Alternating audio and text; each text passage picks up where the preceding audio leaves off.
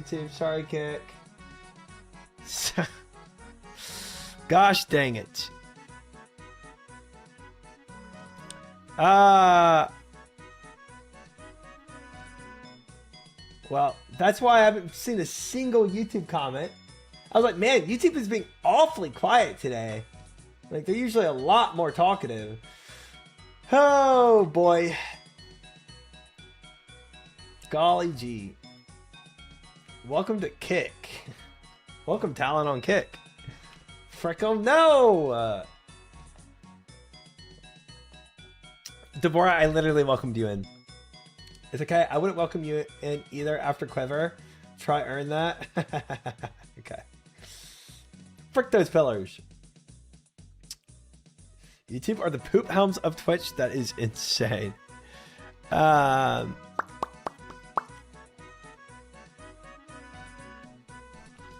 DGs. All right, let's go finish this out, man. Let's go finish this task out. And maybe we get super lucky. Or maybe we get nothing. We'll see. 10. I feel like there's something else I took, but this is fine. Should keep YouTube turned off? No! I should keep you turned off.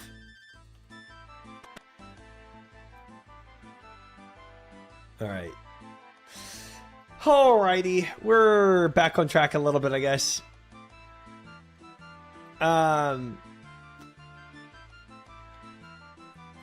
I hope... What are we looking at right now? Other...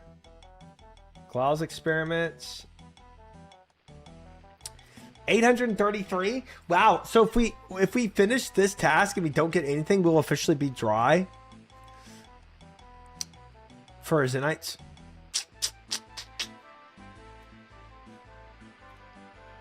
Sir, you have 2 and 833. You're not allowed to complain. I complain as soon as I'm dry. Coffee, not a second later. I'm not complaining yet, but at the moment I'm dry, I will complain. As is my right. Hi, Packers. How are you? Welcome in. Good to see you. Sorry, I forgot to start YouTube. So I've been live for an hour. I have 0 and 1600. I'm crying IRL. Look. Comparison is the thief of joy, right? And my struggles aren't your struggles, and your struggles aren't my struggles, right? We all have different struggles in life. And just because my struggles aren't as bad as your struggles doesn't mean I don't have my own struggles. You know what I'm saying? Let me have try dry, please. No, I don't want to be dry. I don't want to be dry. I don't want that. You guys are struggling? I hope not.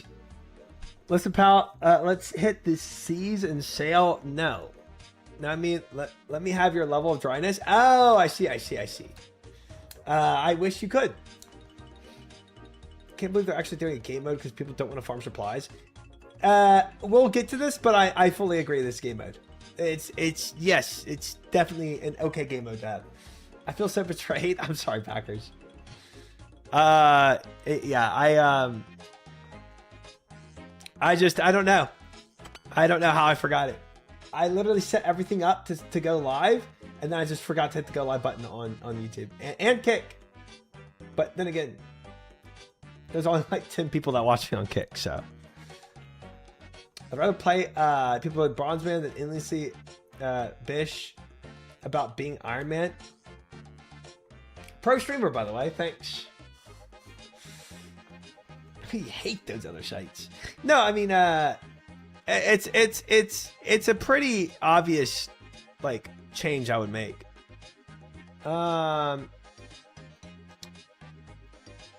There's literally nothing wrong with it.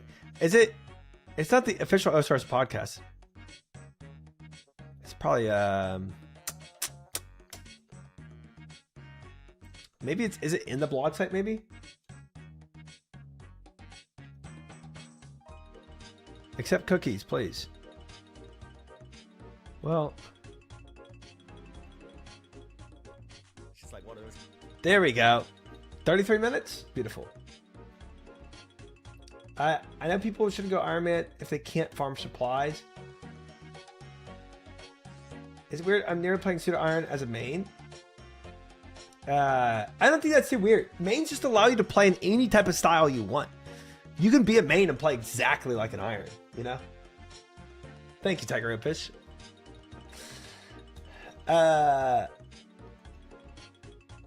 It still has to pass the poll, and it should, but we'll get to that when they actually discuss it. Bronzeman will complain when they get 700 CG drive for 2. I think people complaining is fun. I'm just happy they're not doing anything with hardcore mains. Talk about waste of dev time. Waste of dev time is the only thing you can argue for not doing Bronzeman. But I really don't think it takes that much dev time to do.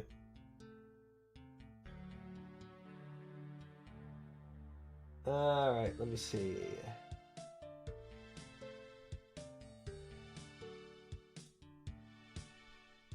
We might just want to mute this. I didn't get the Mad Season video notification. It's not like a RuneScape video. It's just I think it's just his like summary of his YouTube account. I still might watch it though because it still kind of sounds cool. Congrats on the Zonite. Oh, thank you. No one realizes that if it's pullable, it's basically storyboarded and done. Especially if they can make it happen in by September. Wholesome updates. I'm like, people are going to love it. What could an official version of a Cardcore series look like? Yeah. If we ever want to do that. Do you die often in old school? I've never died. This feature's useless to me, actually. Hello, everyone. I'm ModIza, and welcome to a brand new hypodermics. monthly video series where we here in the Old School team will give you the chance to see what's coming up in the future, as well as looking back on a few things that have I happened love in the Mark past, Kieran so and much. a chance for us to dig into some details and He's conversations such a cool that you dude. might not have otherwise expected. And to help me with all of that, I'm joined by Mod Kieran. Yo, how you doing? I'm good, thank you, Kieran. How are you doing today? Good. Excited for this format to finally get off the ground and going, because I think it's something He's in Kieran. we've really Love him. needed. Just spending a little bit more time talking to the community and being able to just casually talk about whatever hot topic is ongoing. I think it's something we need to do more of. So Almost like a updated or a fresher version of the podcast. A little bit more succinct, timely, and really allowing us to get into the nitty gritty of what's going on in the moment, as opposed to Collection logs. I really completed. My first KC, I get a monkey tail. That is so funny. The frick. All right, we got to go make this real quick. Green logged? Yes. Green logged. What the heck? That's insane. Wait, frame. How do we make this thing? Heavy frame. Do we need heavy and light frame? Are they different things? It's a sign? True. Just heavy? Okay. Is it really good for Araxor? Biz for Araxor ads? No way. Oh, for the white spider? It one-shots them. Dude, okay. We're about to grind Araxor too. That's actually kind of hype. Yo, for all of them. Dang. Okay. Wait, that's actually sick. I think I need besides frame, I need stock, was it? Or let me just look at this. Clog, Ballista limbs, and Ballista spring. Ballista limb and spring. All right, and then we just assemble this. Ballista limbs, boom. Ballista limbs on this, bam. It's good for TD punish too. Oh, so amazing. One shots them with dragon jabs and range pot. Well, I don't have that many dragon jabs, but we have some. And rigor. Well, good thing we have rigor, and we have plenty of range pots. Let's see it, fellas. Oh, it's so big, bro. What the frick? Nice. Can hit over 90s with this gear. Wow. This is sick. Have you done a Raxer yet? I've done 2 KCs of a Raxer. Just enough to have done the blind playthrough. But I've never done, I've never farmed it really. It's really good to one-shot range mobs. That is cool, man. Okay. Sick. And so if we had this, then we do dragon jabs with it. Oh, I can't make these. I have to use RCB with broad bolts, or just 2 of them. Yeah, I one-shotting the mobs is massive, actually. You'll get javelin shafts from demonics. Javelin. I mean, I have javelin shafts and I have but I don't think I can make them.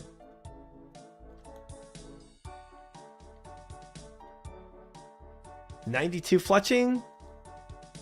I can't even boost. I can't even boost. Have you seen Kieran's glow up? I have. I think I've seen the... No, I have not. Holy frick. Wow. He really did have a glow up. W. He looks so cool. Bro, he lost so much weight. W. So happy for him. That's awesome. That's so awesome. He looks way healthier. Yeah, I don't know. Are rune javelins enough to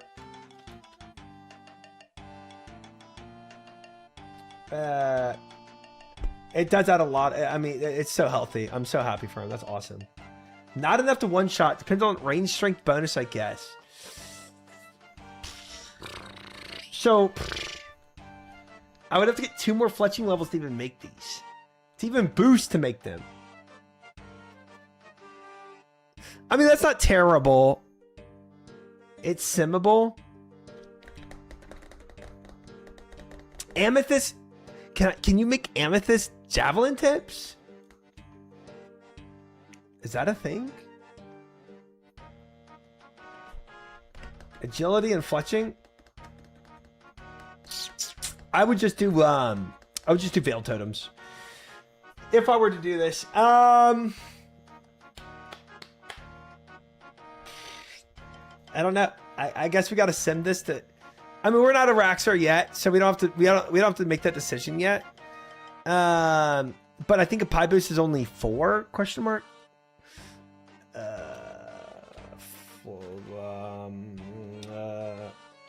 Yeah. So if it's 4, I would need 2 more levels of fletching, which is honestly good because eventually I gotta make dragon. I want to make dragon darts anyway. Yeah. So 86 to 88 fletching won't take that long. I can then pie boost and make these dragon javelins. Your cash stack at the moment, but you could broad arrow 0 time. I think I'd rather do veil totems because I have so many magic logs already. I have 1,500 magic logs that we can easily get some levels with. I mean, that's a lot of XP, I think, just sitting there.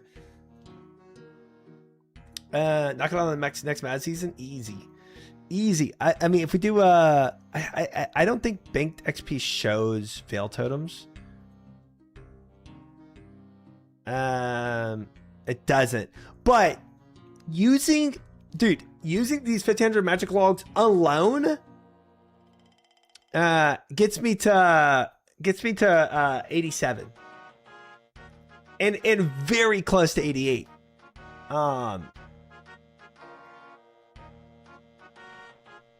Well, maybe not. 88 requires another 370,000, but I think the combination of veil totems and this should get me there. Do you know where you got all those? Where did I get my Calvarion? Definitely a decent amount.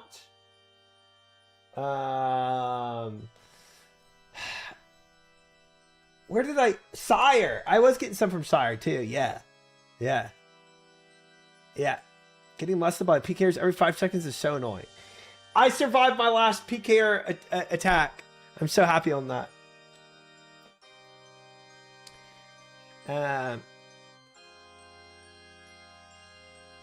Yeah, scouts are big. Anyway, guys, that's awesome. Very cool. We have something for Araxor. So when we do start farming Araxor, which is going to be one more Slayer level right now. So if you look right now, we're at 11% through level 91 Slayer. So we have a little bit of work to do to get to 92. But when we get to 92 Slayer, we're gonna start farming Araxor, and I've got 2 things to prep. I need the I need Herblore to level 90, right? And then we're gonna make a bunch of extended Venoms. And then now it's 2 more fletching levels that we also need in order to make those javelin the dragon javelins. Yeah. So we'll prep it. We'll prep it. All right. I don't think I need this. We can swap to this. Awesome. We'll take this back and we'll go back in real quick. Why did you give up on Bludgeon? I didn't. I just didn't want to make it a priority this week. The Bludgeon, like, I kind of wanted, I guess, like, mentally, Wyatt, I wanted more tangible upgrades this week. And the rate, the Sire is so slow. I'm killing it. It's like, dude, I think I need like 1,000 Sire kills to be on rate for a Bludgeon. It's so slow that, like, even if I got 1 Sire draw unsired, there's no guarantee that I even get a Bludgeon piece from the unsired. Getting a Bronze Man with Sire? I'm going main. I'm de-ironing completely. It's much quicker if you stay and do 10 KC trips or more. I might have to start doing that. Actually started Sire again today. Still mad. I got 3 unsired and 0 pieces. Yeah, that's... Hey, it's better than being dry for unsired, which is where I'm at. It just feels slow, and yeah, I don't know. You can use Sunlight Hunter Crossbow with Moonlight Bolts, and it's essentially the same as Ballista. Yeah, but I don't have a Sunlight Hunter Crossbow or Moonlight Bolts. So that's just another journey I'd have to go on anyway. And I have to get fletching no matter what. So I'm cool with getting 2 levels of fletching. Saving supplies is nice, but it costs you time that could be used to get more supplies to slow down your progress PVM wise. Yeah, I might start using I might start using supplies at Sire. It's too slow. I like it. It's a fun, chill thing to do, but it's so slow that my KCs take forever. I don't know. Hello, Corgi. How are you? Welcome in. I skipped Sire snooze boss. I enjoy it. It's chill. I kind of enjoy the chillness of it, but it's too slow to get what I want. I was doing 1 kill trips, and yeah, the run every time is really annoying. It's the run back and forth takes as much time as a Sire kill almost. It's like 50% of a Sire kill time.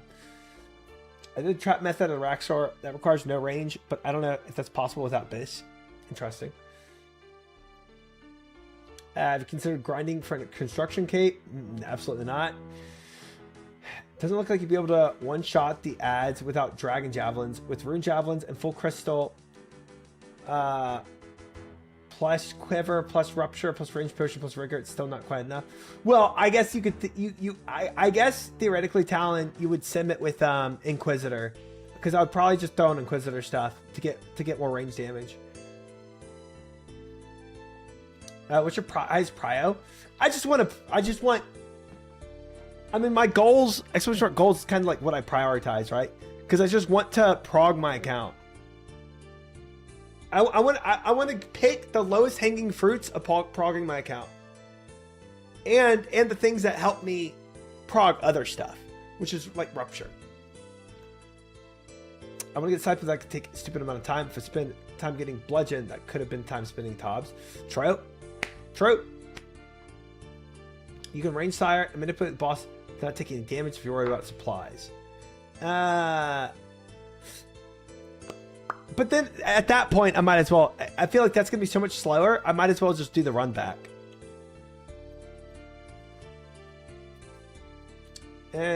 Top doesn't give you Slayer XP. True. Abyssal Sire does at a very slow drip rate. All right, let's get back to this blog.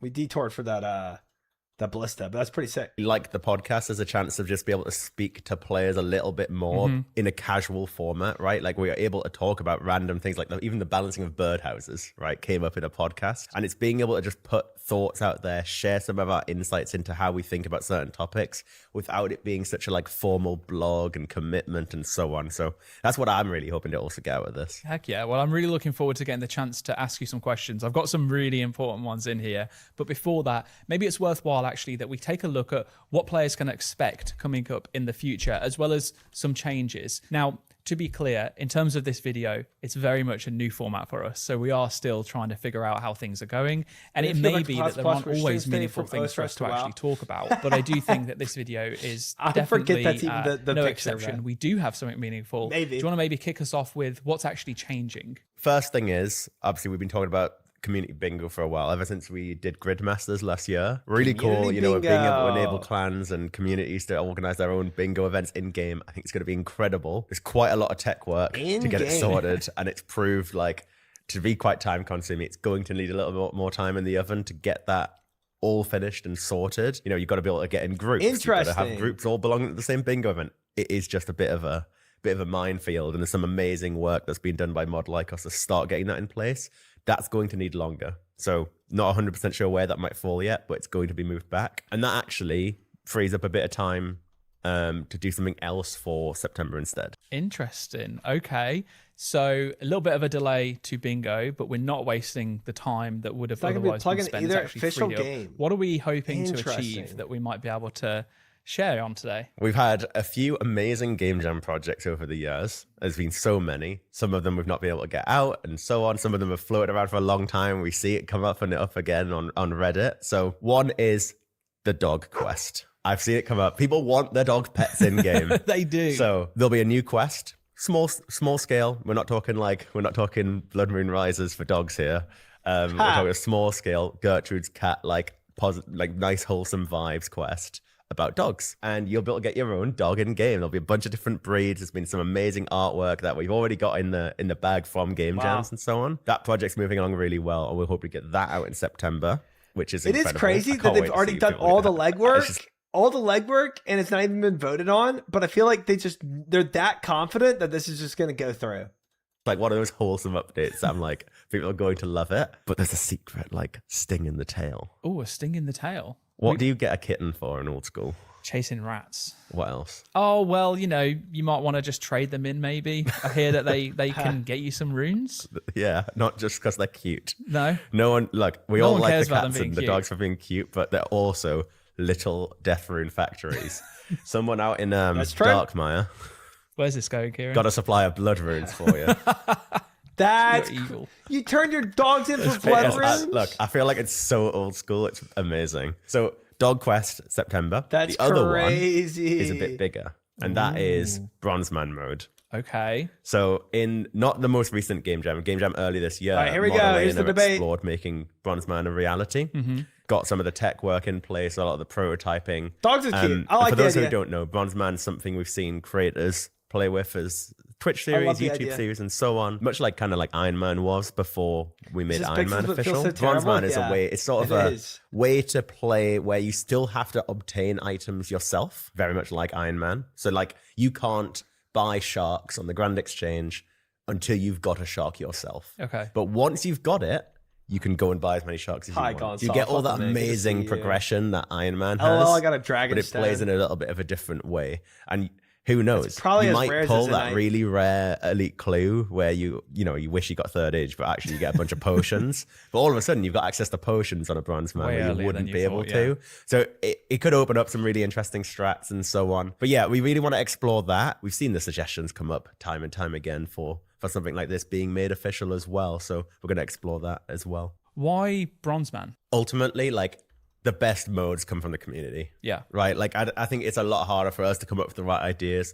Most of these things have proven themselves over years. Mm-hmm. It builds up the demand. We've seen it because people start asking for it. And as much as you can kind of do some of these things, with plugins or by committing yourself to follow the rules, we know it makes such a difference to having like an official high score, to be able to do it for real and so on. It just doesn't feel the same, does it? It's just not the same. So like the other thing is we had our quarterly survey just going and we saw an absolute ton of players saying they would love to see Bronze Man come to the game. It's the most popular option on the survey out of the game mode options we put in there. So we know it's something people are interested in, keen on as a game mode. It's already mostly developed in a game jam. So it's a case of, well, putting two and two together. If people want it and vote for it, I believe this week, Friday, yes, the poll will go live. He's spitting facts right now. I'm recording this weeks ago, so I'm putting it in context for the viewer. So it could be an absolute banger of a month then, by the sounds of it. Banger of a month. So like as much as Bingo's moved back, banger of a September still. Yeah, I really like that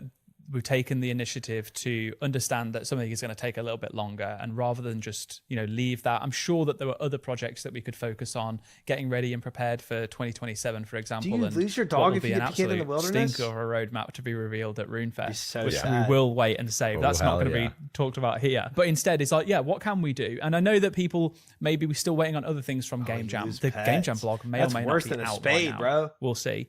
But it's really nice to see that actually we've taken that initiative, as I said, to kind of like fill some gaps. Just while we're on this topic still, I think the other thing I really want to sort of talk about is like, we've got to get the balance right between game modes and content. And that's another great thing. Like Bronze Man isn't by itself in September. We want to put out some quest content. There'll be more stuff coming up shortly afterwards and as well. And obviously all the announcements coming at RuneFest. I mean, like Bronze Man mode as well.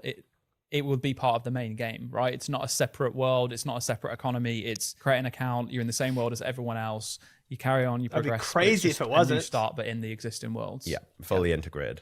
Amazing. That's really good. What about any other game modes in the future? Are there any other ideas that we can maybe share that you've been thinking of, things that you've had ideas on? I know the quarterly survey does have some options, and I guess that, it alludes to the fact that we've been thinking about them if we'd been putting them in there. But the idea of like a roguelike mode of some discussion obviously always comes up, and it's like, I'd love to find a way to make that work. So, if players have great ideas for how that could work, please shout. I think it's one of these things that's sometimes a bit harder to get off the ground if it requires a lot more extrapolation from the main game. There's also all the hot topic at the minute around cardcore. True. Which has been going on. Hardcore, because that was all blowing LOL. up. That was also in the survey, and a lot of people were quite interested in it. So obviously, pre-recording this, I don't know where this is going out. How's the date? Mid-August. I don't know where the hardcore tonight. series are going to be by then. But there's a lot of awesome streamers, video creators who've already jumped on doing cool things there. We're watching with a close eye and like keen to see where that goes and see if we can really turn that into something amazing in future as well. Like, what could an official version of a hardcore series look like? Yeah. If we ever wanted to do that, I think there's lots of cool things you could start doing if you've got,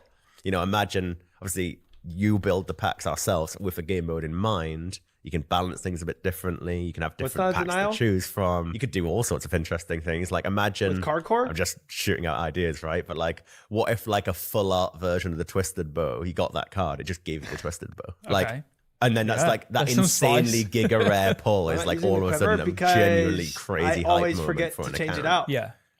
It makes it into a These are the sort of ideas going in my head, and so like obviously we're doing Bronze Man in September. We're not gonna look to do Cardcore tomorrow. But it's on the mind as like obviously watching these amazing series take place. It's awesome to see how much it's captured like the imagination of players. Do you think it will have inspired any of the designers to think about the way that they approach other pieces of content? And I don't think that like Cardcore, for example, is necessarily super fitting for main game. It would need to be its own mode. Mm-hmm. But I'm thinking the likes of Leagues, or if we did another Gridmaster, is the potential there in this RNG aspect of unlocking things that we've not explored that we might want to. Totally. I mean, we're always looking for cool ideas, especially with respect to like leagues and what else we could do to spin a league in a different way. What could be another mainstream mechanic that we focus on with the league. You could totally imagine opening packs being a key part of a league. And Yeah. I love, what I really like about it is how it impacts routing. Yeah. You can't decide necessarily what to do next immediately, because your next pack might completely rip up your plans and change it into a different way, right? Like, I just find it fascinating thing how many people can't do Cook's Assistant until they've got the way, you know, you're nearly maxed and you still haven't drawn the egg and the card. eggs and everything you need for it. That would be hilarious. Well, that's extremely exciting. So basically, the Sage has been scalping product and now needs to just offload all of these extra decks. That damn Sage. Yeah. Well, a very exciting potential September. If Bronzeman or Dog Quest, still to be renamed, are of any interest to you at all, check out the full blog that is linked in the description. And also make sure that you go and vote in the poll that goes live this coming Friday, August 14th. Now, before we get on to talking about the past, let's have a quick look at what's coming up in the next few weeks. Well, a large focus of the next few updates will be around the summer sweep up. We have a whole bunch of skilling as well as miscellaneous changes coming your way. Give me my Abyssal Lantern in the outside highly world. anticipated changes to Chambers of Xeric drops, namely around those pesky prayer scrolls. So that has been a long time coming. I'm sure players are very happy. There's been many an intense discussion around those, and you know, we really appreciate how passionate players were about changing them. And ultimately our initial reservations about changing it were like out of caution of like, we're always naturally like averse to like shredding the price of items if it's going to have that impact. So something, you know, people have seen the numbers now in the blog. Ultimately, it means some of these drop rates are going up 50, 60, 70%. These are significant numbers. Our initial desire is to be careful, right? Yeah. Players own those items. If you somebody who owns a full set of Ancestral, ultimately it's going to go down in price with this sort of change, right? And potentially quite drastically. Really, and that's why we're like, how can we try and find a solution that really tries to protect that? And what players have really echoed back to us is like, rip the band-aid off. Just do it. Right? Like, make the change for the long-term betterness of the content and the drops, right? Ancestral maybe shouldn't have never been that rare. Twisted Bow should have never necessarily been that rare. And those are all valid. And we're all trying to find out how do we get to that without hurting anyone in the meantime. And perhaps what we better learn is actually sometimes you got to tread on those eggshells. Like you've got to break, you know, what is it? Break some eggs to make an omelet, all of that. There you go. Love it. The other thing I touch on briefly is that you sometimes see a lot of discussion around consistency. And honestly, I just want to put out the views, like, I don't believe things should be consistent for the sake of it. I like consistency, nice and neat categories, and, you know, everything's nice and tidy. But the idea that like a mega rare should be the same rarity from every single raid, I don't think makes sense to me. And, you know, there's lots of similar scenarios you could come up with as well. Every raid's different. Yeah. Every mega rare is different. Some raids are harder than others. They're positioned for different audiences. So like, as much as it's nice and neat, I do think there are often reasons for things to not have to be exactly the same across them all. Same with pet drop rates. Like, some pets can be easier than others. And I've like, that's something I've always believed. Lots of people default to consistency, and you see, we see that come up in feedback. But like, I just want to at least share my view of, to some insight into why we don't normally always just default to that. I think that's more than fair, and I hope that people start to realize, especially as we get into have chance to talk about these topics a little bit more, and you can share your views and your thoughts. I'm curious to understand around sweep ups generally. How do the team go about deciding what content goes into a sweep up? Do we, look at a theme, add a whole load of stuff together that fits that theme, and then add little bits as extras as we go on? Or do these kind of like big themes take shape naturally? So sweep ups, I mean, ultimately, hot topics, what are the community really looking for? Then a combo of what have we got time to accommodate? What do we think we've got really good solutions for? And if we don't really have good solutions, or we think it's going to take too long to do it, it's like, obviously we naturally avoid those ones. That does sometimes mean like things people really want to see. Yeah. We're not including the sweep up, and players can naturally react like, why are you not including this? I've seen, Reddit thread after Reddit thread after Reddit thread, and yet it's not gone in. Sometimes it's because we just genuinely don't feel like we've got a good answer. And we can't go to the community really without a proposal, right? We need an idea of how we'll actually tangibly solve it. Sure. And so you see obviously a lot of discussion around like Corporal Beast and Nightmare, and we've really struggled to potentially get some of these right. Yeah. In terms of like next style drop system, and make it more Iron Man friendly, right, and these sort of things. Nightmare's in a sort of not drastically dissimilar place to like Chambers of Zarek, where the drops are so rare that Nightmare you gets need touched huge every single changes. sweep up. And we touch it a little bit every single time, but like we've never got it right. But yeah, ultimately it's time. What have we got good solutions for? But what's so good about the response to sweep up is like, keep learning realistically, Hamlet, this Bubba. isn't a massive new content update. You'll get it. It's not the new Grandmaster quest. But seeing the response to sweep up every time, it's like, it's encouraging to do more. Yeah. And find more time in our schedules to prioritize. Actually, these are really meaningful tweaks and rebalances to the game that fix old content, give life to things that were struggling. Soul Reaper Axe, what a cool item.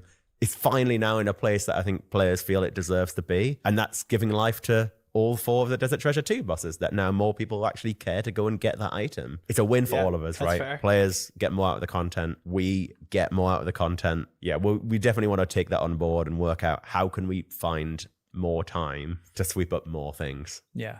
What would you call a winter version? What would Summer you sweep call up, it? you know? It's all like the summer the sweep double- up, the winter Winter snowblower. winter warmer. winter warming. Yeah, winter warming. No, look. So I actually do have a question though, right? In relation to this, right? You said about wanting to find more time to Need to do address more does it do sweeping. number of drop Sweep rates? up As far as cool, but isn't holy frick, the a grind is huge madness. content It is. release. You said yourself, it's not a Grandmaster quest. It's is. not a new raid. It's not a new boss. But it still ends up being some of the most highly anticipated content by the entirety of the community.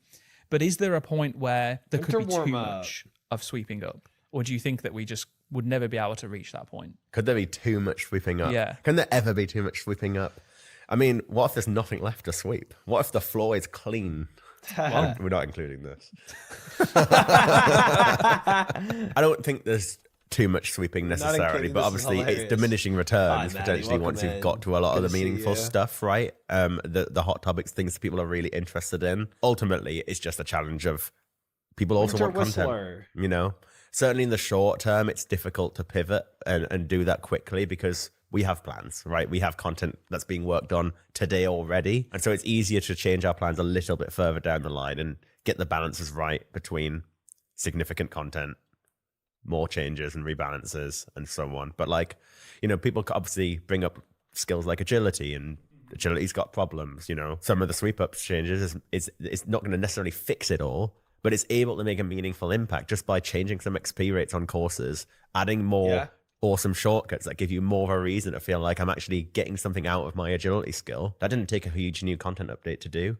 So finding those things is great. Small Hunters tweaks got on that a lot better add with the changes coming up incredible as quality well. of So life we'll to the find game the that right makes the things game feel more and keep fresh telling and us as well. Like, exciting. You know, in the Is like playlist. I think it's kinda really lovely to see the community come together getting so all much the when it juice comes to the worth out of the suggestions. content I you've think already one of the made. hardest things, I'm Makes sure you sense. resonate with it just as much though, is when we've set on what we were going to do and then suddenly a huge Imagine amount of classic WoW support got for a something sweep else up. that we just, quite frankly, as you've already called out before, can't fit in or don't have a great answer to. But I'd like to think that the I agree, reason like, why totally summer sweep ups are Minecraft. so anticipated is because we do work as play. closely as we can with the players to understand, okay, you want more, let's figure out how we can add more. And speaking of more, the most recent sweep up went down pretty darn well, was the retrieving items from the gravestone. Wouldn't even yeah. talk Dude, that about was so It just good. came out as a freebie. Holy What kind of frick. happened there? How did that come So about? that actually came from a game jam as well. Like Mod Arcane's been like slowly trying to get at that problem because like What it a sounds dub, conceptually bro. really simple. Yeah. It's something I've wanted for years. Like, how can we get it such Best that update they've retrieving ever items done, from a yeah. gravestone just kind of Yeah. puts you back exactly where you were, right? Do you die often in old school? I've never died. This feature's useless to me, actually. There's so much passion for this update, and it's like you're Yeah. all just admitting you die a lot. It's like, it's true. Come on, if the gravestone's got bad UX, just don't die, right? True. But I it sounds die easier so than it is to much. do. And so Mod Arcane first I did the haven't thing seen that it, I like haven't re-equips died. your gear. That you remember that came out a little bit further back. And then this game that then is managed nice, to really approach the Bukowski. problem of putting things back where they are. But the difficulty is you don't go back to your gravestone with an empty inventory and empty equipment. You might have some things in your inventory. You might have equipped Right. some gear. In fact, a lot of the time you need to take some food or take some gear with you before to you get back to your refresh. gravestone. Yeah. So it's quite difficult, but yeah, did it in the game jam and hence was like, all right, let's whack it in the sweep up. Right, I'm going to Yeah, sweep so away good. from the sweep up, W and I want to move game into something a little bit darker. Yeah. Blood Moon Rises. Oh, What a banger! what a banger. There Dracana he right is. there, right there. How are you feeling about the whole reception to the quest? I mean, I'm buzzing with it. Obviously, a huge amount of people have Massive worked success. on this, right? What a across massive many success different of the quest. disciplines, but like Incredible. Moded's vision, really, to pull this all together. And I think Moded deserves a lot of credit for what he's managed to do with this story. Yeah, phenomenal job. You know, I know he's had these thoughts in his head all the way back to when we first did Taste of Hope. So we've gone quite a long time back. But that vision of that cutscene on the bridge, the cutscene, where, you know, Drakan kind of comes out and just insert a random swear word here, everyone up. That's a great way of going about it. Dude, that scene it's just so cool, right? I got chilled from just remembering watching people go. So I've not done the quest myself yet, but I watched, I don't know how many people do it, but like, oh my God, that bridge scene, it really perfectly portrays the power that you're dealing with. Yeah, I love it. But the thing is, it's one thing to have the vision for the story and that piece of storytelling, but then it needed new tech for the cameras. We couldn't move cameras via like a pan before. Nice. That was new. And we were used really well in this quest. Like the scene just before where it also goes down through the floor of the building and you see Venescula and stuff. I think it's so cool. It's so well done. But we've done lots of Grandmaster quests at this point. I think, you know, Desert Treasure 2 still stands up incredible, but it's so different to this. And I like how we can have all these different quests, do different types of things. This one was really cinematic. Desert Treasure 2 was all about the 4 incredible, you know, different boss encounters. But this quest wasn't shy of its boss encounters either. It just was a cinematic boss fight. It was also really difficult. But I loved the scene on top of the castle, the blood moon in the background. Yeah. It's so good. It just feels amazing. Quest PVM. And Mod Rice has done incredible with the boss fight, tried a lot of new things. Quest. Like, I was quite nervous about it. Like, a lot of people were like, it's so difficult. Is this going to be okay? Is this right? You pair that up really well with the way we approached checkpointing. Mm-hmm. We've never tried checkpointing like this before. Death the checkpoint was so nice. Go back to it.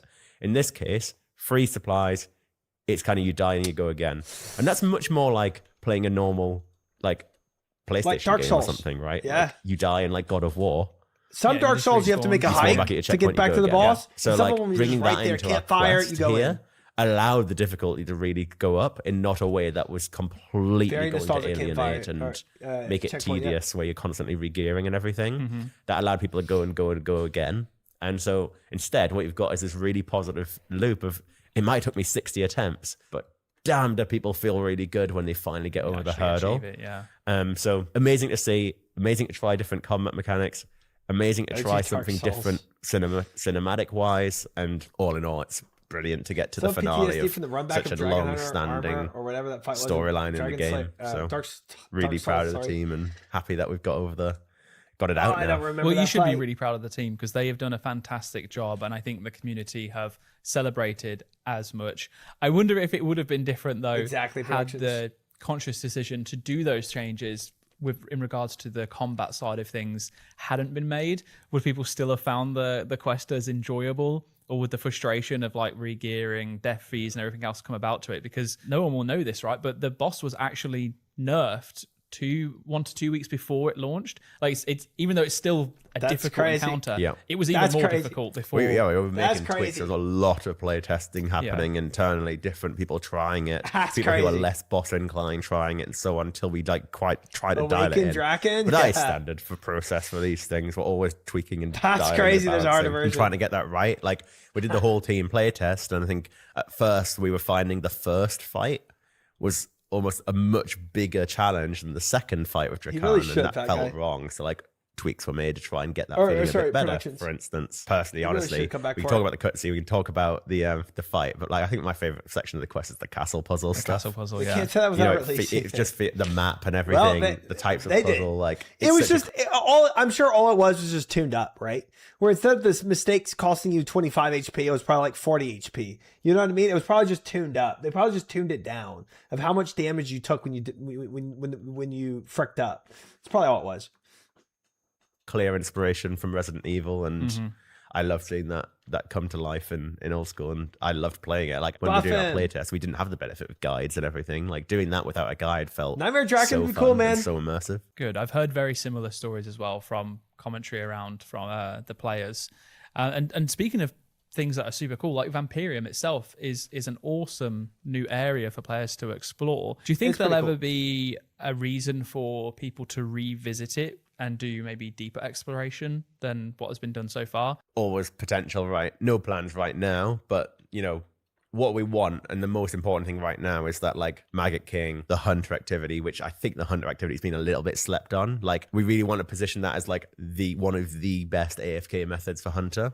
More AFK methods than what the other options. The woodcutting, obviously. How AFK is that? The fishing. How if these things aren't giving you enough reason to go back, like we should absolutely look at making sure that's the case. Right? They're the main incentive to do the quest, right? Like, why are you going to do the quest tomorrow? Firstly, I'm going to enjoy it, but second, I want to get to the rewards, right now. And the rewards have got to be meaningful. I didn't even know it was there, really. I knew there was hunting there in the few weeks after launch, but I never even gave much thought to it. I think these things are all in a pretty darn healthy place at the minute, it seems. Okay, good. Well, let's look at things a little bit less red and more green then. What about the Fractured Archive? One of the most anticipated updates coming out, the new raid. How are you feeling about how it's all shaping up so far? Really, really pleased. So obviously the big public pieces we've been doing about the rewards, right? And that conversation's moved along really, really well. We're like, I think everyone's over the moon, really. I'm over the moon of how the rewards have gone. We know they're going to be one of the trickiest conversations to have in the run-up to any raid. And we left it a little bit later this time. I think the Tombs of Mascot so contentious much earlier than we did this time. And I think that's, there's pros and cons to doing it late or early.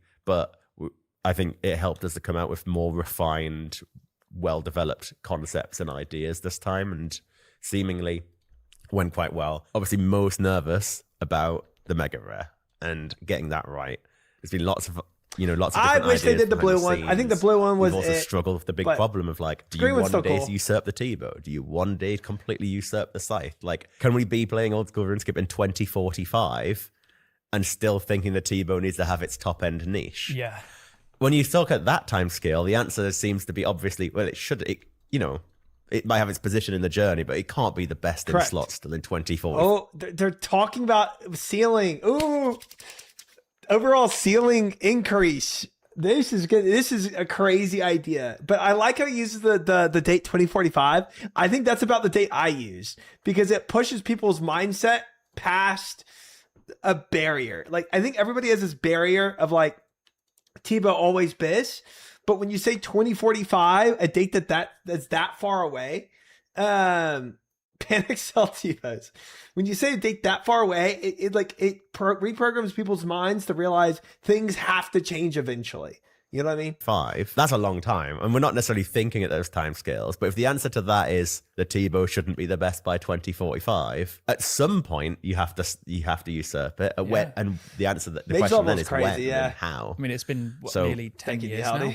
Yeah, it's been a long time. And so, like, obviously we're not usurping it. And I think actually, like, the new mega rare slots in really quite nicely alongside the current ones. But these are the sort of questions we're having to try and contend with with respect to power creep generally. But obviously with a mega rare from a raid, it needs to be best in slot, top end, and have significant staying power like the T-bow has, like the Scythe has for the next 10 plus years. Really happy with where we got to. Players, hopefully you're really happy with what we've got as well. And we've been, obviously, I think the latest conversations have been tweaking some of the theming around some of the items, but we're not sat there tweaking stats and balancing so much. So or having to come up with entirely new rewards. I mean, I think there have been some additions that have been spawned off feedback from players actually, which has been really helpful. 100% crazy. That should be way more priority. I agree. Higher end reward polls that we've done, but it didn't come without its challenges. There was an armor set that was offered that is no longer being offered. A conscious choice based on a lot of feedback across the board. How do you feel about armor sets generally when it comes to, let's focus it on raids, right? Do raids need an armor set? Even if they don't, what makes it so difficult to deliver an armor set versus, a standalone mega rare item? The quantity of rewards is definitely one of the topics related to an armor set, right? Is it 3 pieces? Obviously, it doesn't necessarily have to be 3, it could be more even. They take up a lot of slots on a raid table. Yeah. Balancing the values against the other items in the table is a whole topic. Armor sets in general, it feels like, well, you got a raid. Every raid so far has come with an armor set. So the default assumption is consistency. And, right. Should it be consistent with all the other raids and have the exact same sort of spread of rewards? The answer is probably doesn't need to, but you can see why we default to include an armor set? And then if not I did raids, forget when's my the right Quiver. time to introduce armor sets? Raids are the big headline PVM. I don't know how I did that self fight, but I did. Naturally, instinct is to include something. But introducing new armor sets is hard because do you just go for flat stats and be the best in any specific thing? Or do you try and go, it's more niche, it's more horizontal in where it's positioned? I think we'll benefit probably from it being just generally less rewards. Okay. Remember good Chambers as Eric? Oh boy. I mean, we've taken off quite a lot of rewards from Chambers, and it still has got a lot. Right? Yeah. Your instinct is big PVM, put lots of stuff. Yeah. But actually, what you see even with Tombs of a Massacre is the more common items, just like the prayer scrolls on Chambers as Eric, Lightbearer, the Fang originally at Toa, they're price tanks, right? If you're a player who's trying to grind out a shadow, for every shadow you brought into the game, you bring many Lightbearers. Right? Because they're more common. And so you end up with an item like the Lightbearer that is just a lot more in the economy than there chest are rewards, shadows, common and loot. thus, you know, it's price tanks. And so like that's an instant challenge we have with every raid or every topic, PVM for sure. encounter that drops multiple uniques has this kind of challenge and the trade-off between the different things. So actually I think we're in a bit healthier place by having less. Yeah, I would agree. I mean, we've been saying that for ages as well, right? Less is more. When the less is important, standard, we don't feel like more. the standard, should be I don't want more rewards. And I think mediocre that the players loot that's are just also super very much niche. leaning that way too. I'd We had some rather really less, good but feedback. I liked how with the Fractured Archive, and one of the reasons why it took a little bit longer, despite also waiting for more info and the concepts, was we did do that exercise of this is where our head's at currently. Do you meet us at that same thought process, or is there more that we need to do here? And I think for the most part, players kind of resonated well with what we said. And outside of numbers alone, armor set, how the hell do you make them match to what people are wearing? You know what? I have an absolute desire to get back to the mismatch of stuff. Me too. I would love like that. torso, D legs. Yeah. Like there's something magical about an absolute mismatch. Maybe we should go a little bit away from armor sets and it's like this content has a new plate body and it's just a plate body or just a something. plate body.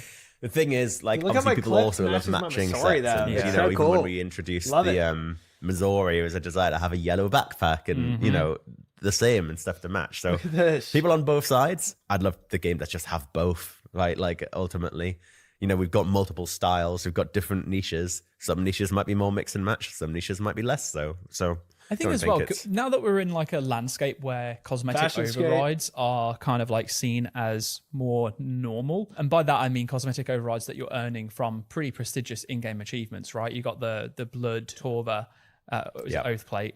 Oh my God, I'm going to really embarrass myself Blood now. Torva. It is Blood Torva. Yeah. And there's Radiant Oath Lorva. Plate. There we go. I'm getting them unmixed up now. So that we could always explore around where there are mismatched sets and you have a challenge to then make it look like other gear that you might be wearing. That could work. Yeah, there's always options on the cards for sure. Yeah. Kieran, It's thank you not so playing the much game. for all of your time today. I've Blood thoroughly Radiant. enjoyed it. I would like to know how you at home watching have found this new format.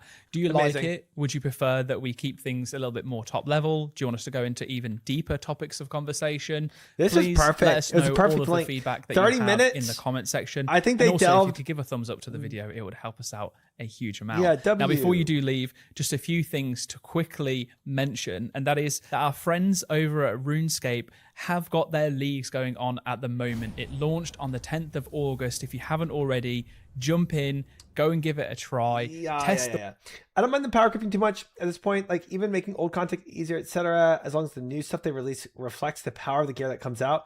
Like difficulty ceiling increase. Difficulty ceiling has to increase. It does.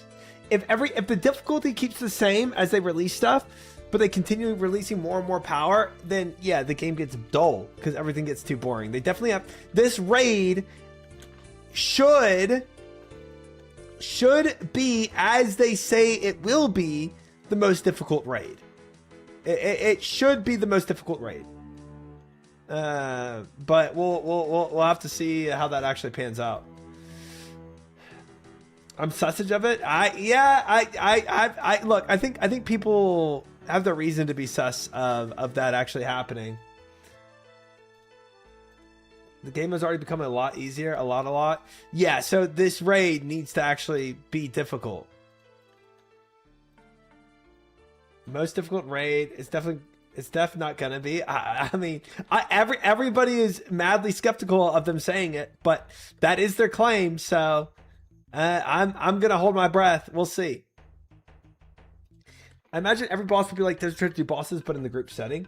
I think it's gonna have very much the vibes of Blood Moon Rising. I think it's gonna have a lot of that type of mechanics, a lot of skill mechanics to it. As taxing as Blorvan Radiant Grinds are, they're pushing the absolute limits of the engine, and the tools we have to deal with. This crap is so powerful. Better not be like Maggot King. Maggot King is it's not my favorite PVM. It's not my favorite, but it could grow on me depending if I get good, and it's less punishing. It's very punishing right now. New avenue of gameplay moment, movement focus. I think movement focus is pretty cool. I mean, there's always been movement. Like, think about, like, I don't know, Zabak waves, right? Kefri dodging the aerial assault. Like, it's always been movement, but this movement is it's just it's a different style of movement, you know. It's more there's more payoff. There's more payoff with the Draken style of movement than just dodging a Zabak wave. It's a dance, yeah. And when your character actually does a dodge mechanic instead of just a walk mechanic like this, like when you dodge an attack like that, where your character walks, versus your character actually doing a movement, like an animation of dodge, it just, I don't know, your brain, like, I think just triggers more reward. Mad King's very gear dependent. Max Mage and Inquisitor SRA makes it rather enjoyable. Yeah, my gear isn't anywhere near max, so it's definitely more difficult for me.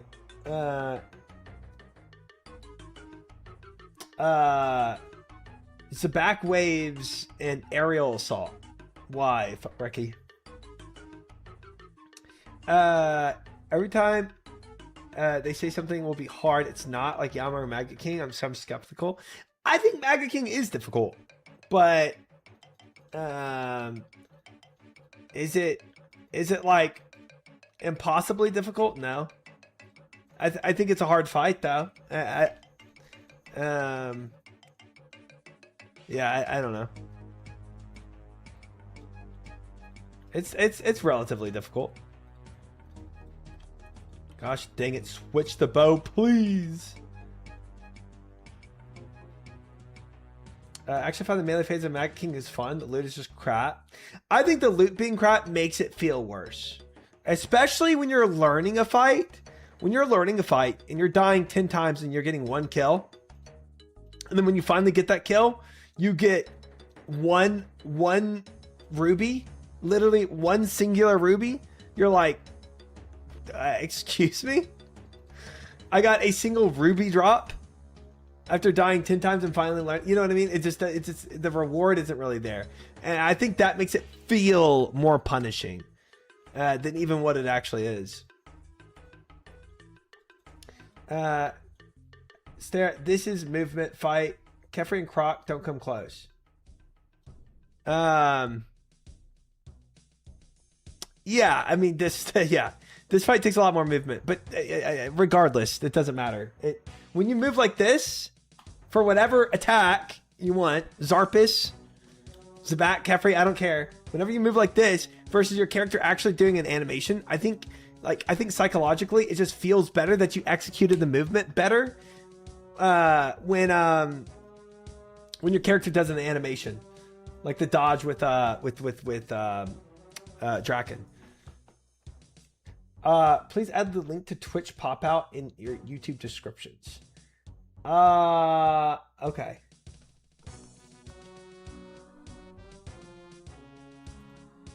They said it's for people doing Doom, for doing Inferno.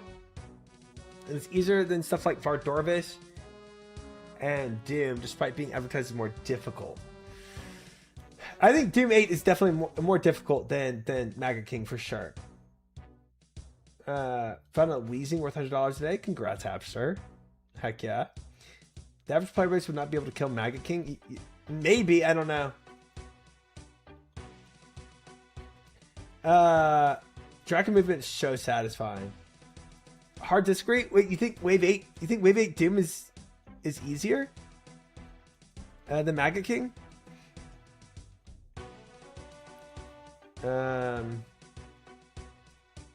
I don't see why you need that Hapster, but I can try to add that. Yeah, I feel like YouTube chat wants to be YouTube chat, you know. I like the new Tick Perfect and Punish mechanics they've incorporated. Oh yeah. About the movement mechanics, you don't think it's rewarding to have the dodge animation? I like watching on YouTube, but chatting on Twitch, dude, I think you're gonna be the only one. I think when you actually have the dodge animation in there, it's very rewarding. But I mean, yeah, I guess, I don't know. Guess that's kind of hard to prove, that statement. Difficulty is super subjective. It seems like player base median and top end are growing further apart, which makes it hard for them to state a difficulty. I don't think Draken's dodge stuff should be in raids either. It's fun for solo encounters, but the engine load with multiple people doing it at once would be awful. I don't think it's gonna be limited by the engine. I really don't. It shouldn't be. I mean, generating up to 8 people doing an animation. I kind of agree. It's hard to imagine for now since we don't have much content like that.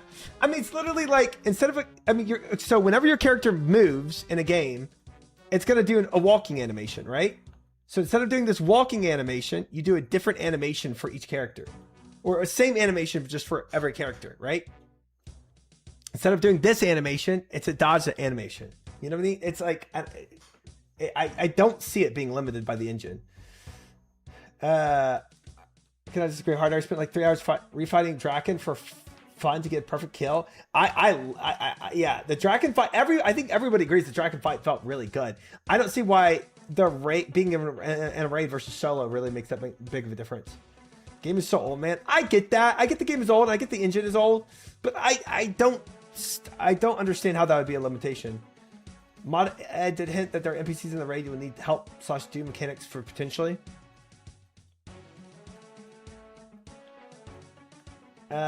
Players should come up with their own solutions, forcing precise actions at whatever timing, punish, parry, etc.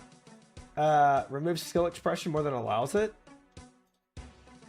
Every boss in every game, I feel like, has mechanics that you have to do in a specific way. That's always a thing. LLMs probably help them ton cleaning up spaghetti code. Yeah, I have no clue what the coding infrastructure looks like, but I've only heard bad things. The game is playable of a lot more than just dodging. 172 HD, 3D weather, divine skies, it's all working fine. Yeah, I don't think having 7 other players doing a dodge animation is going to overload your engine. Not at all. Can assure you the engine load would be awful. It's an individual animation per character. But no. It's, yeah, dude, the individual animation. This is an animation. This is animation right here. My character moving is animation. You're playing an animation. It's just playing a different animation. It's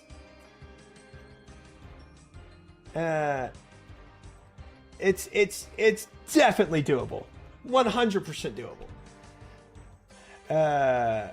Is that RuneScape 3 on the screen? That's the end of this podcast. I think it will be very much fine. It's heavier animation being used for dodge mechanics.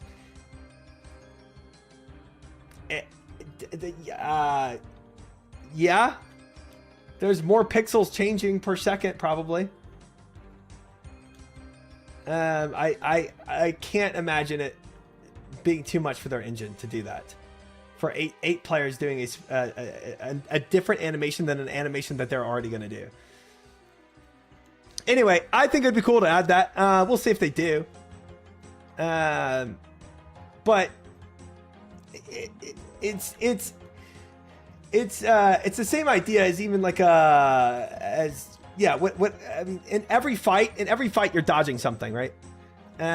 Whether it's like the only difference about like the Draken fight versus some other fights is that Draken fight is tick perfect dodging, right? And then some other fights might not be tick perfect, right? Like Zabak, you have tons of time to get to run around the waves.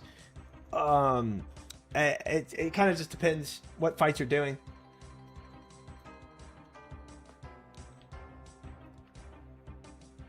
Honestly, 0 damage boss fights for the end of game encounters is just bad design.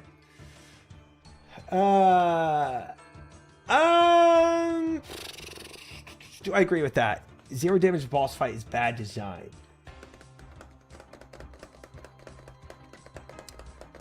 I don't think every fight needs chip damage. I really don't.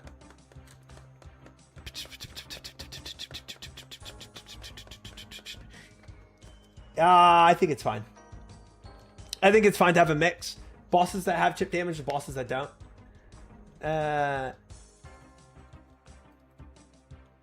Final Dog Quest is one of the tests for dodging accelerated movement type mechanics. I think it was very successful. I thought it was a fun fight. Oh, it's definitely cool. I could feel it. It was inspired from Dark Souls, but I did think the telegraphs and animations themselves were kind of janky. Interesting.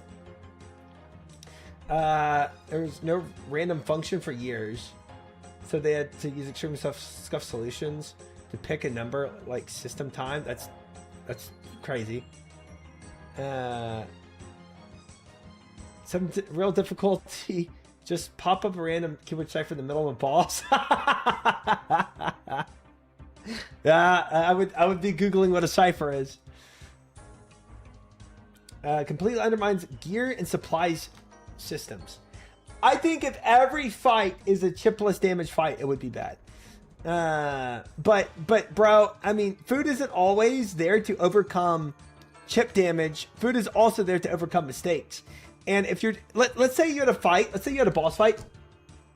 On average, that took 1,000 tick perfect executions, whether gear swaps or prayer swaps or attacks or movement. You're taking damage. Unless you're Wooks or Porkazard, you're taking damage. So it's like, this is an extreme to prove the case that like food isn't just there to always be recovering from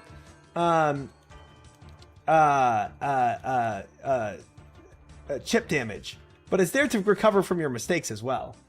So if a fight is hard enough, using food is important.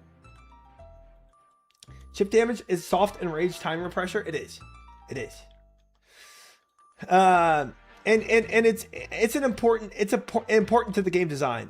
And Akka is great for that. And Warden's Phase 2 is great for that. You need it. But every boss does not need chip damage or unavoidable damage, to be more broad with it. It's stressful to eat pot while doing mechanics. Chip damage forces that. I agree. But I don't think it's an absolute requirement for boss design. I think it's a good element to have in boss designs. But I don't think it's an end all be all. I don't think this is like you have to have this in your every boss design to make it a good in-game boss fight. I think Draken is a clear example of that. Like, Draken was such a freaking fun and difficult fight. And dude, I was chugging brews and eating up like a fiend because I was making many mistakes. In-game needs it. It uses all systems in a boss fight. But that's what I'm saying. You don't need all systems in a boss fight to make a good boss fight. Just because there's elements that you don't have doesn't make it a non-fun boss fight. Or a non-difficult boss fight. I think actually the reverse is true. Having some fights that focus on one element of PVM versus other elements of PVM actually make it more intricate. I'm biased. My favorite boss is Vardorvis. Vardorvis is a very cool fight. It's a very cool fight. Doom has no chip damage. It's very difficult, complex. It's a perfect PvM counter. Yep, it's a great example again. Doom is such a fantastic game design. One of the hardest boss fights, Wave 8 plus, right? Very, very challenging, and has no chip damage. And it doesn't, and yeah, because you don't use chip damage, it's true. You don't have to have every element of PvM in there. You aren't forced to eat if you play perfectly, which decreases that difficulty by not having to gear swap for food. But you do have to gear swap, right? And you're gonna gear swap for food because it's a freaking hard fight, and playing perfectly is extremely hard to do consistently. Coliseum for Son, my favorite bosses. They're both 0 damage if you're perfect in one shot. If you're, yeah, you get one. Well, yeah, you can get one shot if you're crap. Yep. Makes being running them so fun, right? Yeah. Getting chipped on the way to Vard, get smacked via chip during the fight where you played 100% perfectly, forced to eat, or he could 100% actually kill you even if you play perfectly. Yeah.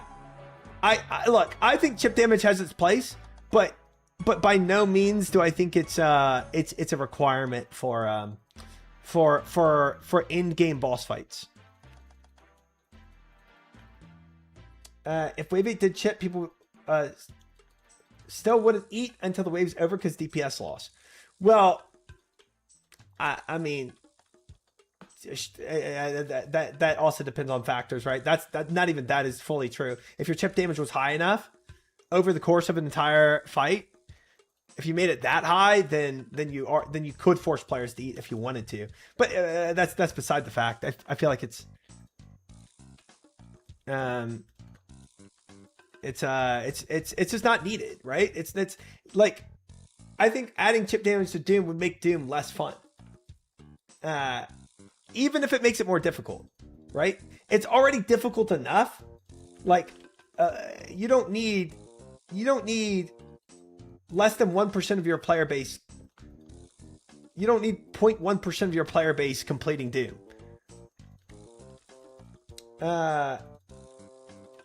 In my opinion, Doom is a shallower fight than Phase 3 Verzik. I have green Doom in Fiber Deeps. I don't remember a single wave, yet I remember over 30. Phase 3 Verdict's fights have spiraled because of supply management. I mean, it sounds very anecdotal, but I mean, I guess that's what all of this is. But yeah, I mean, that's your personal story, right? Nobody can disagree with that. That's fair enough. But from the opinions I've heard about Doom, I think Doom is a fantastic fight. I think so many people enjoy the difficulty of Doom, and everybody agrees it's one of the hardest things, one of the hardest PVMs in RuneScape. Yes, there's obviously harder. I don't care to list all the things that are harder, but it's an extremely hard fight, and people enjoy it. And if you did those two things in a boss design, you won, right? You win, GG. Like, that's the goal for making in-game boss fights. Dude, I'm sorry for old gold. I don't know why. Eating for mistakes is fine. Burning 2,000 crowns for a drop just feels butt. Yeah, that too. That chip damage also doesn't feel good as a player. It doesn't, and that doesn't mean it shouldn't be implemented. And I agree. Having to have DPS loss and having to have DPS loss and managing food correctly in order to survive, I think does add a layer of difficulty, and I think it's an important element to have in late game boss design. But I don't think it's the end all be all, and I don't think it's an absolute requirement to making a hard boss. I must say some of my favorite fights in the game has chip damage. Vardorus does. It's also part of the pressure. It works well. Yeah. Yeah, it's a great element. It's a great element. Hunlef has chip damage. People like that. I don't know. I don't know. I don't know how much people like chip damage per se. I think everybody complains about chip damage, but I think it does make the fight more interesting. And I think it's important. Even if people complain about it.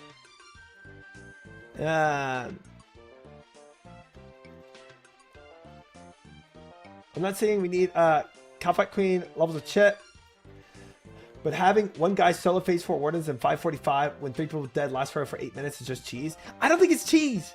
I think it's an incredible expression of skill, and the amount of people that can do that are very, very few. And I think if you can do that, I mean that's playing perfectly for so long. It's cinema. Yeah, it's cinema. A lot of people can do that. Dude, a lot. Okay, my version of a lot and your version of a lot, I think, are very different definitions. Yeah.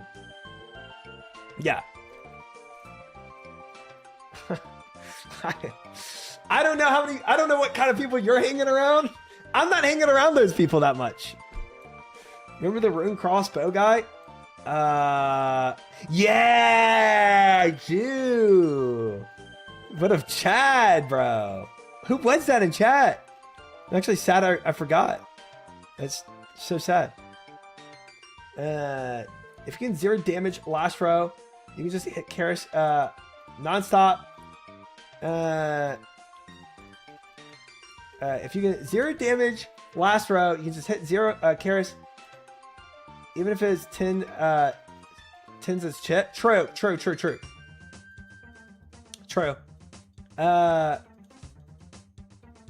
Yeah, that's also true. It's like now, pulling out your Karis and specking with it is another layer of difficulty. It does add to the difficulty, but you can perma stay there. You know what I mean? Like you're not forced to lose because of chip damage if you have a yellow Karis. Yellow Karis Lightbearer, you can, yeah, you're there for a long time. I don't think this example fits chip damage argument one way or another. But if your argument was outside of the Toa premise, if your argument was you can one-man anything if you're good enough, and that's why you need chip damage, I don't think I don't agree with that premise of chip damage. I don't think that's where chip damage is actually like used at its best to stop people from one man doing anything, right? You have to redemption flex is back permanently. It's so freaking hard. That's real chip damage. It's fun, but I don't think it should be core design. I think, again, yeah, that's. I mean, I'll say it again. I think chip damage is a great part of game design. Yo, Moose coming in with the 2 months. Thank you, Moose, for the 2 months. I appreciate it. I think, yeah, I'll say it again. I think chip damage is a great element to PVM design, but I don't think it's a complete requirement for all hard level PVM. For all high level PVM, I don't think you have to have chip damage. Right? I think you can make fights very hard without having chip damage involved. But I do agree that chip damage does add a layer of difficulty. And if you want to add a layer of difficulty, chip damage is good.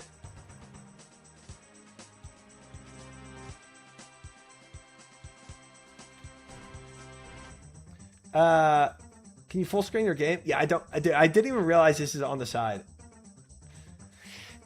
I think the argument about last row is it's a team raid. It shouldn't be able to do that. There's no teamwork element. Right. I think that was the argument. Right. Of like, you shouldn't be able to solo anything and everything.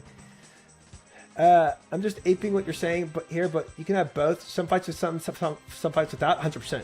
100%. That's what I'm saying. Yeah, they're all. There's so many different little elements to making a single PVM fight in RuneScape, and you don't need every element at all times. Ancient Godsword, Proxian.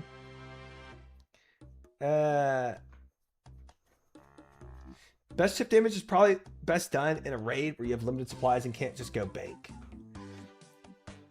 Yeah, chip damage does act like an enraged timer, basically, right? And outside of something like Toa, where you can you have a yellow Karis that you can just perma heal with, chip damage can act like a raid timer, an enraged timer, where it's like you're eventually gonna die if you don't have the DPS output. So you can't stay there forever playing perfectly. You will eventually die because you'll run out of supplies, and that's fair too. I think that's I think if you want to use chip damage as an enraged timer, I think that's fair. Yeah,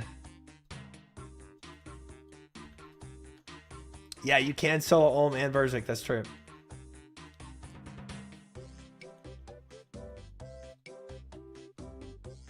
Tech for green ball not required. You can just bring 3 brews. On Soda Seg.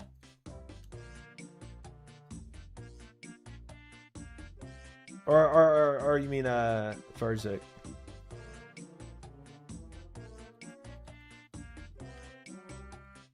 And I think my teammates died at Phase 2 Verzik yesterday. And I was at Reds for like 10 minutes. I still 100% don't think Vardor's needs to hit as hard as he does with chip. Doesn't feel as good losing DPS waiting for a single special to be able to heal up. Interesting. You still heal if the Gorilla switches to protect mage before it goes off. No. If the Gorilla somehow switches mage before the Ancient Godsword goes off, I do not heal. But I don't hit him with mage attack. So after he switches off mage, I'll be able to heal. I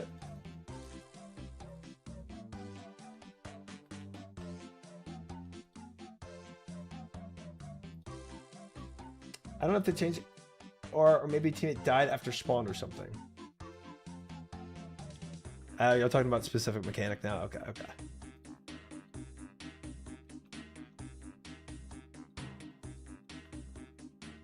In my opinion, Vard should have had an extra mechanic and harder difficulty and less chip. I don't mind chip in a lot of encounters, but it feels a bit forced at Vard. I have 3,500 KCs there. I hate the chip. I think usually when I hear about chip damage, it's usually in a negative connotation. Like usually I feel like people don't like it as much. But again, I still think it's an important mechanic of PVM. I think it's fine, but I also think you can make fights super hard without it. And then yeah, if you have the argument of like, well, I don't want somebody to be able to solo content. Like I don't want somebody to take the last boss of the new Raids 4, right? And be able to solo it when it's supposed to use a team, right? And then in that case, you'd probably have to incorporate chip damage or some other type of enrage timer. You don't have to use chip damage as an enrage timer.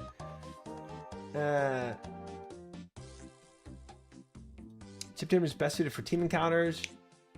Really depends. I don't care for it at Leviathan because it's enough to feel pressured, but low enough to where it doesn't chew through your supplies. Same as Duke.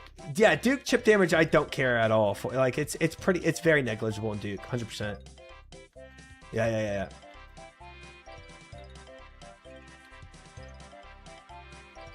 If that's the case, I'm not doing raids 4.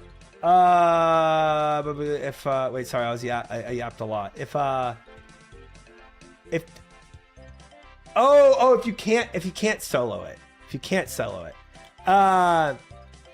Yeah, I look, dude, I think people people taking extremely hard fights and being able to solo it, I think it's cool. I think the fact that you can solo it, everything is not, it's not indicative of a fight being too easy to me, right? Because there are crazy skill expressions in RuneScape that nobody's gonna do except it's such a small percentage of people. You know what I mean?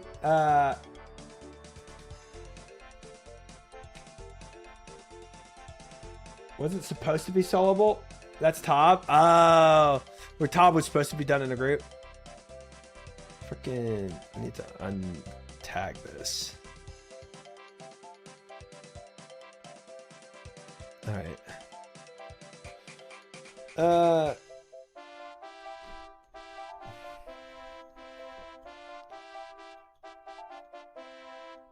Your collection log kind of crazy. I'm sussing it now. Gonna go back for Doom Cloth. I am gonna go back for Doom Cloth. Yeah. My clog is pretty good. It is. It's better than lot. Worse than some.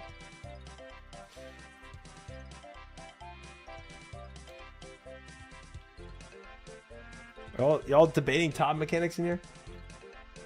Hi, Soul Chef. Welcome in. Multiple log. Oh, multiple log is pretty crazy. The Vinny shards that I do have. We'll see if that keeps up. We'll see if that keeps up. Dude, we yapped so much and we didn't even get to the main debate, which is Bronze Man. Do I even want to open that bag?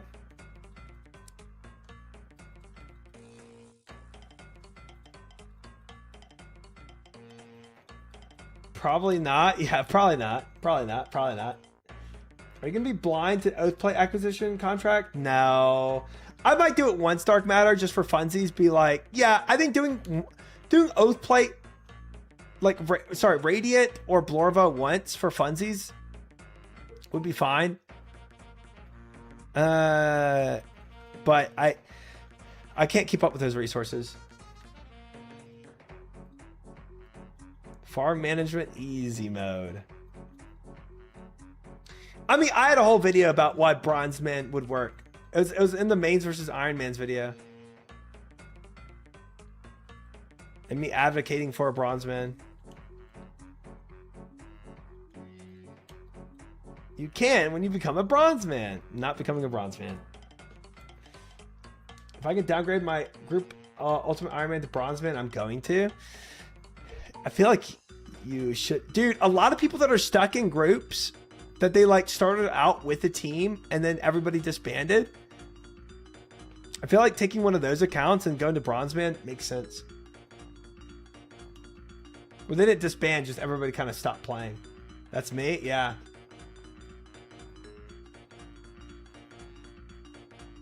Give Iron Man their own world so we don't have to tolerate boogers, bronzers, and mains. Hashtag not elitist.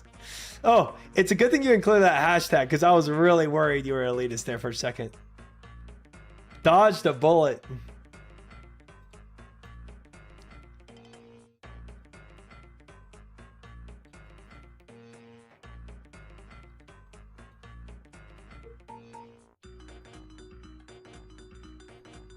It's a story that most greenhelms yet they get so much grief.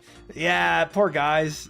They lost their group just trying to find their place in the world, and they get ragged on. Sag.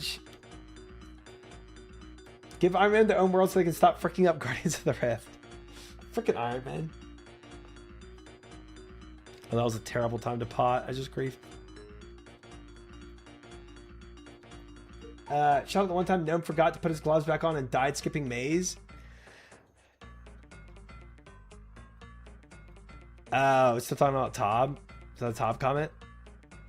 Mega proud of you for Coliseum. I lurked a lot while I got from work. Grats. Thank you, Proxian. Appreciate it. Thank you.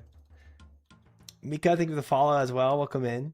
I'm going to I'll probably have the video done by the end of the week. So for anybody that like missed parts of it, of that whole Colosseum journey, they can kind of see the highlights and some of the most iconic moments from that YouTube video. Tuber and R-Seed's massive. My friends never even got membership. They stayed free to play. Wow. Wait, maybe? No, I'm dead.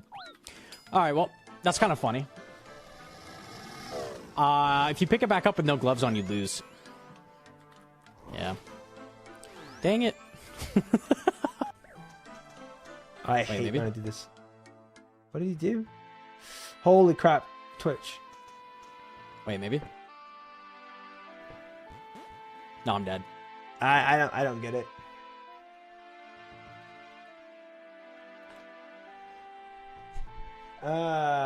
Did you? He's just.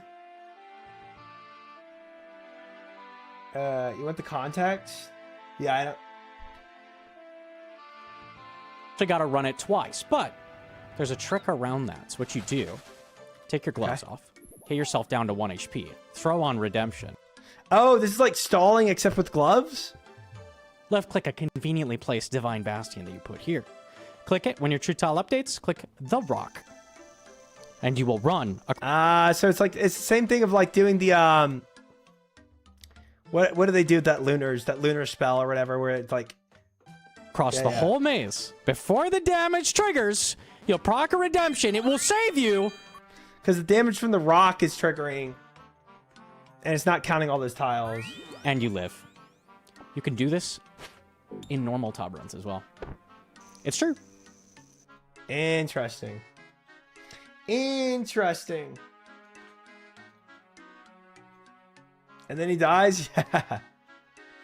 That the death at the after doing that trick is actually pretty awesome. It's pretty solid.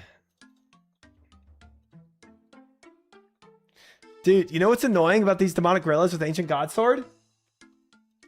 If I spec with my Ancient God Sword, and then the gorilla's overhead changes, the blood heal does not go off. It's so sad. So if it's range like it was, right?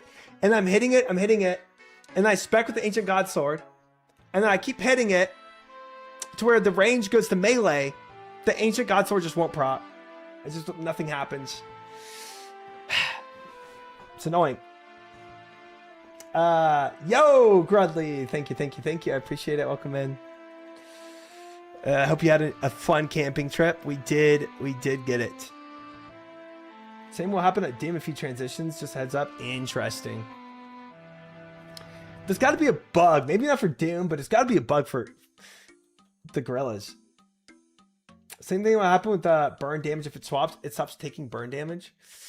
Interesting. It's like its state. It's like it like refreshes its state. It's like it clears defects or something when it. It's so weird.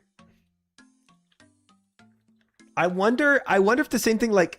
I wonder if you had it like if you like stat reduced the gorilla. I wonder if when it changes its prayer, when it changes its overhead, does it also remove the stat reduction? So that would be interesting.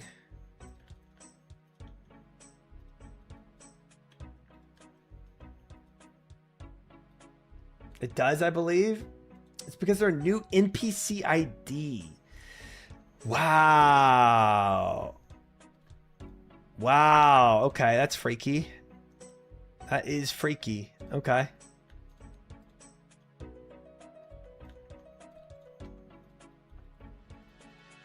Played Shin in Classic League. Got a Quadra.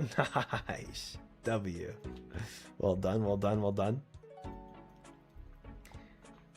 Well, I wonder when you can inspect. You want me to use my spec and monster inspect? I don't have monster inspect.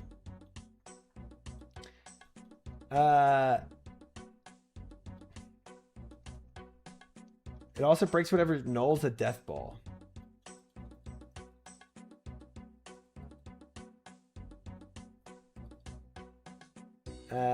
Use the NPC ID plugin. You can see their ID change. Ah, interesting. Okay. I believe you. I believe you. Very unique.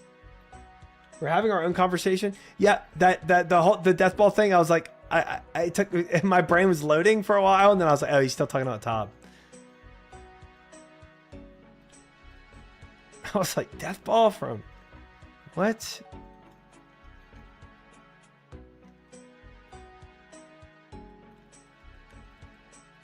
Sorry, Tob caused a lot of combo that rated so much tech. Yeah. Dude, when I start solo hard mode, Tob, boy, there's gonna be a lot of tech talk. You can be a part of the combo. Try just ask to join in. I'm good. I'll let you guys keep on keeping on, you know. TikTok Jad. We could watch the new Mad Season video. I don't know what it's about though. It's not a RuneScape Mad Season video. I am pretty much done with these gorillas. Wait, you intend on solo hard mode? For what purpose, may I ask? It was the so everybody was making their goals when they first started RuneScape Daddies working. Like Showbeck was to get 99 Slayer and then, you know, get GM or whatever. Or I forget what Showbeck's was. But anyway, I made my goal to solo hard mode Tob because I asked chat what was one of the hardest things you could do in this game. We could do one Nightmare Series episode before these guys are over with. They actually take a long time.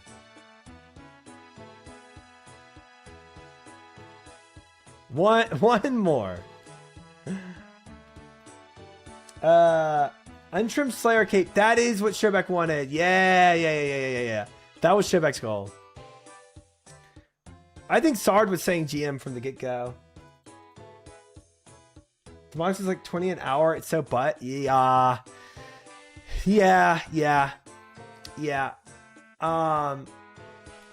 It is. And nothing to show for it. In this amount of time, I've gained 4% of my Slayer level. Jay got untrimmed Slayer before he got barbecued. True. Yeah, Sardinus become the best archer in Galenor. That is funny. Hello?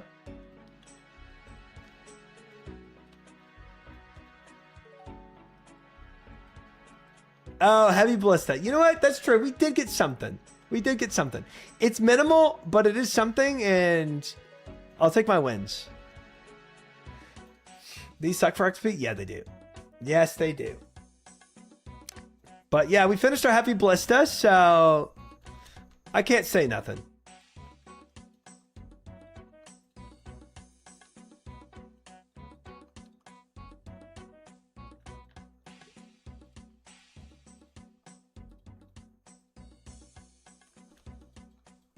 Oops.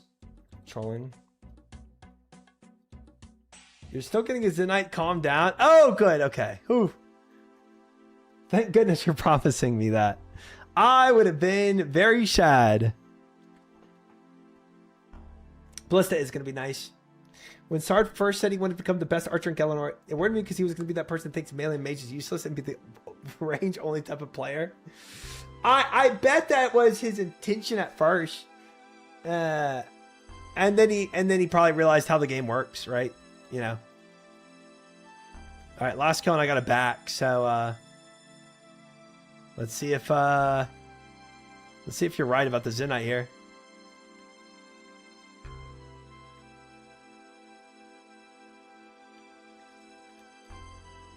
Crimson Matter, thank you for the follow. Welcome in.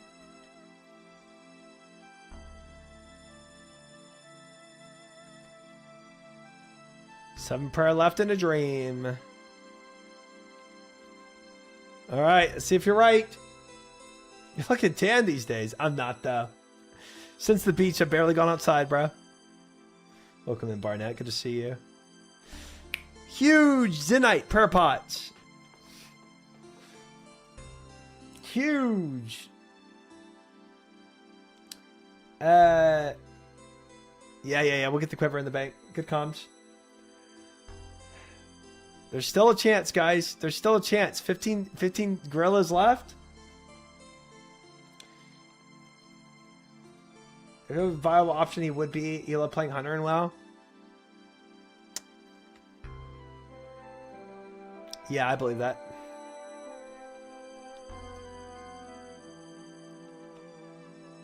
Theoretically, you could be an archer pure, and go into the do a PKing arc where you're a ranged pure. Oh, that Gamba has never worked from Stream Elements. Sounds awful. Yeah. But then again, I've seen Odablock go into the wilderness using a Din shield to PK people.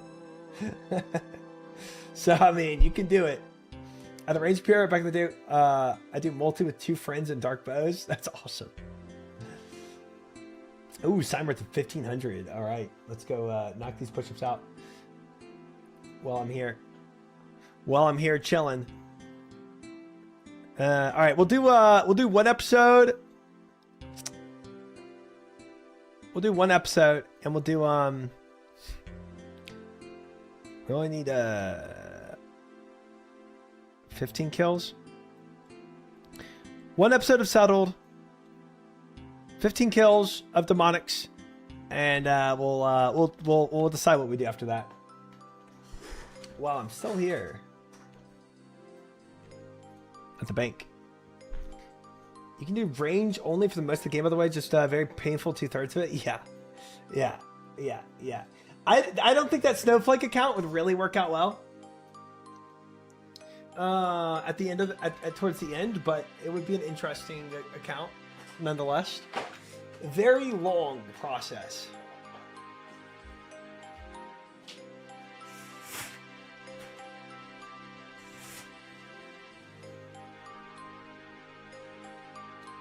Does that command work on YouTube? Oh, it does. W. Awesome.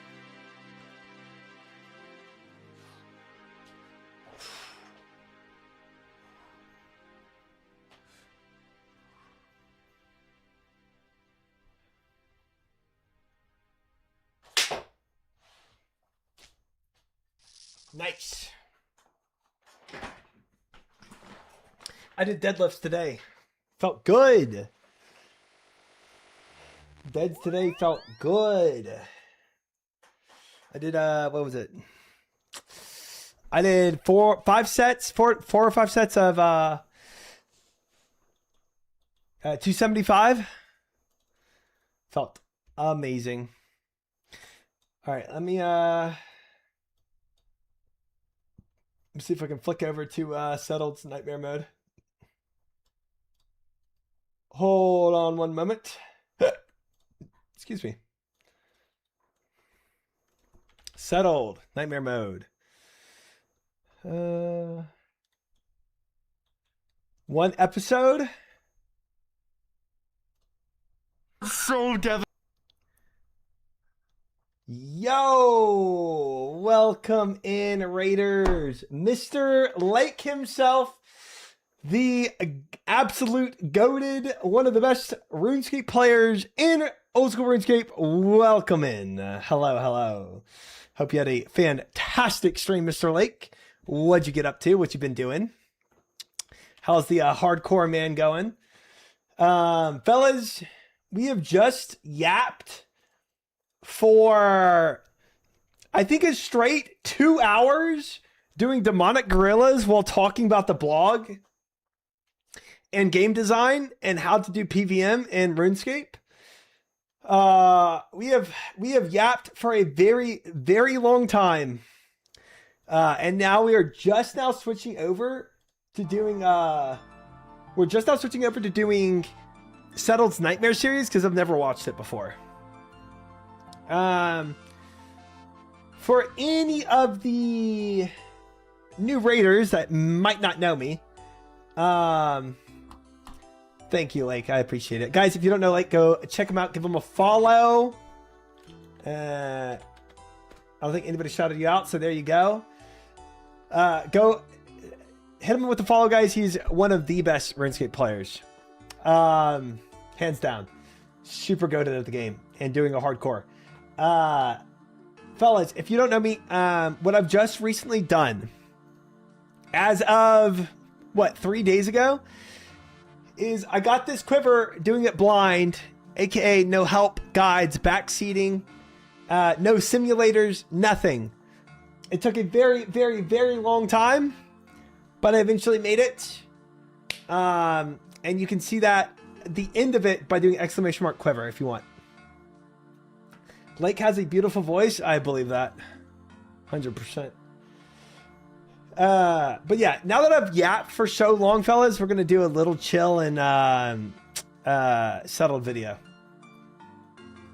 Because we had some long discussions about PVM. There's no way ! Quiver doesn't work for Kick. No way, bro.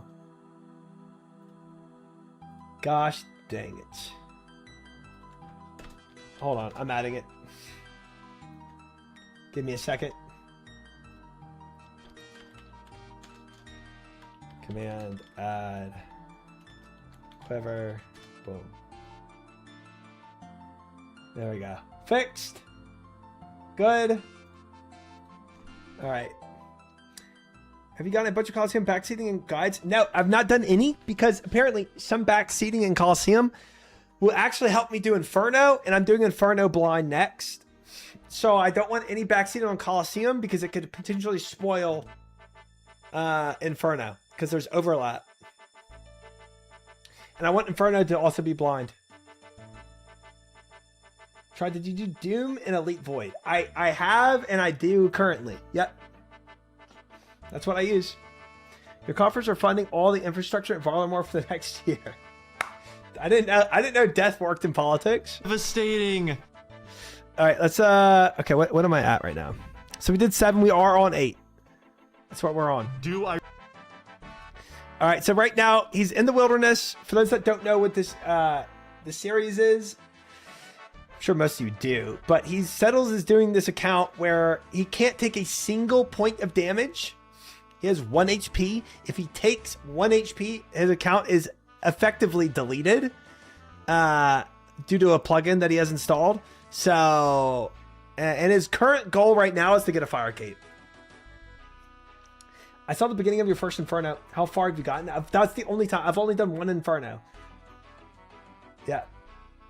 That's it. I'm going to start doing more in September. But right now I'm just trying to prog my account and restock up on supplies and money and runes and kind of get back into a status quo a little bit. Let me flick over to my React screen.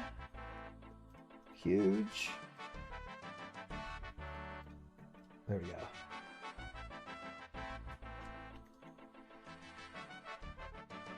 All right. We should be good here. Pause music again. Awesome. I risk it for the crossbow. Do I keep going or do I just take my win? I really can't decide because I'm so stressed out. Welcome to the hardest challenge in RuneScape, Nightmare Mode. I have 1 HP, and if I take damage at any point, my account gets deleted. And the first 108 did. My goal is split up into 3 phases, and phase 1 is the world's first ever fire cape without ever taking damage. I've done 17 crazy archaeologist kills without taking any damage, all in search of a rune crossbow. After getting the red d'hide body and a god cape, should we just take our win and go? These are 2 insanely rare items for me to have on this account, and this is the most stressful thing I've ever done on the game. With so much room for error and over 90 hours survived on the account, could there be another solution? Absolutely not. Are you kidding me? Within 15 seconds, I had made my mind up. It's crossbow or nothing. We're 1 drop away from having the dream setup for the future of Low Life 109. It was time to head back in there and get it done. Just gotta breathe, man. Just gotta breathe. Make Getting it an close to official drop rate, at game least. mode. So maybe soon here. Okay, First Anku, ever you're nominee a buddy, little, Eric did it back in you're in a 06. bit of a sketchy spot, my man. I really wish you would move. W. That Eric. is not great. No, no, no, no. Okay, no Ankus at least, so we can save it. It That is should be nice good. watching somebody else That should die be instead of me saved. dying. Okay, we're chilling. It is a nice change Nice, of good pace. save. Field number 18, please. Please. Cheese potatoes, dude. Huge Anything cheese else? potatoes. Massive Anything for his else? account.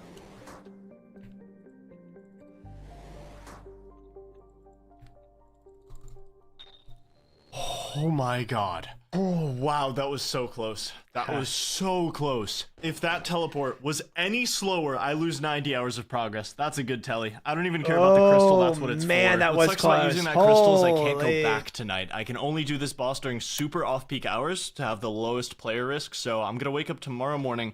I'll have like 10 hours or so to prepare for my next trip. I need to get something to lower my kill times. The average kill is 2 minutes right now, sorry and that that I gives a missed it. lot of What's space for that, something Alvin? to go wrong. And Oh, we the need a quiver? new escape crystal Thank too, you. so I have a lot to do and I'm gonna have about 10 hours to do it. But first, you ever just get super tired at 4 p.m. and have no idea how this grind done? I don't need to worry about it. That would be so good. Thank you, Alvin. I Final appreciate burning it. amulet charge, whatever happens on this Big trip day. Big day. is everything. It's the end of my night. So let's get lucky. I beg, let's just get lucky. Just give me this crossbow, W please. getting lucky. It's so much more stressful doing this when it's this late. I've never done it this late before. It's like making me even more on edge right now. No, no, no. This is what almost killed me last time. Okay, that should be saved. very true, I think Talon. we're good. Kill number 19 for 2,000 coins. Amazing drop. We are 6 kills away from the drop rate. Still no power amulet too. That's like the most common thing on that table. I'm pretty scared of someone logging in, honestly. Oh my Guys, something god, go what am I PKM. doing? Ooh, no way. Okay, that might have looked. Oh, y'all were so right. No way. Oh my God, y'all were so right. It actually did happen. Oh, wow. Oh, and all I had to do is say somebody go PK him. Are those important? They are a tad bit important. Spooned. Spooned. Let's see what we got this at, guys. This was kill number 893. Is that what they look like? Oh, man, that feels good, guys. That feels good. And let's see Coffee's KC rate currently. She is at 1,652 without a single Zenite. Yeah, that is tough. That is tough. Below rate, 100% spooned. It's either dry or spooned in this game. Yo, Cypher with the 2 months. Thank you for the 2 months, brother. I appreciate that very much. Thank you for the continued support. So extremely spooned. Almost perfectly on rate. Yeah. Isn't that crazy? We were literally almost exactly on rate. What the heck? You got a heavy bliss that? We do. We do. We got that today, actually. We got the monkey tail today, and we got the Zenite today. So for Araxor, we're going to be able to use a heavy ballista, which is going to be cool. That's probably the only thing I'm going to use it on, but very cool. Yeah. The Spooner. Oh, man. Hypothermics for the 2 months as well. Thank you, Hypothermics for the 2. Frick yeah. Thank you, guys. Hypothermics and Cypher. Mad shout out. Thank you, guys. Watch the fourth be like the second and show up in a few KCs later. That would be insane. They're good on TDs if you're not done with that grind. I am done with the grind. I am done with the grind. Thank you, Stupid. Thank you, Coffee. Wow, guys. I can't believe it. I can't believe it. So the obvious solution here is frick the Ring of Suffering and make the torture. I don't think we go for suffering. I think we go for the torture. I don't know. Suffering isn't super needed anymore, but it's nice quality of life, right? Yeah. No reason for suffering. Suffering is niche, has its uses, but make it last. Team Torture. I think it's a Torture, yeah. Shaktar, I think it's a follow. Welcome in. Did you leave the clan chat, or why did the drop pop up there? Oh, yeah, because I turned everything off for the wilderness. No suffering, torture, yeah. Torture is cooler because other people can see it. True. You don't value suffering because you didn't go 1300 and counting drive for Tanzite Fang. True. The only time I need to go to Zulrah is for farming scales. Yeah, that's 100% true. My Zulrah spoon, my top 3 spoons. Enhanced Crystal CG. Avernic Treads. And Blowpipe. Those are my top 3 spoons. Yep. For sure. Oh, and Ancestral Godsword. 100%. That was a big spoon. Those are my famous spoons. Didn't you get spooned to Titans? Frick Titans. You said you're sending an Araxite, right? Need a torch for Raincourt. Then anyway, so the math checks out. I'm not doing Araxite yet. I need one more Slayer level before I start farming that, but we are very close to it. Yeah. Ancestral Godsword, yes sir. Exclamation mark ANGS. That was a KC after No Monkey did a shoey of 4 tequila shots. It was a good time. No Monkey's 4 tequila shots led me to get that. Ancient Godsword, Ancestral, whatever. Whatever.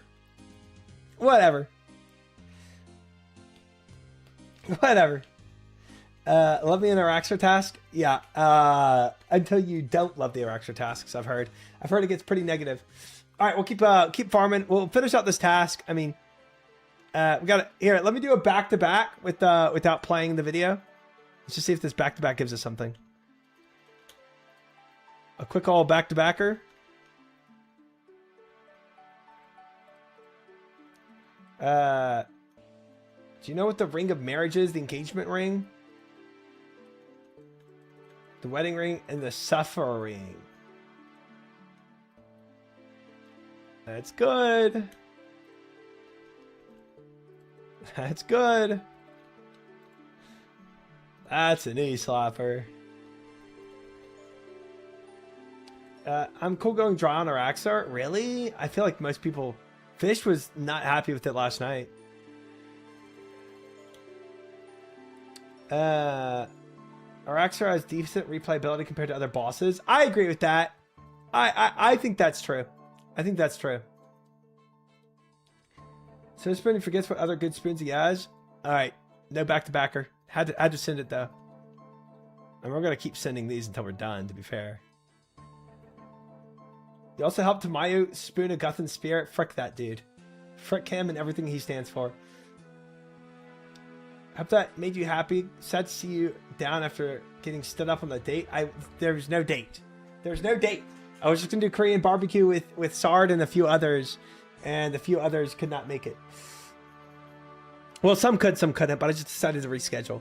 Suffering is good for Zulrah. Yes, but we have a blowpipe. So.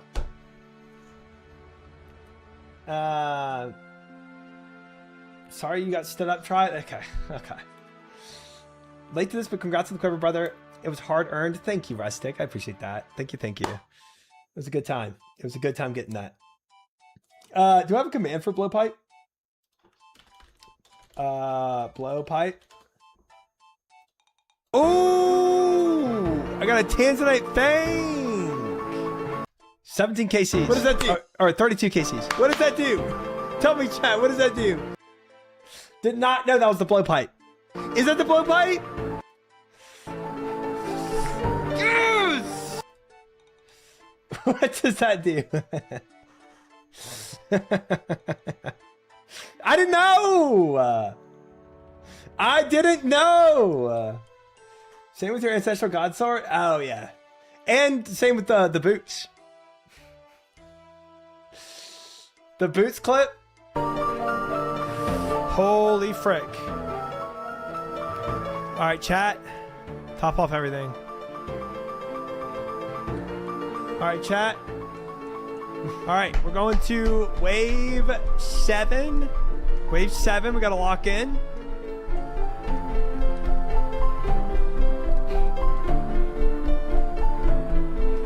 I love seeing baby me that doesn't know about this game at all. Oh, nice. We got some boots. I also love knowing how dry some people go for these boots. And I literally was wearing, what was I wearing at the time? I think I was wearing, I can't see. I'm pretty sure I was wearing climbing boots. Like, I think climbing boots was what I was wearing. I hate you for this. Yeah. Dude, I didn't even know. So my only idea, so every time I heard of Doom, I heard Ayak. So that's the only thing I thought I was going for with Doom. I didn't know that the boots were even a thing. And I didn't know what a glowy hole was either. Yeah. We're using Shades and Boots 5. I don't know if I got this at that time. I got those when I started farming Lizardmen, I think. I don't remember. I don't think I ever got that until Lizardmen. I want 1/5 my Delves for boots. Not cool. I got Spin too, but still. Yeah, Spinners can't compare Spinnery, you know what I mean? I've only done Serb like 3 times, Grudley. Dude, I was so far from dude, my Slayer is probably level 70 at this point. Some boots might be the biggest understatement I've heard in the millennia. I didn't know those were Biss. I just thought there were some boots. And that was like, bro, that was like wave 5, wave 6. And that was like 30th delve or something insane. So that was one of my big spins for sure. All right. Anyway, we're going back to the video. All right. We did our back-to-back. I'll keep killing these. I have 11 more to kill. Yeah. A little confusing. Let me explain. It's so easy to point to this as such a bad teleport, which it is, but it's hard to express how many things I'm keeping track of in the moment during this. I was tracking this Anku, seeing if it comes too close, looking at my minimap, seeing if a player logs in, and then I look back, I see Rain of Knowledge, I see it heading in my general direction, and I teleport. I think it goes to show just how on edge and stressed out I am that I teleported there. Bad teleport, but I gotta get some sleep. So. I think it's fine teleport. Good morning! I have 10 hours today before I have another window for Great Crazy transition. Archaeologist, Thank and you you might be wondering what I'm doing right now. I need to make 75k and get as many upgrades as I possibly can, and I'm starting by upgrading my axe. My main moneymaker is woodcutting and fletching, and a steel axe just isn't cutting it, so a mithril one is a 25% improvement. I want one before I go make this money. I was gonna do this at Pyrelords until I realized you need 30 Slayer to kill them. How did I not think of the fact that I would need 30 Slayer to kill these? They're just like I've never farmed Pyrelords in my life. I would not have known that. Leave me alone. We're gonna have to get a mithril axe a different way though. Amazing new plan just dropped. Ever heard of a king sand crab? 3 to 4 places at I once? have, but I don't think I've ever killed one. The crazy thing is they have Good 200 HP, which is insane, but they have a 1 in 12 rate for the axe if we'd actually have a problem, but since they're not though, I have a really nice safe spot right here. I just want to test the boundaries of this. Yeah, I'm gonna stop using the rune knives. I don't want to like... Okay, I know the safe spot is working. I'm so paranoid. I had to put the prey melee up just in case. I'm not gonna use the rune knives. I don't want to like run up and punch it if I run out of knives, so I'm just gonna slowly kill these. I'm gonna take my time. I'm gonna be super precise with every click. I don't want to make a terrible mistake here, so I'll see you on the other side when we inevitably kill this thing in 6 hours. Smart. Oh, yes. Oh, medium clue. No way, dude. I'm actually so excited for that. That could that could have an even better axe. I could get an adamant axe from this. I can do the first step. It's looking so good. There's actually so many cool things I could get from that clue. Oh, I'm so glad I came here. I'm still gonna camp for the mithril axe, but I think there's a good chance I could complete that clue. That would be so nice. We are saved. This book just gave me 44 prayer. That's gonna unlock Eagle Eye. These kills are actually gonna get faster now. That's a big level. I'm really happy I got that. Gotta keep a close eye on my prayer. I'm at 17. I can't let that drain. Yes, let's go, dude. Yes, I'm experiencing childlike wonder for a 1 in 12 drop. It's fine. Okay, that is a really big upgrade. Now let's do this clue scroll. I can get a lot of potential good stuff. This might be exactly what we're looking for. There's so many upgrades that I could get for Crazy Archaeologist just for finishing this clue scroll. And we could get an adamant axe, which would just be an even better way to make money. Hopefully every step is as free as this one. What is our second step? On top of the Western Agility. Okay, Steel Kite Shield we have in the bank. Ring of Forging I can make, and Green Dehat Chaps we have. I can do this step. Yes. Oh, dude, that's so sick. I remember I bought a Steel Kite Shield in Narda too. I didn't have to buy it. Also gonna grab the Steel Kite Shield, I think. It's just the best shield I have access to. Okay, we can get our ruby for the ring right here. That's gonna be really quick to make. Good throwback, good throwback. Done within a couple minutes. Please be a good third step. This could be the last step. I'm begging. I'm begging be something good. Djibouti, center of Taibuwanai. I can do that. That's a little dangerous. I just have to make sure there's no Broodoo victims or anything, but I can do that. I cannot do this one. I thought I could, but Djibouti doesn't spawn in the village until you complete Jungle Potion. I went all the way out there. I was being super cautious the entire time, trying to avoid tribesmen and Broodoo victims. He just wasn't there. And then I looked it up and found that I had to do the quest, so obviously I'm gonna do it. Come on. Okay, let's get out of here. I'm gonna try to do the quest. I think it's worth it. I really want to complete this clue. It could have so many good upgrades. To complete Jungle Potion, I need to do Druidic Ritual first, which I need 4 different meats for. There's the bear meat done. Telegrab. Rat meat done. Cow for raw beef. And chicken. We are all done. All 4. Dip these into the cauldron for one of the fastest quests in the game. I'm so glad I finally had an excuse to do this quest, because I've been putting it off for a while. I finally can start on Herblar. I can start putting lamps on this skill. I need to get to 38 to get my prayer potions, so prayer potions are so big for an account that can only now take let's go get some herbs for Jungle 1 Potion. HP. Yes, we got the snakeweed. I wasn't sure if it was worth it, but I've just spent like, I don't know, 20 minutes here looking for this herb just because I want to limit my time in Karamja as much as possible. Hey, we're on our way. I've got everything I need. I've got 3 anti-poisons, an emergency prayer pot. What? It doesn't work. I need to pick it myself. I thought I was being smart by grinding out the Joker. Damn it, dude. I have to get the herb. Okay, well, that wasn't that long. Couple minutes. I didn't want to risk more time on this island than I need to. Go, go, go. Search the palm tree and get out.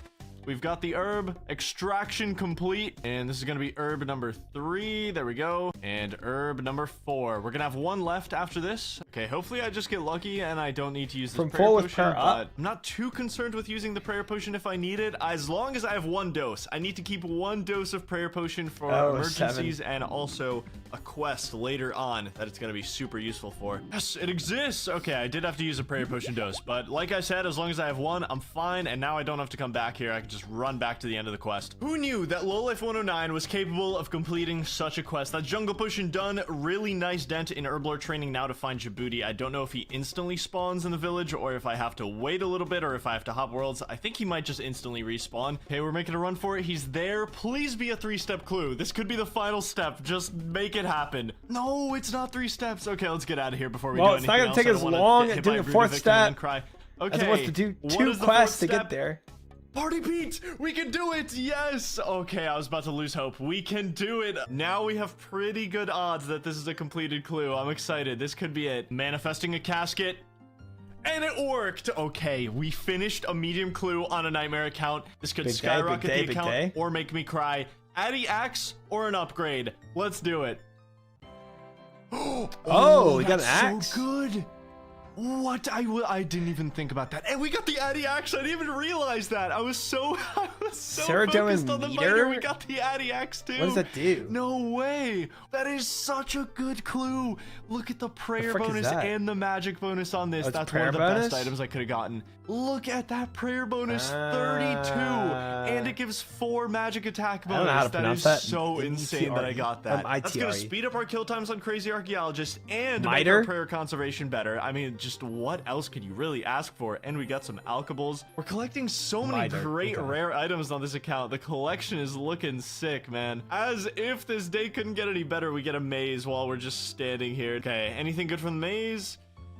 Some coins. Okay, nothing really that good, but you know what? Not gonna complain. I am feeling so fired up right now that I am getting revenge for Low Life 108. I am gonna complete Fight Arena just to do it. It's definitely Is not that just like so a I can British get 30 word, or is attacks that to equip the just Addy Axe I just more got from that archaic? clue. This is a vengeance play. That Scorpion took my boy away. I'm about to show him why he made the biggest mistake of his life. Definitely doesn't feel as risky when you have Protect from Melee. I feel pretty safe right now. I love using the new gear. So sick, man. Scorpion! The ogre is dead. I'm familiar with your game now, Scorpion. Like, this isn't gonna work. Yeah, this works one time. We're ending the Scorpion's kill streak. What It's if he gonna be accidentally 1-1. like, Gotta say though, turned the fact off that it his prayer turns right off there, your just prayer died in again? between every single cutscene is pretty no, screwed Hedge's up. using That definitely Catholicism. is a Dude, sketchy part of this, so I'm gonna be Dude, I'm very Catholic, I happy didn't even to know have it's called a this quest miter. out of the way. And Bouncer is dead. Like, it turned off my prayer in between this cutscene, and General That's crazy. Kazard is about to attack me. I know his attack speed is super slow. Yeah, it doesn't really matter, but like, definitely I guess I still never makes this asked the quest a term little for what sketchy. they But you were. know what? We did it. We got vengeance. We end the cycle today with a Fight Arena completion on this account. Tons of attack XP, got our thieving No death to XP as well. Scorpion. With my Crazy Archaeologist window fast approaching, Only I was Bishop's running Round. out of time to get the Escape Crystal and more upgrades, so this is how I know the next exactly what 4 you're talking hours about. went. I just never I wanted asked that for, 30 attack, so I decided what to they do were called, one I more guess. quest to get it. Death Plateau was up to the plate. I had to fish and cook some trout, get some bread, farm some iron bars from White Knights, which took way longer than you'd think, and despite what the name of the quest is, this is a risk-free quest. And within 15 minutes, quest complete, also unlocking climbing boots. The next few hours were all about the Escape Crystal. Our axe is now 50% better than it used to be. The plan was maple Huge. longbows and growing cats simultaneously. I collected all the logs, collected a ton of flax, strung all of it into bowstring. All this time investment into fletching can pay off massively if we get the rune crossbow, by the way. Ultimately, I capped this grind off with over 200k GP made, and another 200 death runes. My Escape Crystal was ready, and it was officially low activity hours. Now was my time, but I decided to get one more thing. I got 63 magic at the Arceus library. And with a Wizard's Mind Bomb, I Okay. entered the Magic Guild to invest in one huge upgrade. I'm gonna buy the Mystic Bottoms, actually. It's Nice. better value. I don't want to invest Nice. 120k into the top, and this isn't much worse. In fact, it's better value to buy the gloves and the boots, too. This puts me up to 60 magic attack bonus for Nice. less than the body would have costed me. This is a very nice set of upgrades. I love it. This is Slayer worth it. test With all the upgrades completed. we've gotten over the last 24 hours, the average Crazy Archaeologist kill time is down another 10 seconds. More breathing room than ever, but also more on the line than ever. In fact, so much on the line that I didn't end up going to Crazy Archaeologist that day. The stress of going back was genuinely enough to make me take one more rest day. One more day where I can just chop trees and make money for more crystals if I need them. I can't tell you how much I started to enjoy doing the simplest things in the game. Chopping trees is bliss when you have damageless wilderness trips looming over I your don't head. know, So Snuff. that's all I I'm wanted. gonna stay till just this one video more ends. day. And you know what?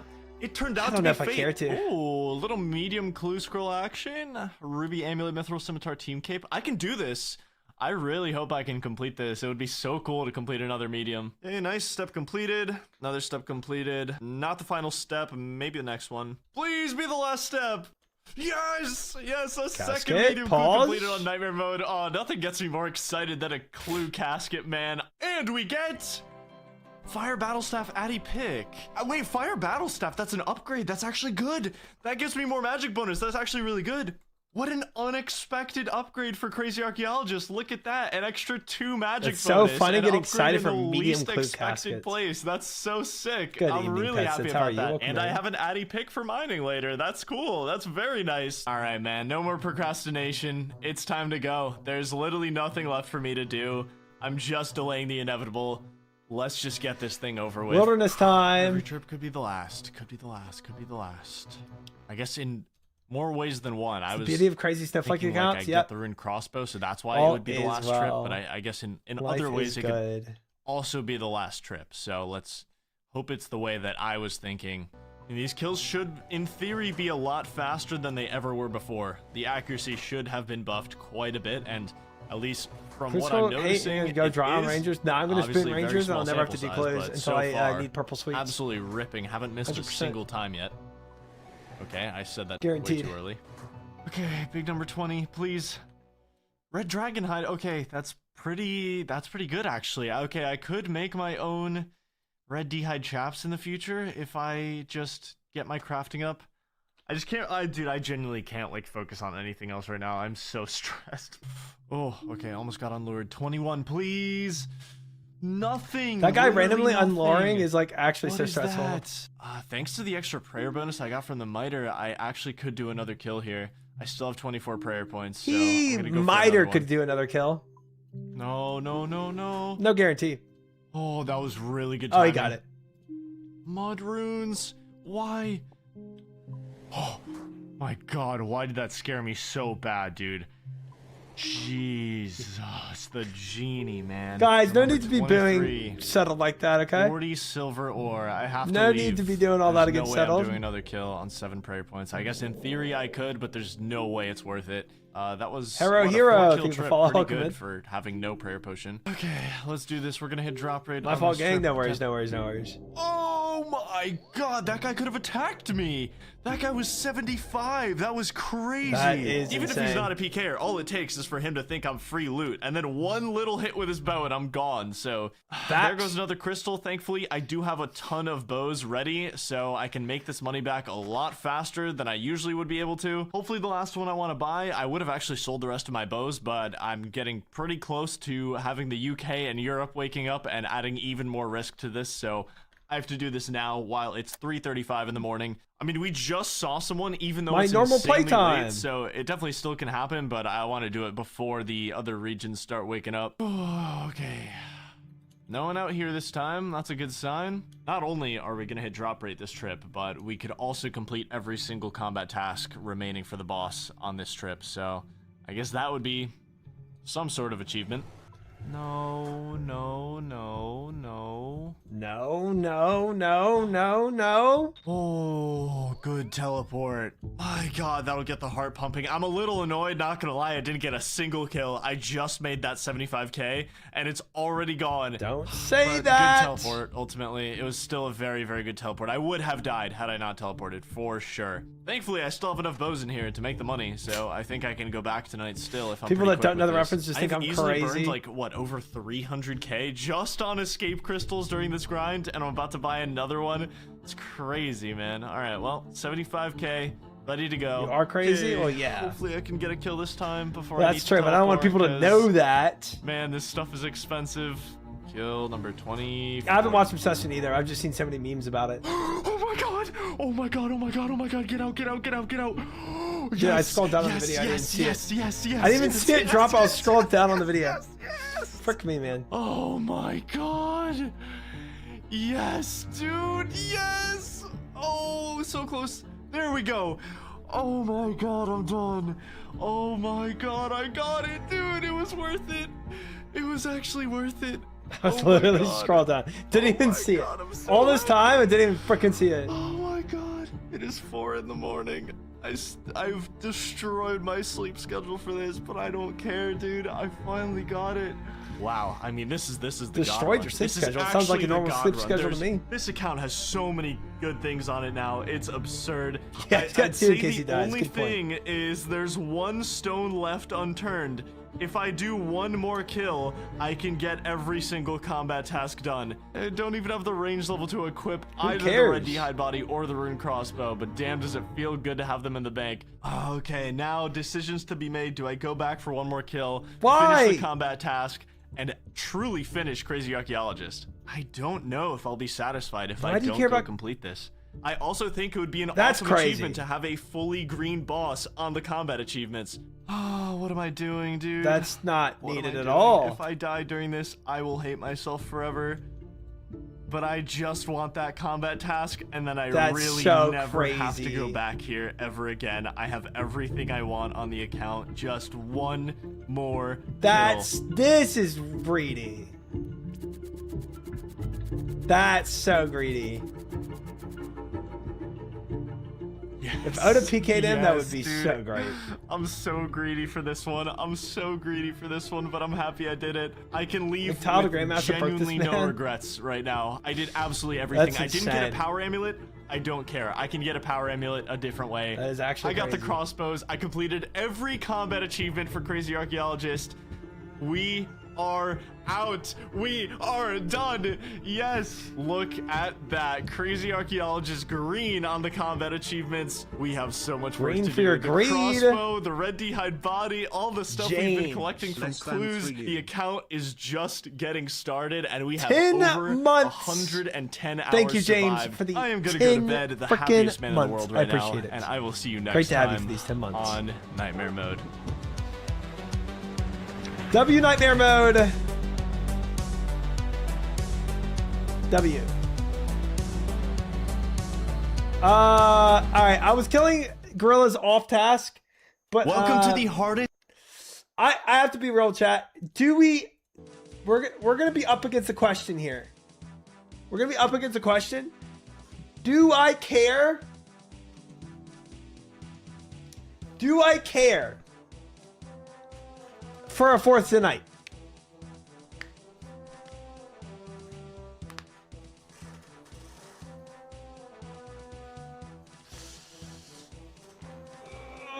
It's nice, but I wouldn't force it. Yes, but also no. Let's do a poll. Let's do a poll. Quick poll. Do I go for a fourth Zinni?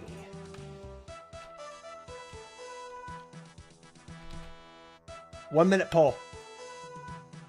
1 minute poll live right now.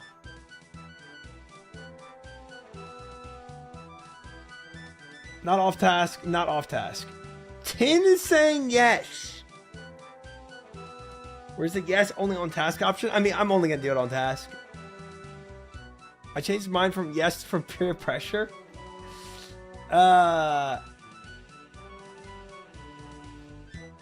This poll's about to end, but so far there's 21 on yes, 5 no's, and 4 I don't knows. Wow. That's pretty significant. That is a pretty significant gap. I was gonna poll YouTube, but I'm be honest. I feel like this is so decisive that I don't know if I need another poll. Massive prayer bonus. Well, I mean, to be fair, I have a God ring for prayer bonus. After DG change its worth, good defense. Why is the butt crack so pronounced on these gorillas? Was that dev time really necessary? Great question. You don't really have a range, mage range, so suffering is decent. Brother, you need it, just don't force it, do it on task. Gonna redact it. More demonic means more nightmare mode. If you have the Ring of the Gods, Ring of Suffering is basically obsolete. I do have Ring of the Gods. I do have Ring of the Gods. Yeah. Yep. You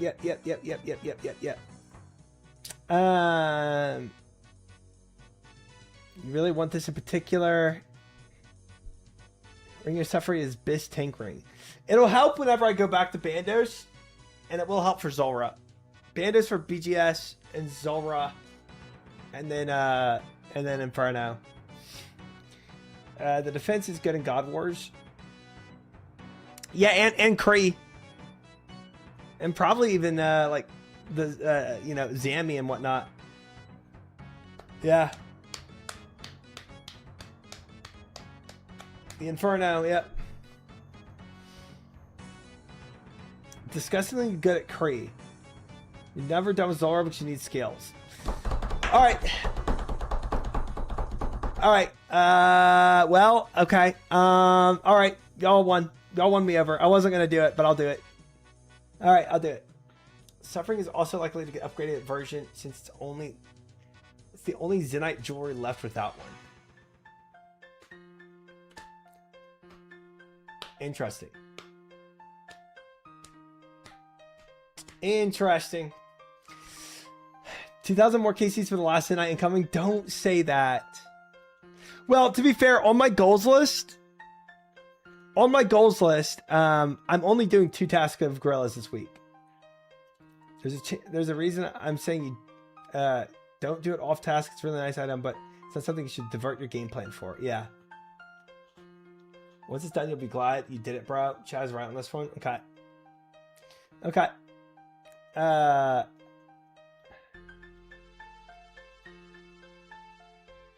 Suffering is a noob trap.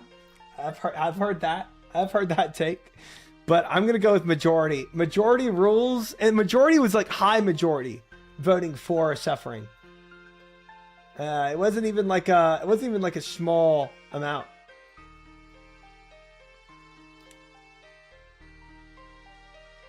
Put it this way, you don't really need it now, but at the point you do need it, you're gonna regret not grinding it when you still have the motivation. True. All right, we'll look for some more tasks. Let me get lunars, and I'll start just seeing what other Slayer tasks I get, and if I pick up another Black Demon task, I'll send it. Did a poll? I did. It was massively in favor of grinding it out. And then tonight we'll go and make this. Before I do any other anything that's not Slayer, I'll go make this into torture. A lot of no votes thought you meant off task because you said that at first. Oh, did I say that first? Oops. 9-5 Slayer for a mediocre ring.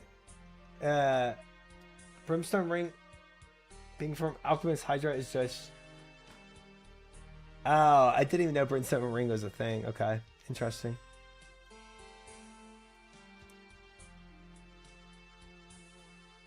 Okay, I need my runes to be here so I can talk with Curdell. Let's see what she got for us. What if it's a Black Demon task right here? Bloodvelds W. Any two lovely chatters mind dancing for some Bloodvelds? The Bloodvelds do like the dancing.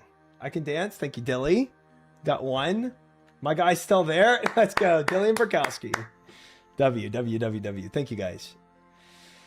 Massive W. All right. That means I can go and watch more Settled while I do this. I'll dance for a Zenite. Nah, that Zenite is not being given away. That's not what's happening. Dude, Barrage Slayer. Look at this Ring of the Gods for my Barraging and Slayer. Look how neat this is. Ooh, and then we got the thing I just freaking grinded for hours today. Blisterwood Stakes. 4,000. Huge. Quiver. Here you go. Okay. Is your Ring of the Gods imbued? Please say it is.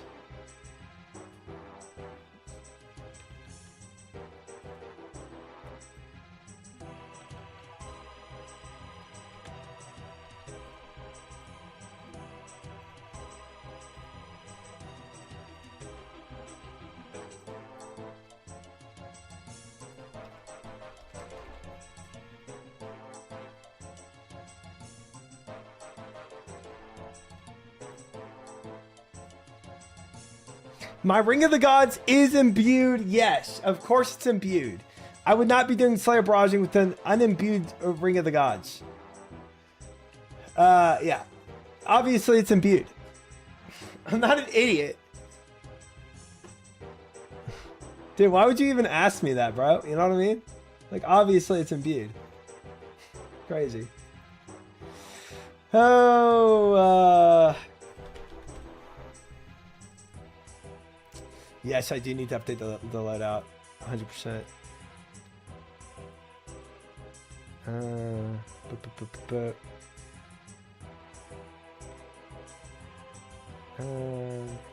boop, boop. Get all these items.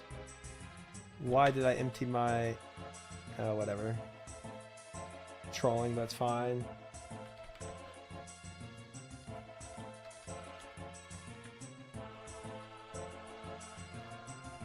Awesome. W. Oh, wait, wrong runes.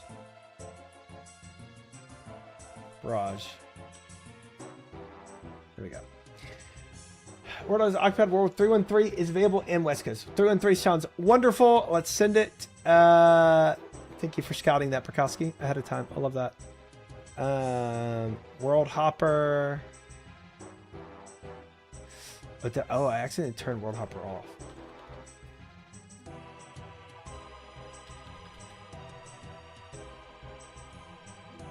There. World 313. Boom. Bro, didn't even know you could imbue it. I mean, I obviously knew you could imbue it.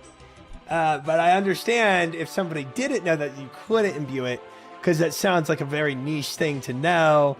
And maybe that guy that had it just got it recently and hadn't really explored its full use, and therefore they wouldn't know that you could imbue it. And I think for that guy, I think we could, you know, understand that he wouldn't know. You know what I'm saying? Yeah. Do you think Try has imbued his salve? I do have an imbued salve. No, this be Coliseum. Are you just at cosmetic hunting? No. We have so much more to do, Tiger Ippish. So much more to do. You sound like Sard right there with his sarcasm. Nothing. No sarcasm.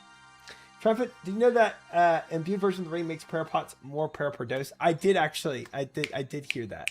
Because now that y'all are talking about it, I remember this whole debate about the wrench and it like taking place of the wrench, and then we were debating whether I use it for Coliseum or not. Try the kind of guide to bring an imbued salve into Tob. No, because I dropped my salve. Abby Dagger better than Partisan at Toa? Yeah, that's a chat question. That's a DPS calculator question, I think. Sardism.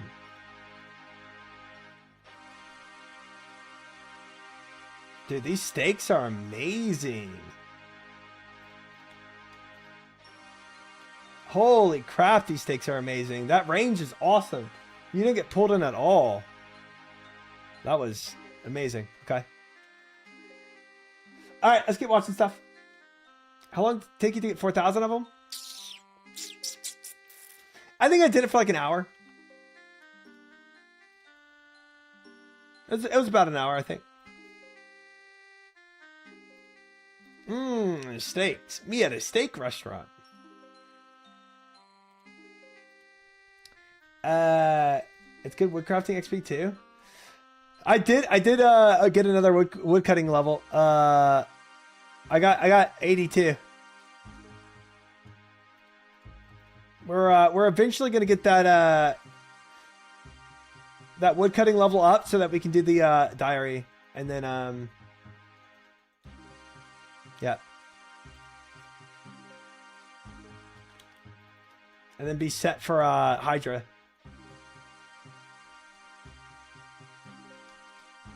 I did not mean to shift click there.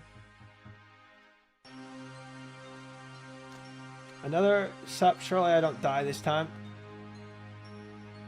Good luck. Good luck with the superior. Oh, I didn't put on my quiver when I did that. I'm trolling. Put on the movie Streamer Boy. Wouldn't you like that, Weather Boy? Okay. Sorry. I was getting deep into a yap again. This challenge in RuneScape, Nightmare Mode. I have 1 HP, and if I take damage at any point, my account gets deleted. And the first 108 did. My goal is split up into 3 phases, and phase 1 is the world's first ever fire cape without ever Pause the taking vid. damage.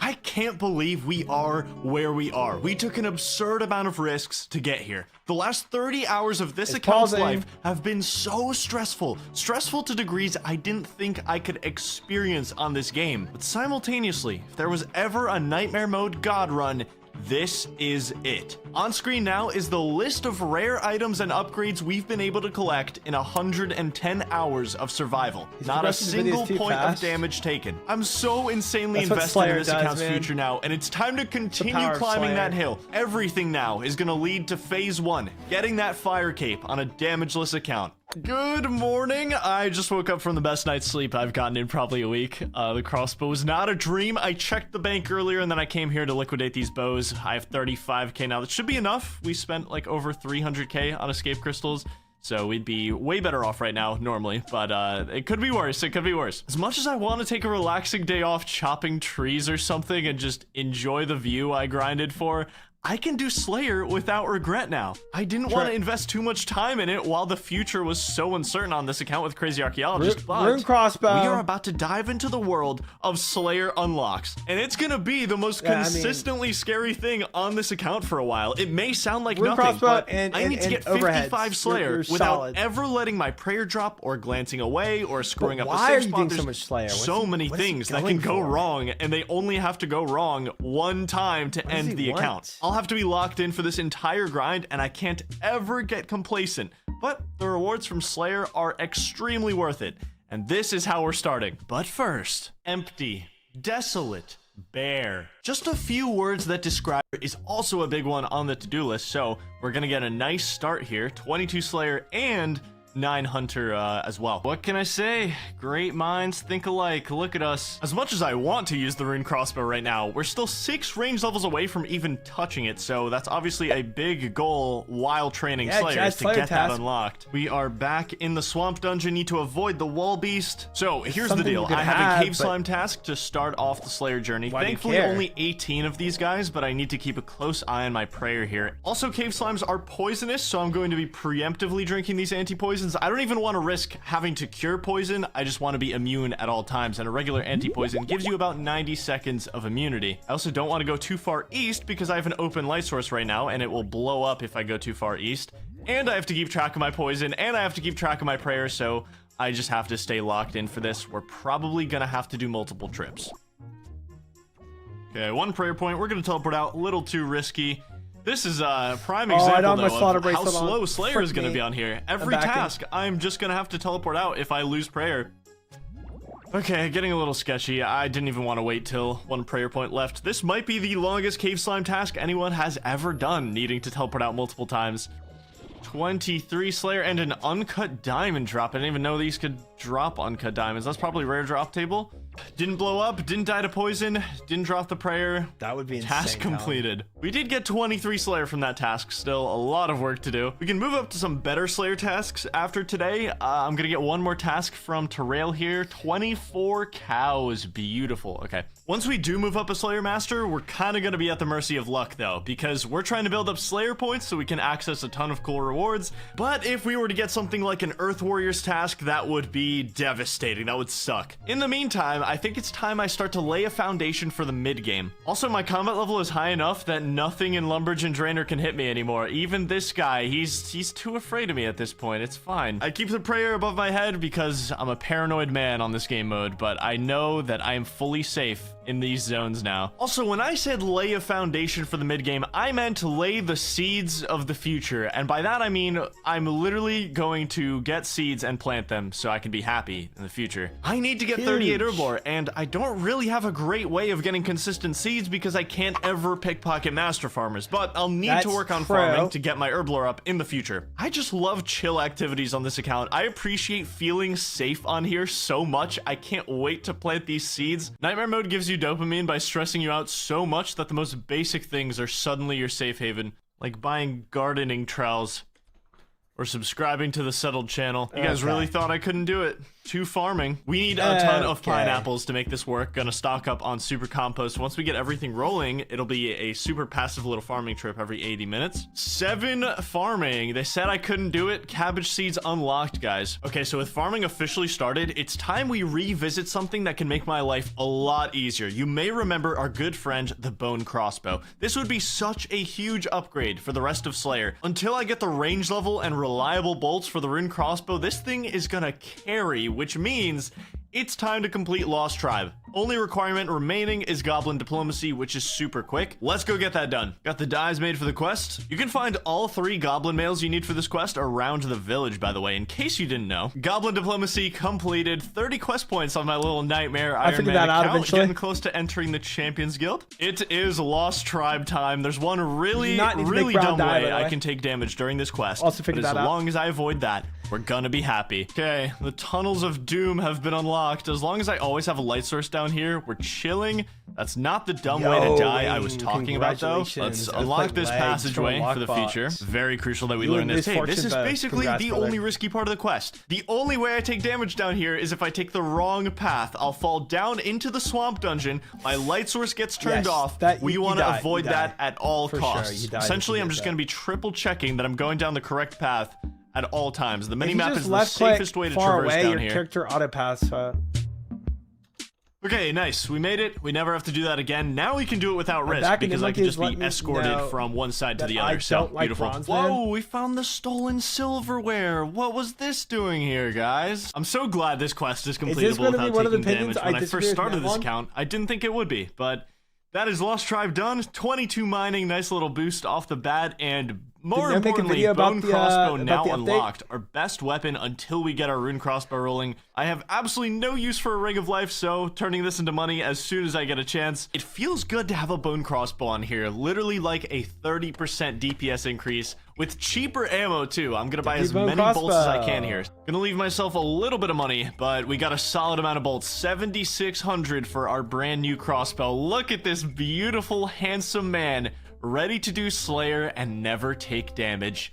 I would never take damage. I just wouldn't. 56 range, 5 levels away from our prized rune crossbow. Doing my little cow Slayer task. Hey, where did that clip go? Okay, big news. I just got assigned 95 cow fights. I've never been happier to get a cow fight task. Oh Defensive my god. Do casting, you or guys you mean- realize what this means? If I do this entire task at Calfight Guardians, not only can we get a ton of amazing drops, but that's 16,000 Slayer XP from one task, as long as I don't mess up the safe spot 95 times. I should really work on getting an accumulator because the amount of bolts I will save over the long run is insane, and I absolutely want one Accumulator for the would be fire cape. massive. I only need 2 more quests to start animal magnetism, and from the research I've done, it should be completely doable. Before we do that big See, Cal getting fight Slayer task, for I'm gonna that do the makes first sense. prerequisite quest because I've he been already doing has a enough bunch Slayer for of that. research in this area recently. There are a lot of dead trees in this area, and some of them can do damage to you. We're gonna have to get up close and personal maybe with broad one of them bolts? in animal Maybe he's magnetism, getting but points for for broad now, bolts. take a look at this tile. It does exactly what I labeled it as. As long as your run energy is on,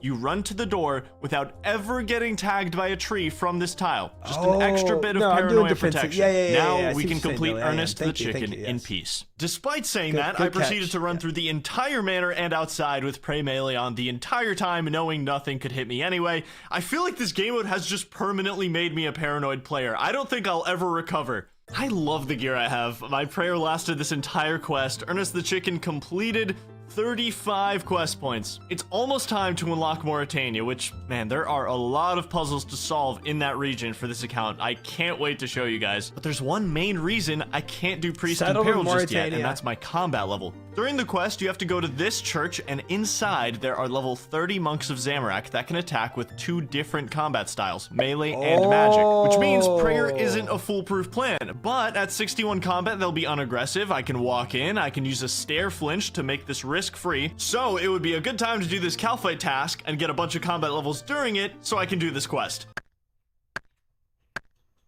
Okay, so before we get to our Calfight task, I've just spent the last couple hours making a bunch of maple longbows. I'm gonna need some money for this task, and I'll explain why in a sec. I'm just gonna collect the rest of this bowstring and make a bunch of bows. Cinematography can just be so beautiful sometimes, man.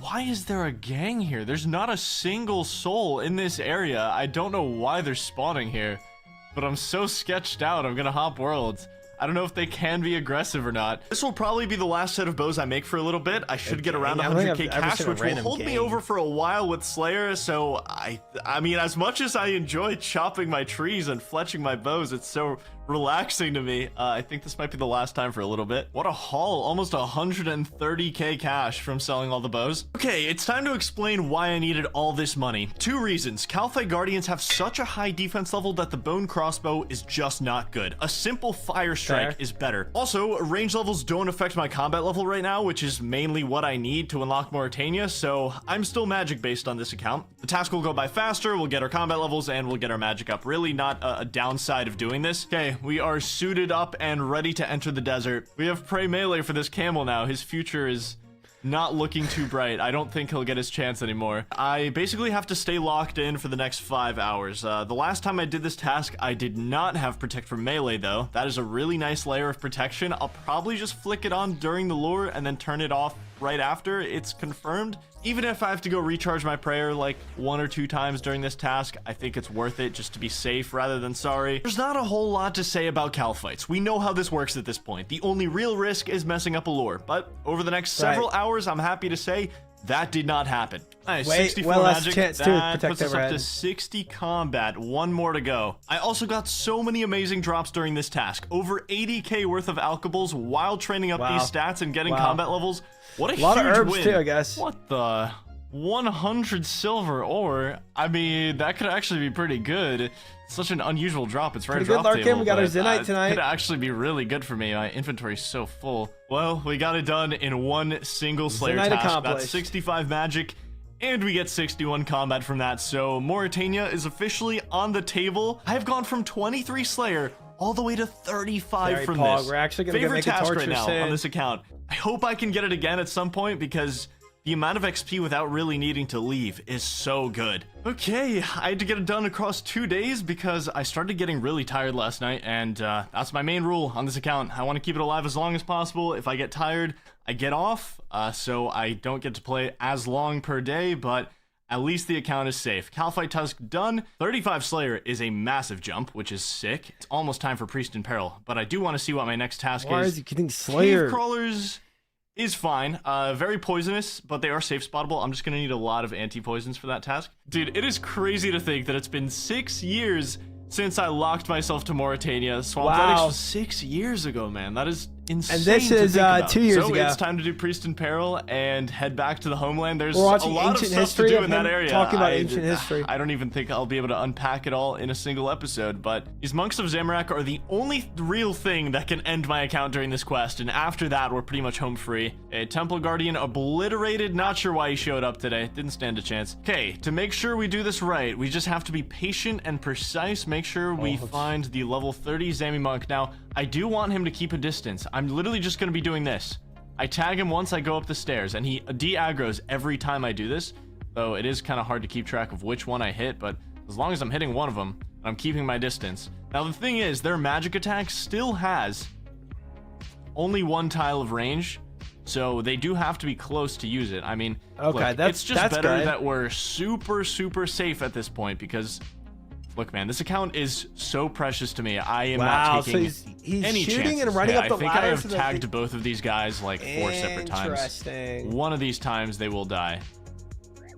Wow, there we that's go. crazy Golden tech. key.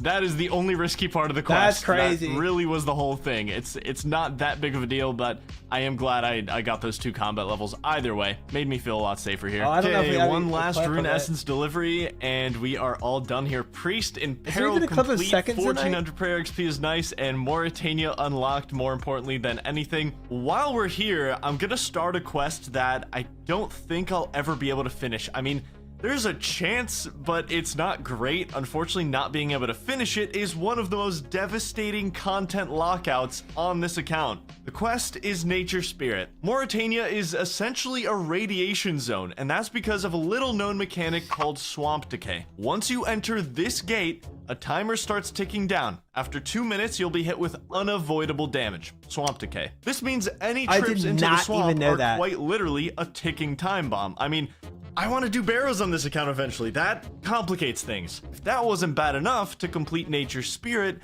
I'd have to successfully cross the Grotto there Bridge it is. 3 Nice. times. Good job And finding that is the true bottleneck. I would need to get 99 agility to reach a 98.8% success rate on the bridge, which sucks because you need Nature Spirit for so many different quests in the game. But most importantly of all, you need it for fairy rings. The holy grail of Iron Man transportation is locked you behind risk hopping that this bridge 3 times.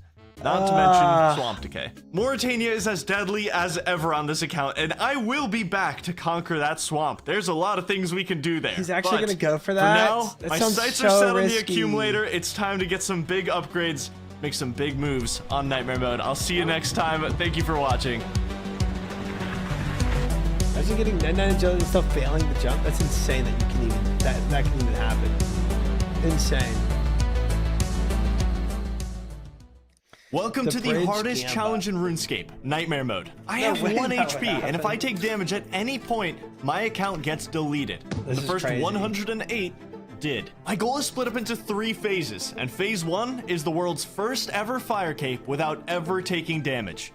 We're in a very unique position with the incoming fire cape challenge. At this point, since he could every still- type of he food could do on this it. account is At this point, he meaningless, could do it. cutting out all the usual healing supplies the for a rune fire crossbow. cape gives me a ton of prayer to work with. It's This just prayer is that he most needs. likely the fire cape inventory I'm going for, which Right. also puts my gear in a unique position. If I don't really need prayer bonus, I should be maximizing my ranged accuracy to make this thing Yeah. go as smoothly as possible. So Yeah. far, we've only really locked in 3 of our gear slots for the fire cape. But to start today off, we're going for 100%. number 4, the Ava's Accumulator. might. We are 1 damageless animal magnetism away from getting it. I need a few Yeah, things the for this Ava's is quest, important. including Ava's is 5 very iron important. bars, which I recently tried farming at White Knights, but that went a lot slower than I expected, so instead, we're gonna buy out some bronze bars here. I need 193 bronze bars to hit 15 smithing. Should be pretty quick, like 10 minutes or so. Okay, 1 more to the collection. That is 193 bars. Time to bang a hammer a few times.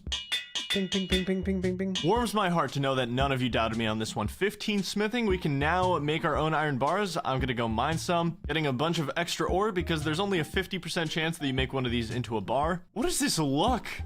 I've gotten 12 bars out of 15 ore. What is happening? Okay, we now have an excess of iron bars. A couple more things I need for the quest. I'm Lucky gonna knock it duck. out quick. Spooned. Mauritania is a very generally scary place on this account. There are a lot of aggressive monsters just about everywhere, including the vampires. We probably have to watch out for those guys. These tortured souls out here are unaggressive, and I'm probably still gonna keep Prey Melee up, even when I run past them, because I'm so paranoid about losing this account to some freak Accidentally left accident click. that Yeah, GG. I could not have foreseen. So a little Yeah, bone yeah, crusher yeah. action takes you back, doesn't it? That is 20 ecto tokens, which means we have every Imagine like left clicking a ghost and losing a hardcore. You know what I mean? single thing we need for animal magnetism. It is time to get our most Whether in impactful Mauritania, upgrade Stronghold of since the Security, rune crossbow. wherever, you know? But first, Wherever a ghost could be. where am I? You're in jail, and the only way you get out is if you watch me talk about my favorite game and the sponsor of today's video, AFK Journey. Okay. AFK Journey has innovated I on did classic forget what RPG I'm talking games. It's about. not just an idle game, it's an ethereal fantasy RPG game with distinctive visuals, engaging gameplay mechanics, and it can be played on PC and mobile. Out of jail, sure. I'm gonna be running from our safe tree tile every time. We'll be running in and out of this manor multiple times during this quest. Okay, We got this, Kip, let's guys. get our silly little backpack. Let's do this. The land that I once loved has made me a paranoid man. The melee prey is staying on this entire quest. I don't care. It's just always above my head. I mean, I can take it off here, right? Nothing's gonna hurt me in the cow pen. Gotta be wary of the get vampire the that address. wanders this farming patch. Can't be having any repeats. I reunited this beautiful couple, so I can now buy 2 undead chickens. Okay, so I have the magnet, but where are the animals? this next part of the quest was probably the most predicted way that I would die on this account. I'm not even kidding. It requires you to tank a hit from one of these undead trees, and when I originally started Nightmare Mode, I didn't even think about basically that. ruled Wow, out there's animal so many things that magnetism can as a kill you. possibility just because of these trees. I mean, I knew things like the fly trap in Karamja dealt typeless damage, so I naturally assumed undead trees would also deal typeless damage, so finishing this quest would be a dice roll. In fact, even the wiki lists these trees as doing typeless damage. That's the whole reason I created the safe tree tile, because I couldn't risk running past these trees and getting hit. But I had to do my own extensive research because having animal magnetism be off limits would be such a huge blow to my gear setup. And unless I had the most unlucky testing sample of all time, I spent over 20 minutes tanking hits with and without prayer. And the result was that across 500 hits, I was only damaged without melee prayer turned on. I took this as pretty conclusive evidence that trees do not do typeless damage, and they are in fact melee based. But the paranoia was still there even after all the testing. If I get hit by this, I will cry. No, don't click on it again! Oh my god, okay. We're gonna have to do that one more time, which sucks, but I mean, I'm like pretty confident that they are melee based. Don't get me wrong, I did a lot of testing, but oh, it's just so not something I want to do. Oh, I guess I'm gonna have to get a new holy symbol because he attaches it to the axe, which I forgot about, but that shouldn't be a big deal. I have the scorpion on right click now in the monastery, so that won't happen again, and I can get another holy symbol pretty easily. If I lost 130 hours of progress to a dead tree, would you guys ever let me live it down? Okay, we get in, we get out. Come on! Why isn't it going? Wait, do I need two? No, wait, I only need one. Well, we did it twice. We did it twice for some reason. Yeah, so you got this all wrong. It's like this, I think. And in the face of no doubters, animal magnetism has been completed on Nightmare Mode. Dead Tree didn't stand a chance. We now have such an amazing gear upgrade. Now, and we get I to think save he's a ton of our ammo, capable of which, doing fight once we start games. using the rune crossbow, I'm gonna want to save as many bolts as I can. And crossbow, this was a Avis. quest that I didn't think was possible when I started this series, and that feels all the better. It feels so sick to get that done. So what happens now? We're gonna keep the upgrade train rolling. There's a really easy one I haven't taken advantage of yet. We're gonna make this little oak shield here. Grab ourselves 2 cow hides, make them into hard leather. Do not underestimate the hard leather shield. 2 extra range bonus, which isn't that bad for filling a completely empty slot. I have not been paying nearly enough attention to my farming. I gotta fix that. 11 farming without ever taking the damage. last thing he really needs.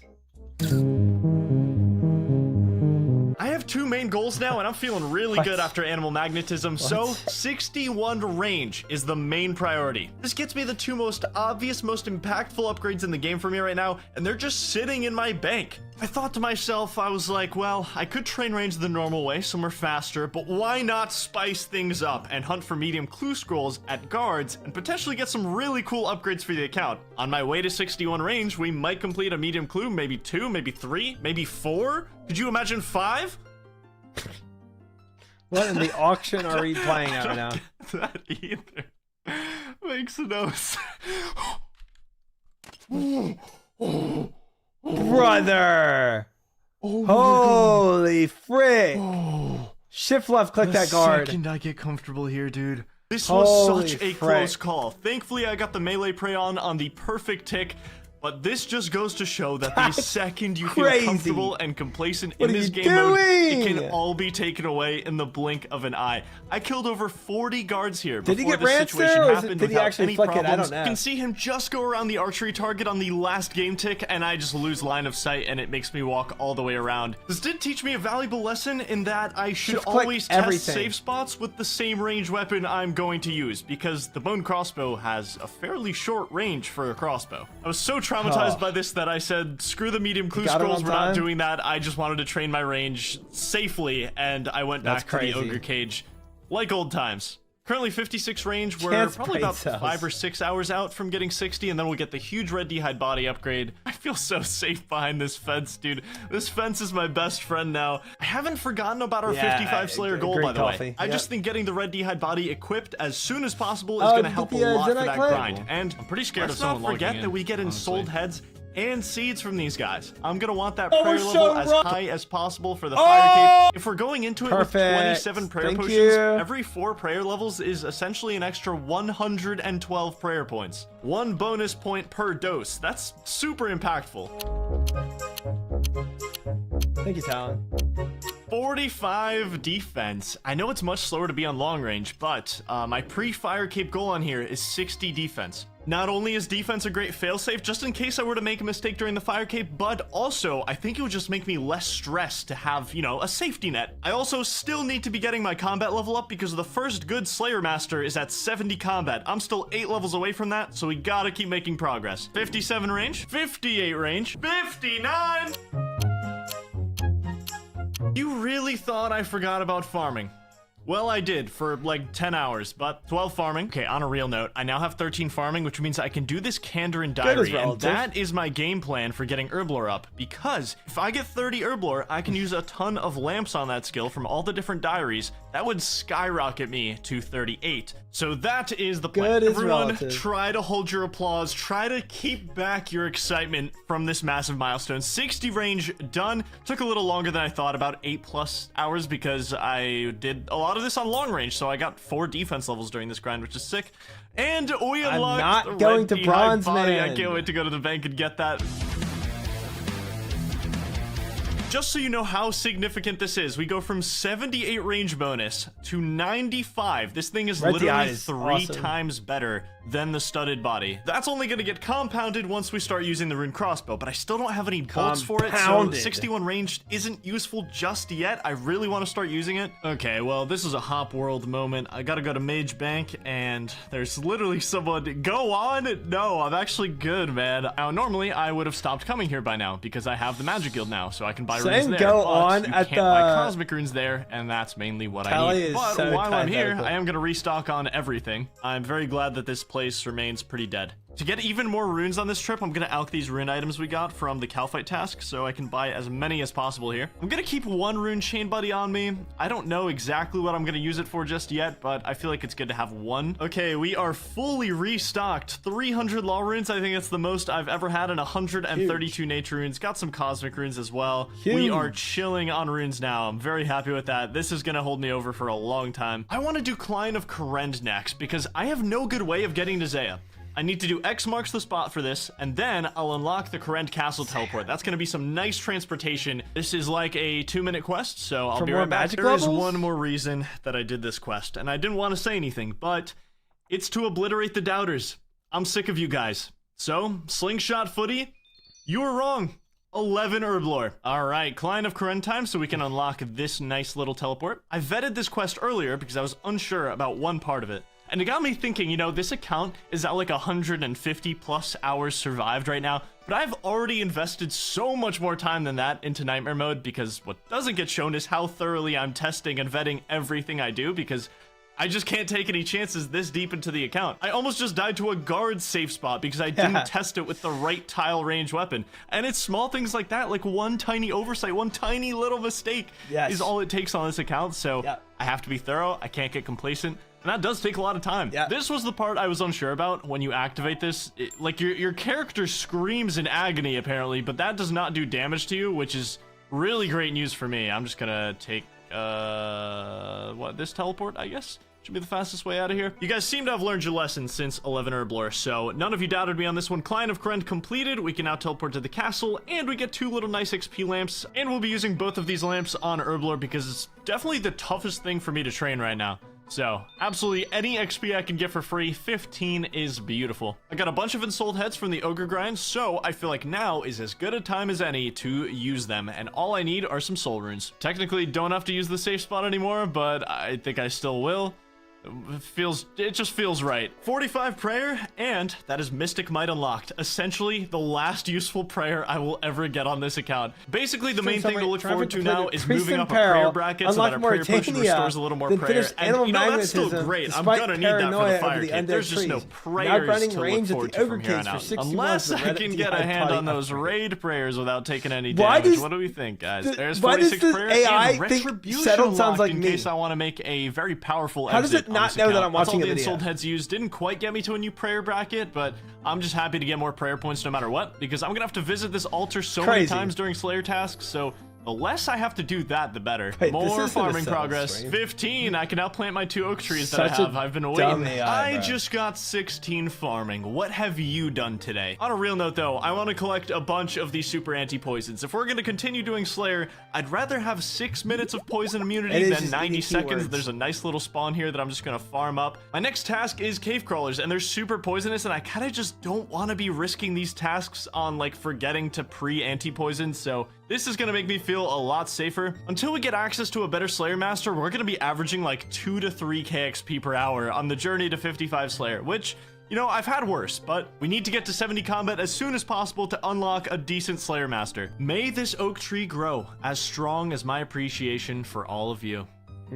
Okay, most of you. You know who you are. Okay, I packed all the essentials. 2.5 hours of poison immunity. Gotta be careful for this wolf every time I come to the Fremennik Slayer Cave. That guy is a little dangerous. We're witnessing another side effect of potentially never unlocking fairy rings on here. This long walk to every Slayer Cave on this account. Hopefully I can do this task in one trip because it is like a 5-minute walk up here, but make no mistake, I will gladly walk up here like 4 times if that's what it takes. Huge. Not gonna be greedy on my prayer or anti-poison or anything. I will take my time. This task is one of many examples of how slow of a grind we're in for here. It did take me multiple trips to complete cave crawlers. This task was 22 minutes long and I gained under 600 XP. Don't get me wrong, I'm obviously going to get better tasks soon here. I just need to build up a base of Slayer points first, and this is the best way to do it at the start. I did a couple more easy tasks that were comfortably behind gated fences, and then I got this task from Vanica. Ice Giants, can I even do that without making like 20 trips using all my prayer each time?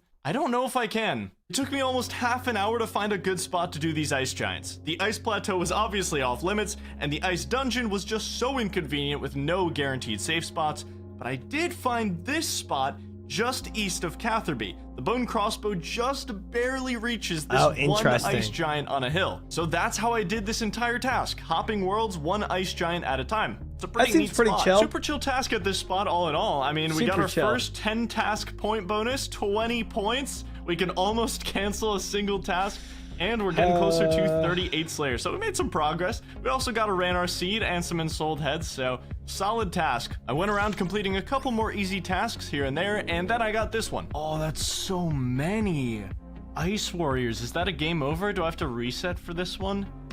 I don't think there are any guaranteed safe spots on this, but I'll have to look into it. Once again, it was time to head to the lab. I tried everything to find a good safe spot for Ice Warriors. After failing to find anything reliable in the Ice Dungeon, I went to the same spot I killed those Ice Giants in and tried to do the same thing to these Ice Warriors on the hill. I tried to find a reliable way to lose aggro and kill them from the center of the mountain. I tried below the mountain, but the range just doesn't work. And after nearly an hour of testing things, I found this. The bone crossbow once again just barely reaches one of the Ice Warriors from this exact tile on the opposite side of the mountain. I didn't even know you could walk to this tile. Okay, I'm gonna have this ugly little aggression boundary thing on because I really need to know when I lose aggro here. I don't want to risk anything. Okay, I want to walk down here, make sure I get this boundary in it so I can de-aggro all the wolves over here, and now we run up the hill behind the tree, and nothing can really touch me once I get up there.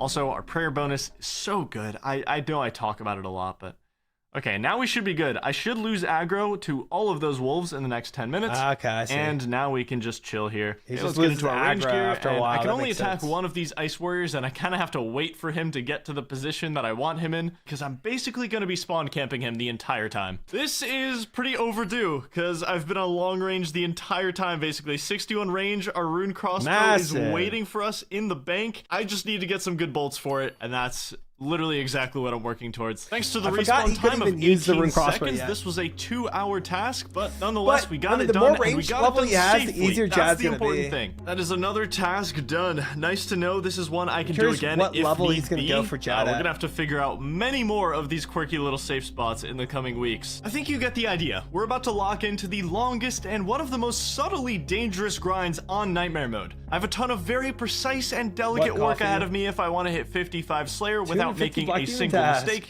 Get bolts for the crossbow, Good luck on and the get Zenites. a fire cape most importantly. So expect videos to take a bit longer from here on out. I'll see you next time on Nightmare Mode. Thank you so much He's for watching. probably gonna get at least 4. Yes, honey. Yeah, you're gonna get one on this task, Coffee. You're due. You're so Welcome to freaking the due. hardest challenge in RuneScape, Absolutely. Nightmare Mode. I have 1 coming. HP, and if I take damage at any point, my account gets deleted. coming. And the first 108 did. My goal is split up into 3 phases, and phase 1 is the world's first ever fire cape without ever taking damage. I'm preparing for the most stressful, borderline psychotic challenge I've ever done on this game, the 1 HP fire cape. And to do the it, series I've is laid good, out and it a really neat picks set of up. goals that I need to hit before I step foot in there Especially and as attempt we're it. getting I've made closer and great closer to the progress fire on cape. Slayer, Prayer, Range, but I need to continue that growth while also Necro getting my Blood hands Braille on task, better yeah, gear. man, it's And a this good week, vibe. I want It to do a really mixture is. of both. I want to get a unique set of upgrades. I have a great method of doing it while crawling toward my 55 you already Slayer know the goal answer, at a Ketamine. beautiful rate of 2,000 XP per hour. Slow and steady, but as long as we don't take damage, that's you already all know the that answer. matters. But first, you really want this guy to see what you're doing online? Look at him. You don't know Is this a what his NordVPN? intention of encryption. NordVPN. has over this VPN server for this to work. Not putting a 5 thing up. NordVPN is the VPN deal. 4 months Guys, right there, NordVPN /settled. I don't even know if this is active since it's 2 years ago. but- extra on a 2-year plan by clicking my link in the description or going to nordvpn.com/settled. There It's it is. risk-free with Nord's 30-day money-back guarantee. Go click that link and secure yourself today. Ooh, You gonna watch the nose video tonight? 112 Yeah, I moss mean, I'm down giants to is do a that pretty too. beefy task. I love that. And they have Especially if we okay just do a drops, Slayer day today, but I don't yeah. have a safe spot immediately in mind. Obviously, there are moss giants in Varrock Sewer. There are some moss giants north of Arty. But that's the thing with safe spots. Obviously, there are lots of them in the game. But the key is to find safe spots with the lowest amount of repeatable executional risk. Meaning, any points of failure or complications like needing to lose aggro first is a big one. Or potentially getting lured out of the safe spot. Those are things I try to avoid at all costs. That's how we stay undamaged in the sense. long run. It all has to be calculated. While I do some research, the farming grind is still underway. 17 farming. Also, ever seen someone do this? Okay, well, it would have been a lot cooler if I had a There are rake. I would have sewers, been yep. raking this patch while harvesting, but instead I'm just harvesting from a distance. It was still cool though, right guys? I remembered these moss giants here on the Isle of Souls. I'm gonna run around to feel mentally safe here. In my opinion, this is the lowest executional risk spot. that's as so long as free. I tag this one specific That's moss so giant, I'm free, gonna make sure yeah. it's always this one that I'm attacking. You also may notice I'm on long range. That's why I'm shooting so slowly. And the reason for that is I really need 70 combat. I need to unlock Chaeldar because right now I have 28 Slayer points. I am in the Slayer point gulag. I'm just gonna do most of my tasks on long range, I think, because I need these combat levels so he so does want badly if I broad want to hit my bolts. Slayer goals. That's why. I'm actually gonna run to the far northeast corner That's what here he's so gonna I can use. just get That's why I all want of this Slayer area points. accounted for so I can start losing aggro here just as like another failsafe, you know, just in case if something were to happen and I would run in there without my prey melee for whatever reason. Okay, I know. I'm Certainly insane. I'm wouldn't do insane. that. It wouldn't happen. It wouldn't happen. But just Totally in case. wouldn't happen. Oh, yes. Beautiful drop. We need to stockpile these. I'm going to need a lot of prayer potions, and that's like essentially 5 of them if it doesn't die. Moss Giants was roughly a 2-hour task, but it comes with decent loot. That's and 50 defense and 41 Slayer. And Honestly, that is task every Renarsi done. he gets Little is like under a godsend for 7,000 him. XP gained. Ooh, 6 nature runes. Okay, actually no. I have 1 prayer point. Otherwise, I'd run over there. I also lost aggro like an hour and a half ago, but I don't really trust it. So let's go grab a new task. We're very close to 42 Slayer, making nice progress. Cave bugs. Okay, I'm gonna rapid fire some tasks since these will be pretty quick. Not to say I'm gonna be reckless. I'll still be patient with every task. You know what I mean. The only scary part of this, every time, just passing the wall beast. Cave bugs done. Ooh, cow fight task. Everybody say hello to our good friend, the camel. Remember when I said the bone crossbow sucks at cow fight guardians? Such a cool it does. accomplishment. This was a pretty long one, but more defense, Slayer, and range levels. Ooh, Rune Chain Buddy, 30k. We take those. That felt wrong, running in there without Prey Melee. I'm sorry. That's another Calphite task done. Always a little slow, but always worth it in the end. Wow, more cave bugs. You guys ever seen an oak tree before? Me neither. 18 farming. Ooh, a genie. That's gonna be 16 herblore. Yeah, I need every herblore level I can get right now. That's huge. Cave bugs done again. Oak tree number 2. 19 farming. That's Termin's unlocked, which I think I have like 20 seeds of in the bank, so that's big. Doing a little games necklace restock, but we might have a change of pace coming up here. So I finally have my first set of 30 Slayer points, which gives me a bit of a safety net. I can cancel one single task, most likely Earth Warriors, if I land. Long term, though, you can see how many points I'll need to get. Things like the Rune Pouch, 750. This is my only way of getting it since I can't ever play Last Man Standing on this account. So I'll need a lot of Slayer points. I get giddy every time I think about it. Before we continue Slayer, I say it's time to once again upgrade the gear. Do you remember a famous line that a wise man once said? Honestly, even though Slayer is a big priority right now, it's just one of many things I need to do over the next few weeks. Hunter is also a big one on the to-do list. So Hunter is the key to our next set of impactful upgrades on the account. Implings in particular are such a big deal, and I figured why not get these upgrades now? Make Slayer easier, and there's even room for a weapon upgrade. The bridge to the rune crossbow that makes Hunter very worthwhile right now. There's also going to be something during this Hunter grind that I need to test, because if I take damage from it, I'm never uploading a video again. The strat right now is to catch some birds, then move into butterflies, so we're going to need a bunch of bird snares, butterfly net, and some butterfly jars. First canoe ride on the Nightmare I totally account. missed it. They grow up so fast. What a journey it's been. Okay, yeah, we've got the 28, but that one's not aggressive. I think there are, yeah, 42. There we go. Gotta make sure my Prey Melee is on here. Let's run all the way through. Gotta keep it on the whole time. And now we just take this little boat to Piscatoris, and we are in our new home for probably the entire day today. The goal is 50 Hunter for now to unlock Eclectic Implings. My rough estimate for that, probably like 8 or 9 hours, but after it, I get to do my favorite content on the game for Nightmare Mode, and I'm really excited about that. But is Hunter safe?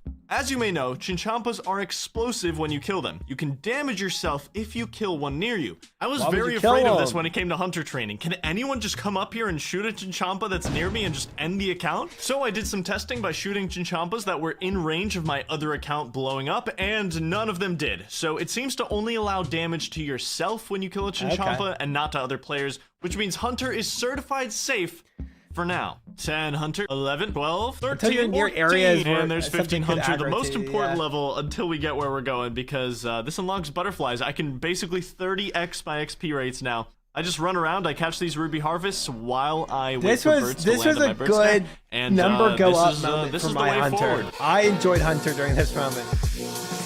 Hey, it's me, like 3.5 hours later. 37 Hunter, we now unlocked Kebits, which I will switch things up now. We're going to be catching these instead of catching birds on the side while we hunt our butterflies. They're going to be giving me like 204 XP per Kebit, so and there's an extra hidden bonus for catching Kebits that I was talking about with the weapon upgrade earlier. I can turn these Kebit spikes into bolts and then buy myself a Hunter's crossbow, which, believe it or not, is actually much better than the bone crossbow. The only thing is that the ammo is pretty tough to get, but I should get a couple thousand bolts on my way to 50 Hunter. I did forget to bring a chisel, so I'm gonna go grab one real quick, but it goes up to a near 20% DPS increase over the bone crossbow at certain range levels, so it is just another amazing benefit of doing Hunter right now before we go back to Slayer. Very worthwhile.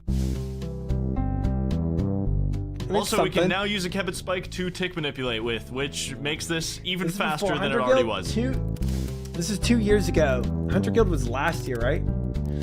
This is a settled Nightmare series. Hunter. I'm actually having so much fun here. I was thinking about going maybe for 65 for Magpie Implings, but I think I will end it here just because there are a ton of upgrades waiting for me if I go to Puro. Okay, one more Kebit Spike. No Takes problem. me to 1536 bolts. A little on the lower side of my projections, but you know what? That's okay. It's still a lot of bolts. I'll get a lot of use out of it. So we just unlocked Eclectic Implings, which further unlocked 2 direct upgrades. The red D'Hide Van Braces and blue D'Hide Chaps. 2 very nice upgrades already, but these guys also drop medium clue scrolls, which means we have potential for even more upgrades while we're hunting these. So that is what I'm excited for. Potentially some rare upgrades coming onto the account. I want to collect as many as physically possible, and I just love getting clues completed on this account. Genuinely one of my favorite Full weapons of the addict, game. bro. I know I love the bow and crossbow, and I talk about it all the time, but this is Addict just can such stop a anytime he niche wants. weapon Dude. that just Yeah. isn't really used ever. Can't And help. the reason is because the ammo is so tough to get. But with 1500 bolts, this should last us a while. I want to only use it on those Slayer tasks Clue's that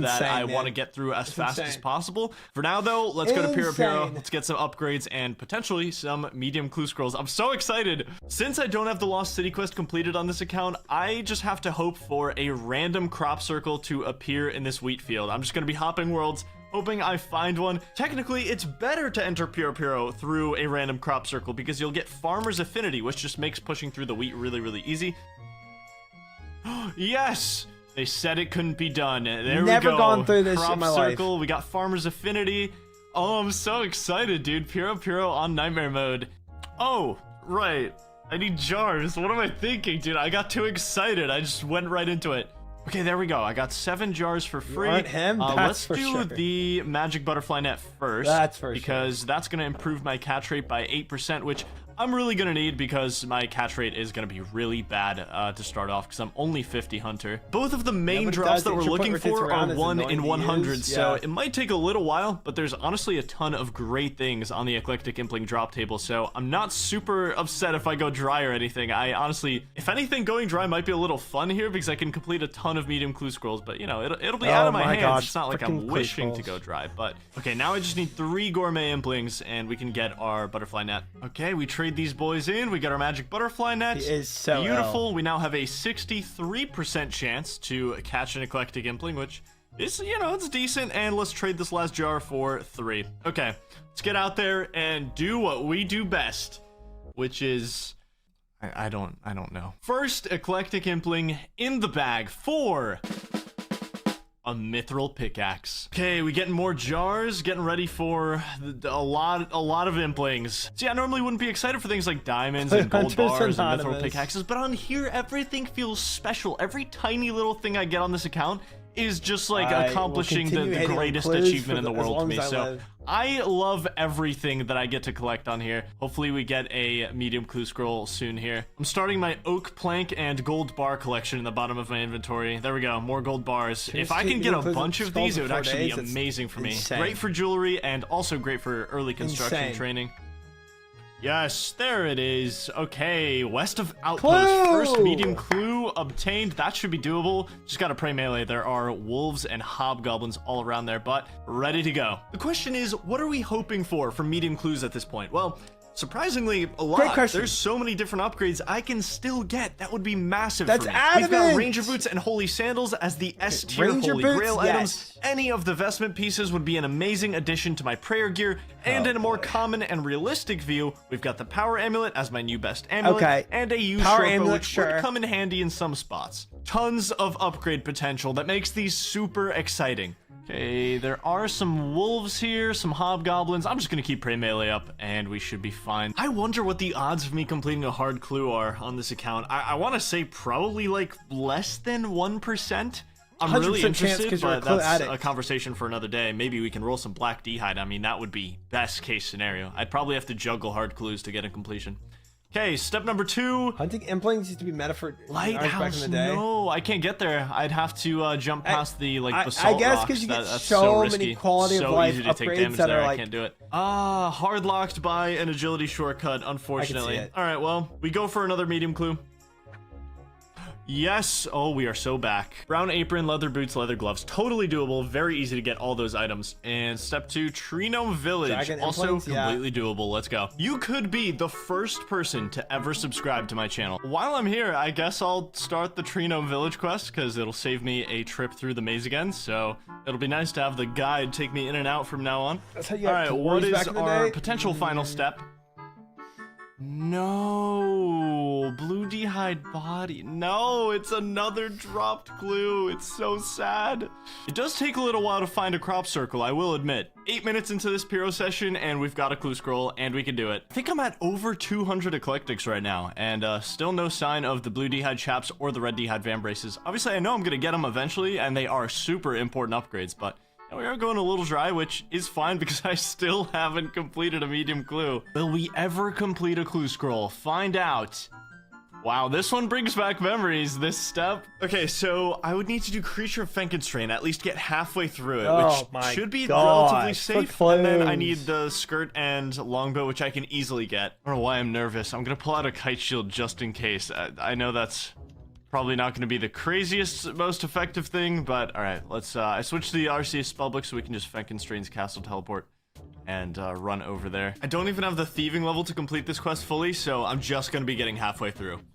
What the? Got the Batman of vampires jumping down. Oh, let's get this and get out. It just does not feel good to be in these woods. I don't like this at all. I'm Yeah, so clenched right now. I It's would be insane. nervous about Okay, this too. Now we just have to kill this experiment and we'll be done. I'll save Martini spot just in wants to case, kill you, bro. But pre-melee will work. I will dig up these pieces just in case I want to finish up the quest later. But for now, let's see. Step number 3, please be something doable. Okay, that's fine. All right, step number 4 could be the final one. That is another one I can do. Let's go. The end, be the end, be the final step. No, 5 steps. And we have a medium casket after 3 failed attempts and W. 200 plus eclectics. Let's see if we get anything good, please. Ranger boots would be insane.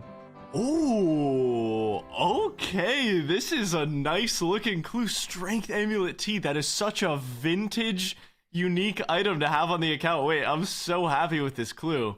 This is such a nice clue. We are 3 for 3 on amazing medium clue scrolls on this account. It's so nice. I've Can't done you the just Drill make a Sergeant string random gamey at event this so many point? times now that I just get lamps from it. So that's a free herblore lamp and 17 herblore. All right, we made a little bit of money. I feel like you could make a 40K. strength amulet at this Alching point. some But the things drip? we had in the bank. 55k cash stack now. The strength amulet is Who very cares cool. about Okay, aura? so I got another clue, and this is one that I would do if I had a Barrows or Shades of Morton Gosh, tally, but dang otherwise it. this is such a dangerous step with swamp decay Gosh, and aggressive dang it. monsters and ghasts. So I'm going to Y'all are avoid this ill one. too. Yes, I we will got our not respect first it, dude. upgrade. Let's go. Blue d'hide chaps.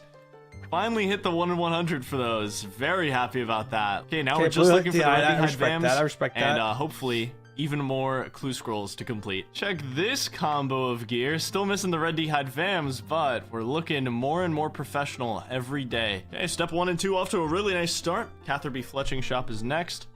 Look at that, 3-step medium clue. Doesn't happen too often to me, it feels like. Aura. All right, let's open this up. No Sounds milking. like someone with an unblessed quiver. Purple Oh Sweets, my. Adamant Pick. I mean, the Addy Pick is nice. Purple Sweets is nice for the run recharge. Obviously, it doesn't matter that I can heal with them because I'll never need to heal on here. Can't tick eat either. That's not a thing. Well, contrary to popular belief, not every clue can be a banger. We learned that today. Maybe 2 more. Yes, there we go. Red spiky vams. We are done with both of our main upgrades we were looking for. Yes, dude. That is such a big one. Go from green d'hide to red d'hide. That is is- that huge. is And solid. They do have a little strength bonus. Not that that would ever matter to me, but now I just want to complete one more medium clue before we take our upgrades out for a Chest test drive interaction. on some Slayer Oh, tasks. boy. This is not going to give us a Casket has been casket, core part of this but game the last forever. time we It's had a iconic. Party Pete's step, It was a one of the lot first of ever good trimmed things in happen. game, Rovar but I and could be wrong. Canopus. Okay, I can get there. That's Yeah, easy but enough. Hey, it could I'm be just a trying to 3-step see him clue. do the fire cape, And not it get is! not aura Okay. farm with fashion. This will Street. be the final casket I open. Can we get an upgrade? Can we score one on our final clue of the sesh? Oh, that's big. Yes, That's yes, dude. Let's go. That's so good. That's awesome. That's so lucky. Oh my god, 4 for 5 on amazing medium clues. Power amulet obtained. New best amulet for me. I'm not Swag gonna and get a Shambles glory do for not so care about him long. finding swag from that. So long. That's such Power an Amy was amazing big. drop to get. That was That like the was main worth thing I was doing. hoping for. Oh, look at this. It's so good. Oh, I'm missing my mole slippers, dude. What am I thinking? I'm sorry. I'm sorry. Okay, now look at me. This account has survived for over 170 hours without taking a single point of damage. It looks so good. I'm so happy with these upgrades. The power amulet was such a nice last-minute snag. All right, it's time to get back to the most important thing in the world, and that's getting 2,000 Slayer XP per hour and getting about 6 Slayer points along with those. He is kind of 2,000 red, white, and blue experience right now, points. isn't We get he? 3 likes on this video, the series will continue. And honestly, we're kind of close to that fire cape. I'm not saying it's gonna happen in a week or two, but it's within before it just sight. closed I'm because otherwise it very doesn't excited for it. footage Okay, I for need to focus training. on this It's task. like, Go to okay, I the did next range 20 episode. hours. It's like Something. football. I don't know. See you next Yeah, time. I guess on it's like Nightmare a Mode. drop to make people like look for something, you know? It does make sense. It does make sense. I like the idea. Welcome to the hardest challenge in RuneScape, Nightmare Mode. I have 1 HP, and if I take damage at any point, Make sure my to like account the gets video so he deleted. doesn't And the have first one. 108 That's funny. did. My goal is split up into 3 phases, and phase 1 is the world's first ever fire cape without ever taking damage.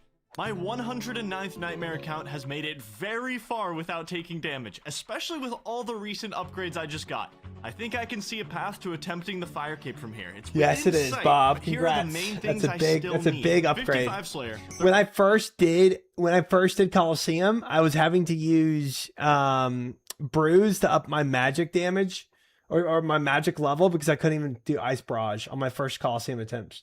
It was bad. It was a bad time. 38 Herblore, a certain mystery grind, and higher range, prayer, and defense. I was a Attacking cute little on a noob new back then, I priority was. this week, which is Herblore, because as we've seen on some of my Slayer tasks, Guys, I not might just having keep prayer doing, potions makes them videos in Slayer extremely tonight. I don't slow. know. It's essentially It's recharge a pretty, simulator, and pretty it good, could lead to something very unfortunate. pretty good happening. rhythm right Bottom now. line is, I need a lot of prayer potions, and it's quite the process since I Was, can't easily yes. farm herbs. Look on a at me nightmare. now. I'm gonna be researching some things, but in the meantime, it's business as usual.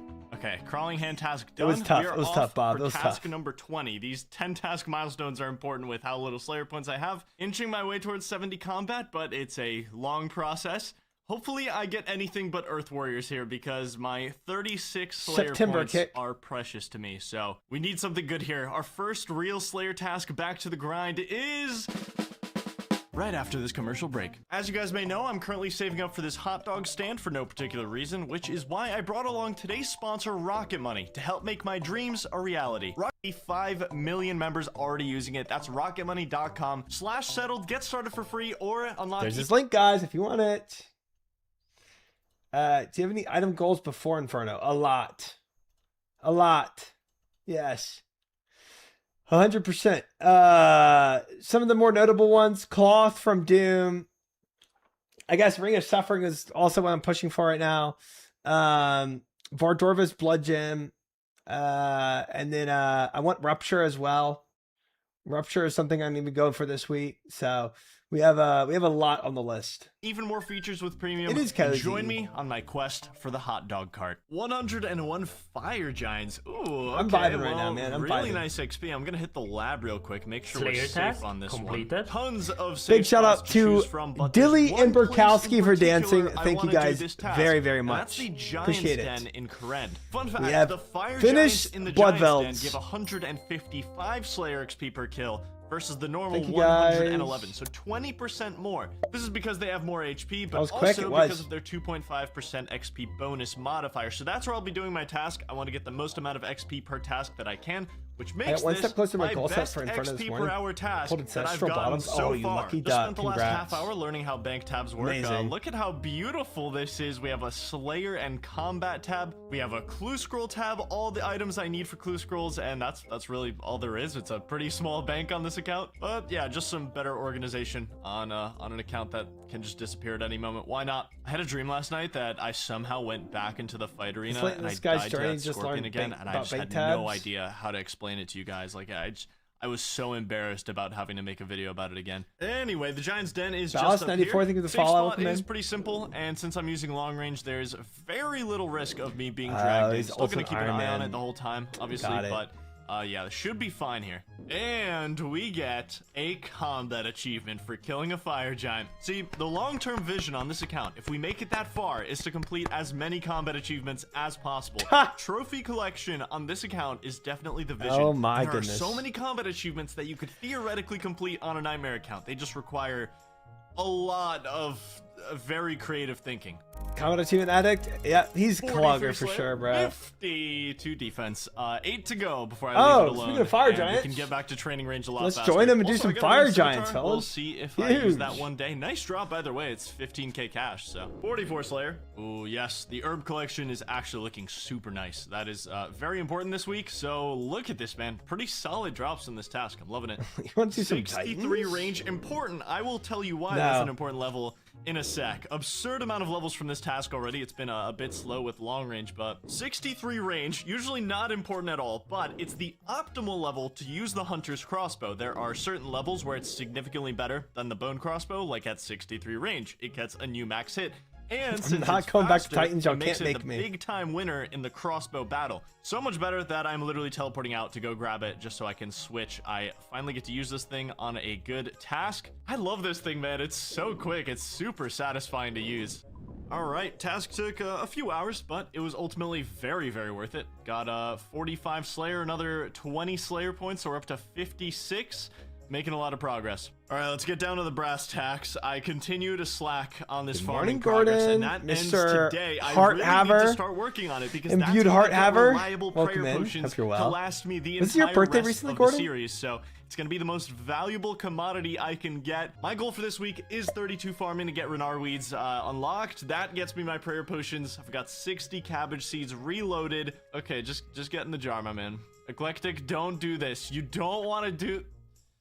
Okay, he's in the ocean. Oh, he Whoa, escaped. 20 farming Tricky, without tricky. taking damage? That's the crazy part. Sweet corn unlocked as well. I turned a new leaf. I organized my farming tab. We've got quite a bit to work with here. More Yesterday. than I realized, happy actually. birthday! I have didn't know enough for you about got 4 heart other on your levels birthday. already, That's so and enough convenient. seeds for many farming levels. What a I just don't have coincidence. access to that many patches just yet. Happy Safe ones birthday. anyway. There's 18 herb lore. I realistically need to get 30 as soon as possible. At that point, got it can after hours, complete a technically. bunch It of counts. easy It diaries, counts. Use the lamps on Herblore, 2500 XP each. I think that's the best plan, because even if I could kill Chaos Druids, which I can't, they use 2 attack styles, anything that's not close to a prayer Did I altar forget your is birthday, super Sean, bro? inefficient to kill. So the key is getting a bunch of lower tier seeds and just farming all of them. It's nice to sit in the bank and make potions sometimes, you know? Slayer stresses me out. It's the little things that you find appreciation for. And there's 20 herblore. I can actually clean my Hairlanders now, which I have a couple. I don't have that many, but it is time Hairlanders? to That is farm not how you smarter, say it. not harder. Every but year. technically I'm sorry, also harder. Sean, bro. Basically, I'm going to start using the Happy Kren birthday. patch. And this is a pretty long run, longer than any other patch. Also, we've got this giant bat in the way. You know what? I'm not going to be paranoid. I know it's unaggressive. It's fine. We're going to run past it. We're not going to be paranoid about that. Okay, but it is a really long run to this patch, and I want to do something about that. These patches are super important because I can make them disease-free if I complete the Kren Easy Diary. One problem with that, though, one of the tasks on that diary is to do the Shazian Agility course. Can that course be failed? I have no idea. It's not listed anywhere. So I could potentially take damage on that course, which means I'm going to have to test it like 50 times on a different account with lower agility before I even step foot in there. I need an easier way to get to that Kren patch that doesn't involve a games necklace, a minecart, and then like 2 minutes of running. And I think the answer to that is to pick up planks and get 25 construction. That way, I can put my house in Hosidius, I can teleport there, and that has other benefits too. I need it for the Kren Easy Diary Farming anyway, patch. which I can hopefully complete if that agility course is 100% foolproof. Okay, that is 168 planks collected. Let's head over to the sawmill. Bought about 600 steel nails. It is time for Slayer everyone's task favorite content, completed. chair building simulator.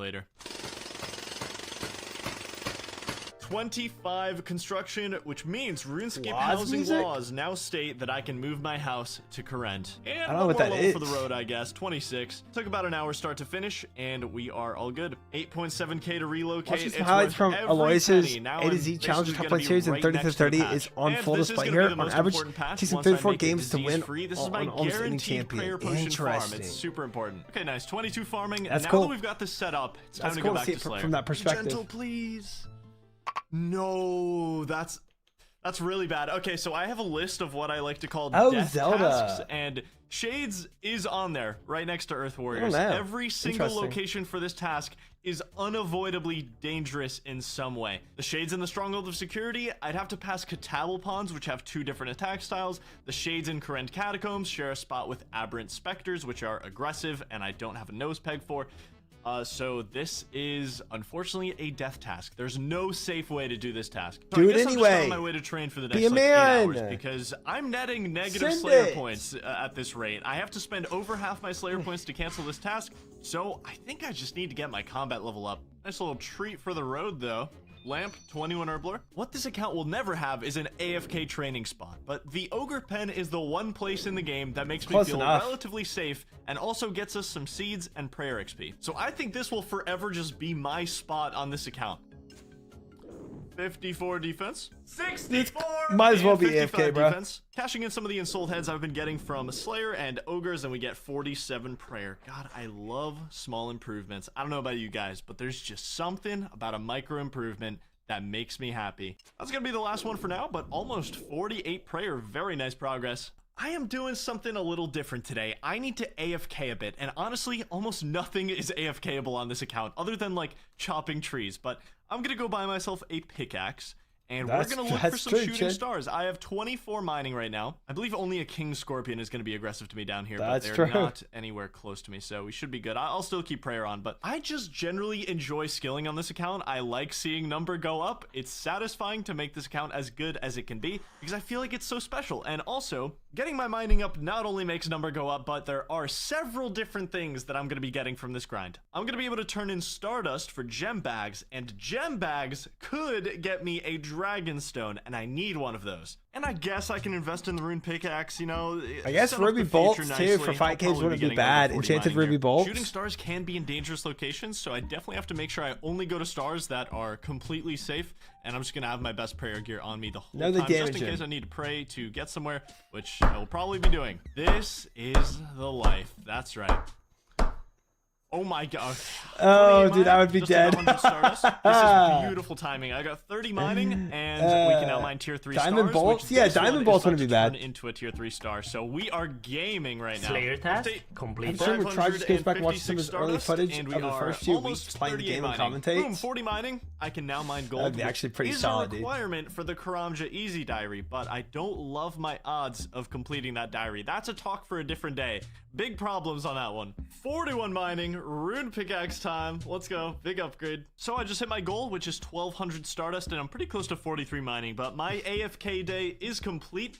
I'm gonna go cash in this Stardust for some gems. I can buy 4 bags of gems here. I the believe odds of it. getting a Coffee, Dragonstone I are would be the basically same 1 in boat. 5 per bag, so hopefully we land it. Maybe if we're extra lucky, we can land the Onyx today. Okay, bag number 1, no Dragonstone. Bag number 2, no Dragonstone. Bag number 3, easiest game I've ever played in my life. Dragonstone. Okay, wonderful. One final bag. Okay, amazing. I wanted this Dragonstone for one simple reason. A Ring of Wealth. That's all I wanted. It'll be a great addition to the setup for the rest of time, and I didn't really have any easy way of getting a Dragonstone. Once I make the Ring of Wealth, it'll automatically put coins in my inventory. It gives me more chances to roll the rare drop table. It's just a useful utility ring. Only thing is, I need 55 crafting to make one. But thankfully, we just got a ton of gems. Isn't that convenient? So yeah, AFKing stars today ended up being pretty neat. He's also already got a lot of crafting from like doing all the money Pretty close to making 50K gem crafting selling just he was cutting doing these earlier. gems, and now I can make them into jewelry World hopping from and the crafting gold gems. bars we got during Implinks. See, it's all a flywheel, isn't it beautiful? 53 crafting. Gonna make a ton of money selling all this jewelry.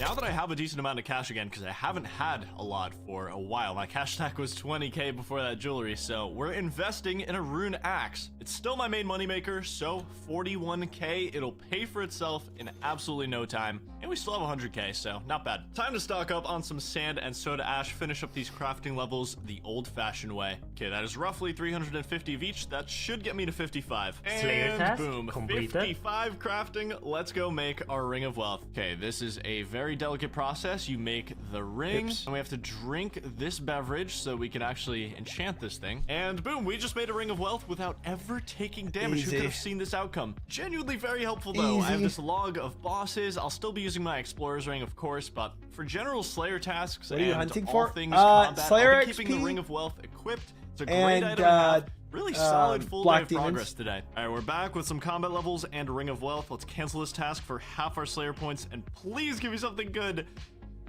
Okay, we already know how to do that one. That one's simple. Okay, that's fine. This is a very nice task to use the Hunter's Crossbow on. Using the exact same method as last time, just making sure I get this whole area in the de-aggro zone. To get my 4th tonight. And within 10 minutes, we should have a For nice Black safety for net if I DGs. were to ever get dragged out for any reason. Nice, 46 Slayer, inching our way toward 55, even though I have like 4 things on my to-do list right now. Still making good progress. 77 Ice Warriors down. Honestly, if the respawn times were faster, this would be spoke such grind? a quick task, but 4,500 Lizardman, Slayer maybe. XP gained in like an hour and a half or so. You ever seen an important farming I level did do before? Cerberus Because blind you now. just did 26. I can I outplant these did. 33 Limport seeds that I've been hoarding for a while, and I can plant my Hairlander seeds. So double good level. I've avoided Yeah, using but I'm not doing Mauritania Lizardman patch on just because task. I'm I so decided against terrified it. of this vampire that can wander up here. That'll just be the worst way to go, is to a vampire. Now that Surplus? I'm 27 farming, I can start planting my fruit trees, which I got a bunch of these from Bird's Nest. 5 apple trees. This is like I love 6,000 Serb. XP in my inventory alone. I It'll haven't take gone 16 back. hours to grow, so I'm gonna go plant them and get them tomorrow morning. This is pretty much the only fruit tree patch that I really need to be on guard for, and that's the Brimhaven one. Because of the jungle spider that can attack me. I mean, I have prey melee on pretty much everywhere I go, so it's still good to be aware though. I think it's time we do a quest. I've already started it, but I think I should complete Tree Gnome Village. It would get me access to spirit trees, and now that I'm going around the game more for farming and all this stuff, it would be a great unlock for the account. This quest does have some combat, but nothing that's fatally dangerous to a man that's praying melee the entire time, and I will be praying melee the entire time. Dude, I get some like weird paranoia running around this area. Like, I don't know, I know there's like a ballista south of me. Like, what if that just like fires and like, what am I talking about? Like, what if something explodes near me? Like, that's what I think in this area, because I know it's like a war zone. You know what I mean? This makes no sense. It's just, this is what goes on in my brain when I play this account. It's insane. It's so psychotic. You do get stalled here. Imagine if you didn't have I free feel melee like, in this yeah, you see spot. danger around It everything. Just, I mean, it's most likely Even if there is no game over danger. right there. I hope my prayer makes it through this entire fight. Hi, Go off, boom, fish. crossbow, give it to him. Beautiful. 11 prayer points to spare. I'm just gonna teleport out because I don't want to run past the wolves again with low prayer. I just don't want to think about that. Okay, nice and easy. Tree Gnome Village completed. Tons of attack XP, which I guess it would be nice to get 40 attack. There's 36, so we're not too far off. That would allow me to equip my rune axe and pickaxe. And more importantly, we can actually use the spirit trees now, which I can go to all these locations. Very, very nice to have another method of transport on this account, and easy way to get to my little fruit trees now. Yes, we need more of these. We need as many Renar seeds as we can handle. This is why my like low effort ogre cage sessions are, they kind of pay off over time, and sold heads and good seeds. And 48 prey. I mean, as long as he Every gets level counts. range- Every level counts. range Makes my fire cape levels, easier. I mean, that's We take it. everything for him. Well. Look who's been doing consistent farm runs. 30 farming. Can now plant my willow trees. I think I have 2 in the bank, so I should probably get on that. 867 total on this account. Would be really cool to hit 1,000 as a side goal before attempting the fire cape, since might not Took me have 9 an hours opportunity blind, to hit right? 1,000 total if With we the take guy, you damage should be able to there. do it in, like, Limport 5. farming paying off, 22 Herblur, and the farming goal comes to an end. 32, which means I can now farm my Ranars. Future prayer potions are on the table, but I definitely want to wait until I have a disease-free patch. I don't want to Yeah. waste those seeds, so Draken I will have be to the get hardest 30 fight, Herblore but ASAP now, so I can complete some Guide diaries. plus 23 Herblore. Now that I've gotten in this farming groove, I just can't stop. 33 banana trees unlocked. I have a the couple checkpoint- of those in the bank. the I know checkpoint I that they haven't have been with doing it, anything it's- too it's- intense you lately, got it. but I personally am loving it. I've been having so much fun just doing chill stuff on the account the last few days and not having too much stress. Hopefully those aren't my famous last words before I die to misclicking a goblet. I don't know or how long something. Fire Cape took me. More I don't levels, even 24. remember. As you can see, we've got a bit of a change of scenery here. My current item on the to-do list is to farm a ton of unicorn horns. I just need to pay really close attention to make sure my prayer doesn't drop here. Super and if it does, my anti-poisons, defense is big. so high now that I'd have like a low single-digit chance of even taking damage, but we obviously never want to chance that, so I will be keeping very, very close track. but I need about 107 unicorn horns to match the herbs that I've been farming, which should be like about half an hour with prayer recharge and whatnot. All right, final unicorn horn. Let's get on out of here and get a ton of herblore XP. 25, 26, 27, 28 herblore, 29 herblore. One more to go. We can now make energy mix. We will never make that in a million years. I do want to make more of these energy pots, though. They are going to be super useful. I just don't have enough Hairlanders to make a ton of them right now, but I absolutely want to just have like hundreds of these in the bank. They're super useful. Willow tree, 35 farming, 36 farming. I mean, I know the goal was 32, but I might as well just keep going. There are still benefits to getting higher farming. I might as well. And we are in the clear. 30 herblore. 8 levels till prayer pots, but now we can actually, well, okay, we can clean toad flax and make defense potions for one, but we can actually put diary lamps on this skill now and get it moving a lot faster. Top priority right now is this Karen diary because I really want that disease-free patch. Can it be done without damage, though? That's the question. 56 defense! It is officially Karen diary. Was he on the other side of the task, room for that? Fish a trout, and there it is. God, this is so easy. Why do I feel like I'm gonna get hit by a meteor while running up this path? You know what I mean? Like, is anyone else getting that vibe from this spot? It's a running gag. Some iron ore. Okay, so great news about this agility course. And by news, I mean I did it for half an hour on an account with much worse agility than mine, and I did not fail any obstacle. Pretty good sample size, and my agility level is 6 times higher on here. I'm 30 on here, so we should be okay. Okay, agility course done. That's the one task I wasn't sure about for this diary, but looks like we're in the clear. Completed. I need 25 thieving for this next one, which means it's time to train that up with, I think, my only safe method currently. We are going T-stall mode for the next, like, 20 to 30 minutes. There's no possible way of taking any damage here, no guards to lure, so it's the perfect stall to steal from. 25! Okay, time to play the video game. Let's go. And task completed. Steal from the fruit stall. Which leaves one more task to go. Make a strength potion in the pub. Okay, I may have gotten 5 more thieving levels just as a treat, but I also collected some strange fruits and some fruit tops, which are going to be nice to have in the future. For the next 80 minutes, I did a couple Slayer tasks while I waited for I watched some of their prop hunt. Yeah, I did. The diary. Final task, make a strength potion in the pub, and we've got the Karen easy diaries done. So the item from this one is a blessing, so I get to keep it in my ammo slot, which it kind of sucks because my ammo slot is basically always taken up. I'm always using range, but tons of benefits from this. I'll put them all on the screen. Only 2 or 3 of them are fully useful to me right now, but most importantly, my 2,500 free herblore XP. That puts us up to 32 herblore, just like that, from 30. It's been a very productive week. On screen are all the things I've gotten done. Wow. Lots of busy work is behind us, I didn't even realize that. Closer and closer to the fire cape every episode. We have one grind coming up that'll require a I don't know ton of what luck he's and so potentially grinding for before doing the fire cape, hours though. of time investment. But more on that next time on Nightmare Mode. Does he still want broad bolts, I guess? Barbarian Assault episode from Jimmy during release series. Interesting.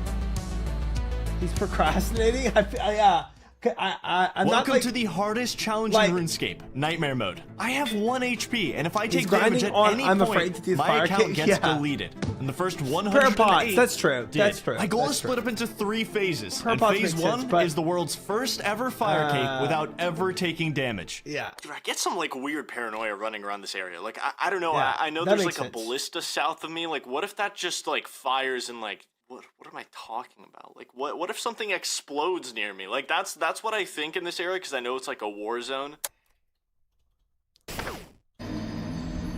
That didn't actually happen, but it could have. We dodged a bullet last episode, quite literally. I knew I was paranoid for a reason. This catapult actually could end the account. Thankfully, we finished Tree Gnome Village. Quest out of the way. From now on, I have to be very careful running through here. We might reach the 200 hours survived mark in this episode, and we are on a mission.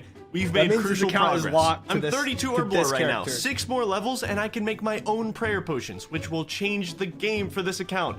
Right now, I'm just completing as many achievement diaries as possible to get free XP. It is diary season in Nightmare Mode, and while some of these might just be impossible without grave risks to the account, the next one on the list is incredibly useful. The Falador Easy Diary can essentially give me a rechargeable mini prayer potion with the Falador Shield. 25% prayer recharge once a day, which I can use to complete certain quests and tasks. We've got a very busy week ahead with the master plan, but first, Lowlife 109, something to prove and everything to lose. Reminds me of today's insanely exciting sponsor, best-selling author and RuneScape fan David Estes and his incredible series Kingfall. It follows Samson Guard, an unlikely hero trying to prove himself against all odds, and by that I mean the literal and chop some trees in RuneScape. Give it a listen. It's got absolutely glowing reviews from way cooler people than myself. The 5th and final book in the series, Endfall, just released on Audible, so if you like Kingfall, you have an entire journey to finish. Go click the link in the description and check out Kingfall. Now, back to Nightmare Mode. Step 1, complete Doric's quest, mind all the ores in Varrock. Step 2, we need to do the Night Sword quest. Need it for the diary, and it's gonna get me over 30 smithing, which is awesome. All I have to do is pray melee through the ice dungeon, and we should be fine. Got a red berry pie with your name on it, Thurgo. Thankfully, everything down here attacks with melee. Later this week, though, we'll be doing a very scary quest where we won't just be able to happily pray melee through everything. See, getting those star mining reps in was worth it. 42 mining, rune pickaxe, now I can, get these blue-right ores so easily. I need 2 of them. 1 of them is for the diary, 1 for the quest. Got them both. And quest complete. Night Sword done. Gets me straight to 31 smithing. Now I need to make some blue-right limbs on Doric's anvil. Task complete. That should have been the worst one on the list now. Time to speedrun some of these. Task complete. Haircut completed for a task. And task done. And task done. Alright, time for the most dangerous task in the entire Falador diary. All I have to do is make sure a rock doesn't fall on my head. Ha! Imagine I disconnected on one of the falling rock tiles, though. Okay, we run right through. And strut fixed, and task complete. One of the final tasks I have left is to make a mine tiara, which I need a mine talisman for, which I can get from an essence impling 10% of the time, like now. No. And mine talisman. Yes! Okay, I knew it. I called it. It's so easy. This account security guard would be so proud of me because I don't even know the password to this account. That's how secure it is. And if I don't know the password to this account, then no one will. Only the plugin knows and can log me in and out. Also, task complete, by the way. Will I ever stop being afraid of level 20 bears? Probably not. And mine tiara made. Falador Easy Diaries completed.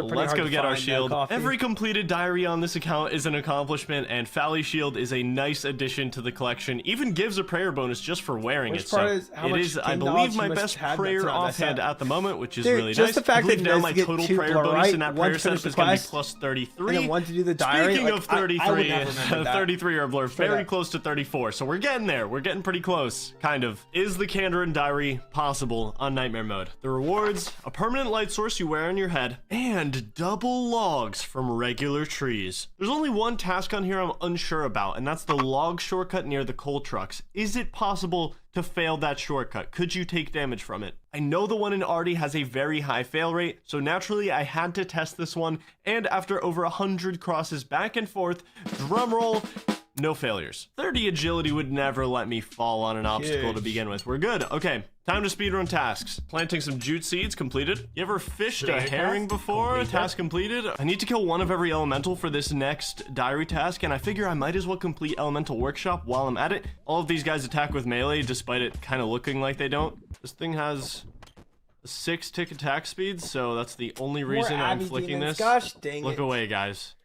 Am I getting more reckless? Do I need a mental reset? I feel safe doing this, but I don't feel safe running next to a bear that's unaggressive. There's something wrong with me.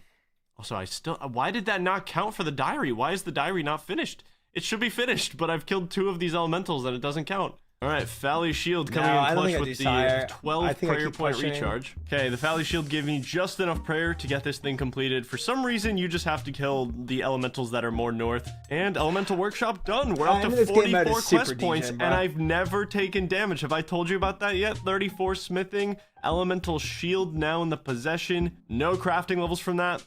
Didn't want any. That's fine. Now that I think about it, the headgear is definitely a really big deal because having an unextinguishable light source that I can just reclaim at any time is super useful. And the lamp is going to get us to 34, very close to 35. With 3 diaries completed, it was time to finish one of the most important goals on the account. I kept up with my farming on all fronts the last few days while doing diaries and collected all the supplies I needed. 35 Herblore. I'm making a ton of energy potions right now. I should have over 50 when I'm done, and I'm so excited. to have some energy recharge on this account finally. 36. Everyone expected it to happen, and it did. 37 Herblore. 1 level away from the big goal. And after we decant, we've got 57 energy potions. My life is so good right now. It's been so nice to have this thing disease-free. What a harvest. Gosh, dang it, 12 herbs Sombra. from that. I am getting a bit of looming What a anxiety that I'm gonna take damage to something really unthreatening and unexpected before the fire cape. Man, do I love building up the total level on this account, though. All right, our first pre-fire so many cape cool goal in the master streamers, plan Ryan. completed. I have to I can say, make my like, own there's prayer so many potions. cool streamers in the It's RuneScape time community. to stock up on some Ranars and Snape Grass. That very is the cool. most crucial skilling level I've gotten on the account so far to date. And I made a bunch of energy potions on the way. Okay, I've got my first 6 prayer pots ready to go here. Look at this. I'm gonna need 27 full potions for the fire cape and a lot more for Slayer. I've been able to collect 11 Ranar seeds over the course of 2,000 ogre kills. Each one of them is precious, and as such, I'm only planting 1 at a time in my disease-free herb patch. So for the next 16 hours, while I wait for all of them to grow, it was time to hit some skilling goals. In between my regularly timed herb runs, I was getting closer to a personal goal of mine, which was 1,000 total level before the fire cape. I just want to be able to say that I have a 1,000 total account that has never taken damage. And then This say is it his again reasoning for doing after all I the get other things fire that he's cape. doing. The easiest levels to target were I can fishing bump that and up a little cooking, bit. almost all of which I got at Barbarian Village. A quick 40 levels gained put me up to 964 total. Then Not after cope, a bit of fire it's a little making, cope. I was on the last of my seeds. Already you turn 52 it up, Ranars please? farmed over the course of 15 hours, which will turn into 39 full prayer potions already. More than enough for knows, the fire Bubba? cape. Now to turn back to the top priority list, it was time to do a quest I've been putting off for a while now. I'm so excited you guys are here because we are doing the Lost City quest. That's right. to This is finally the get quest I fairy essentially rings? needed Nice. a prayer potion for. I tried to save one Nice, from Crazy nice, nice, Archaeologist nice. when I had one, and now that I have plenty of them, I need to do it so I can unlock Kaeldar and finish up this Slayer goal. Not a super scary quest. I'll be unlocking all of Xanaris Just with it as kidding. well, which means easy access to Puro Puro for more implings when I need them. I don't can't wanna bring have to go any into gear to Abbey Demons, Inferno, bro. so this is the setup. I brought a full prayer pot and some fire blast casts, which should absolutely rip through the tree spirit boss. I think we'll make quick work of it. Turn it Cave sideways. Monk, how you doing, my man? This right here is why you need a prayer potion for this Store it. quest. I already have Once you go down Hellhound here, stored. we get drained to 3 prayer points. That's right, very scary. Obviously, I could prayer flick, but why leave any margin for error here? It's just completely not worth it. And bronze axe? Yes, okay, we got the bronze axe. Now Used we to have a run. splash, And dance since splash, this is a Abbey quest from Demons, 2002, for the people just- easiest safe just spot in the world was AFK it. overlooked. That Just would hide be behind this very little nice. mushroom. Perfect time to tell you guys that I'm I've already so turned it close down to a little, Kennedy. 700,000 subscribers. It's as loud as my voice is. So Okay, tree spirit dead. I'm gonna cut a couple branches because I really don't want to come back here if I ever need another one of these for any reason. It's unfortunate that we most likely won't be getting fairy rings on here unless I find a way to conquer nature spirit, which means finding a way to jump over the grotto bridge without failing 3 times. I've been trying to cook something up for that with 6-hour logout I do timers, need a but bludgeon. it needs more testing and want a I don't bludgeon. have high hopes, so I don't know, we'll see. Lost City done. 47 quest points now. And once I hit 70 combat, I'll be able to use this Slayer Master instead of Vanica. Yeah, I know I have to get a task from him. He gives me terrible things. Unfortunately, still 4 combat levels away, but the questing doesn't stop just yet. Goodbye, Weapons Master. You guys hiding something in here? Like an Anchor ancient scroll. shield or something? Shield of Varov completed. Okay, it's time for our first scary quest in a little while. We're doing Waterfall Quest. Not a scary quest usually for like anyone, but there As long are as you don't several misclick. very simple mistakes that could wipe 200 hours of progress for me today. If I click this rock without using a rope on it first, I float down the river and take damage. Account over. If I click on this tree instead of using a rope on it, I float down the river and take damage. If I Don't know click what this you're door referring to, instead of this Sombra. barrel, account over. If confused I by what you're misclick saying right at now. all in the final room of the quest, the room floods and I take damage, account over. But the worst thing in this quest are these moss guardians halfway through the quest. I need to run to this chest, then to this grave. Sounds easy enough with protect from melee, but these moss guardians attack with melee and magic. We'll have to be very, very careful. I'm insanely paranoid of a misclick in this spot. Like this guy. Goodbye, misclicking- Captain Dorn. You just lost half your HP, my man. Nice try. Okay, rope on dead misclicking's tree. pretty big there. And the psychotic side of me is honestly questioning the safety of this barrel, despite having used it like 30 times over the course of the last like 12 years. Okay, the barrel is fine. We made it. Despite a lot of these sounding like things I shouldn't worry about, with 200 hours invested into the account, it amplifies everything. Every move is magnified and stressful, even quests I've done 20 times. I should be high enough combat level to where everything is unaggressive to me in this dungeon, but we keep prey melee on the entire time anyway. Dude. Got the pebble, it's time for the Moss Guardians. Which I'm definitely a little stressed about. This is an all too familiar run right now. Just this exact path I went down it over 100 times to complete Dwarf Cannon in episode 1, and now we're running down to do Waterfall Quest. Okay, here we are. Okay, so essentially I can't even let the Moss Guardian hit me once. The mage attack is insanely accurate. If it were to hit, it's over. So I need to be tagged by either a zombie or a skeleton the entire time. This is not multi-combat, so I can just stay in combat with one thing. The only way we get through to the end is if we dance with a zombie all the way. Bro. The thing is, I the think I would zombie have just can't yelled at actually it, make ran it through all the with way protect inside melee where and the just hope chest it is. worked. So there's going to be a moment where I either need to switch to a skeleton. He's or got to just go for the chest play leapfrog with skeletons here. and hope that the Moss Guardian isn't in range. Just want to play this really slow because I know the zombie will lose me in a second here. So if I walk, it can stay with me.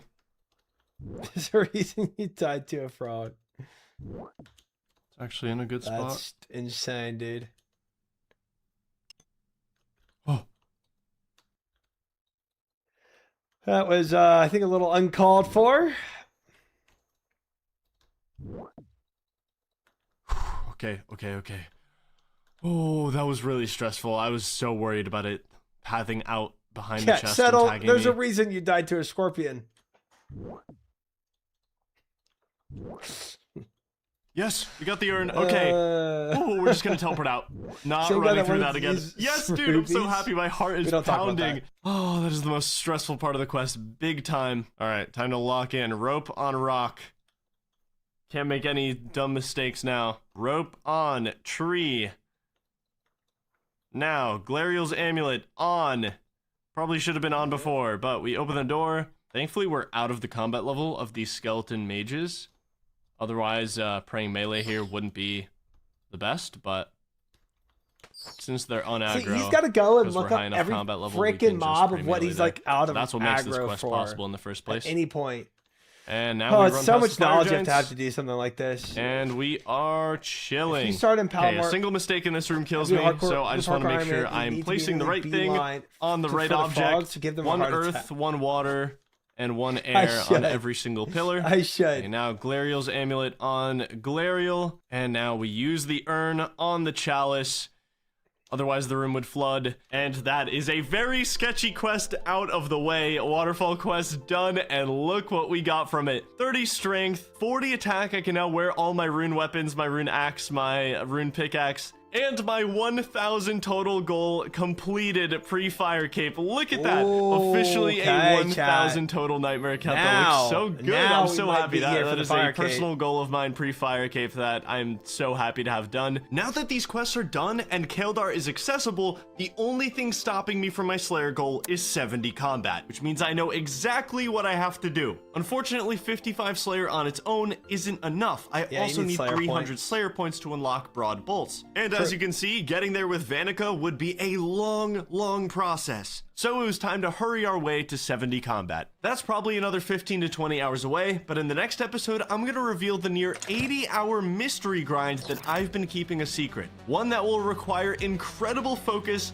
and luck, but it might just pay off. I'll see you next time on Nightmare Mode. Interesting. You have my attention, Mr. Settled. You have my attention. What could that be? My little peanut brain. Oh, Welcome to something the I hardest don't challenge know. in RuneScape, Nightmare Well, I Mode. gotta have know. 1 HP, and if I take damage at any point, my account gets deleted. In the first 80-hour grind that you've been working my goal on is split up into that 3 can help the phases. account? And phase 1 is the world's first ever fire cape without ever taking damage. The easiest I've cliffhanger, survived and you got me. 200 hours without ever taking damage. There's 3 things left on the to-do list before we risk this beautiful account on a flawless run of the fight caves to obtain if our I wasn't- fire cape. if I wasn't One of watching those it things weekly. is an estimated 80-hour mystery grind that I'll be revealing in Here this I video. am. But to start this week off, it was time to finish something that's taken far too long. Cave crawler task done. I have a very important mission in these next 20 to 25 hours of gameplay, and that's get 70 combat by any means necessary and get to Never released 29 this Slayer Brosman tasks take? completed. It's Yeah, all I part said of the I'd plan. watch that Without too. 70 Maybe we combat, do, I'll never get this enough last Slayer points for episode, broad and bolts, then so watch I'm that. about to start my week off by doing a ton of training. All of it is going to help so much when it's fire cape time. Because we actually never debated that in 57 chat. defense, getting closer to my goal. I've been collecting a bunch spent of so these long ensouled heads debating, as well, and these big bones. I still like, want to get that prayer monster higher, design. ideally in the 50s at least. No, we didn't even touch on 67 Bronzo, man. range, beautiful. 3 levels away from my mini goal right now, and 68 combat. We're finally range-based on the account, which means magic is no longer deciding my combat levels. For the longest time, I wasn't getting any combat levels from range, so completely out of bone bolts. I've been Watch here for those quite a video? while. I've been Yeah, we'll collecting watch so it. many heads. I Hope think I all have the haters almost are 30 sleeping. in the bank. Don't really want to Haters spend all never my money sleep. right now. 50, 200 They're bone out bolts here. should be good. It was time to start running I'm through also some not easy praying any tasks to overheads, get so. 29 completed. That way, once I hit That's good. 70 combat, I can start getting big point bonuses on my 30th, 40th, and 50th task. Those 3 tasks at Kaeldar should be just enough Slayer points to unlock broad bolts. One of the main pieces I need for this 80-hour mystery grind. I agree, You ever seen a Coffee, but bat I'm not task gonna get completed? into it Because we just 'cause did one. 29 finish tasks this done. video Now we without can just yapping beeline it over to it. 70 combat. Should be like 15, 16 hours away because I'm doing it all on long range, which is much, much slower, but I do want that defense level up. I have so many ensouled heads stored up in my bank right now. This should get me kind of close to another combat level. First prayer level down on the ensouled head purge. I'm about 12 in right now. Unlocked redemption. Very...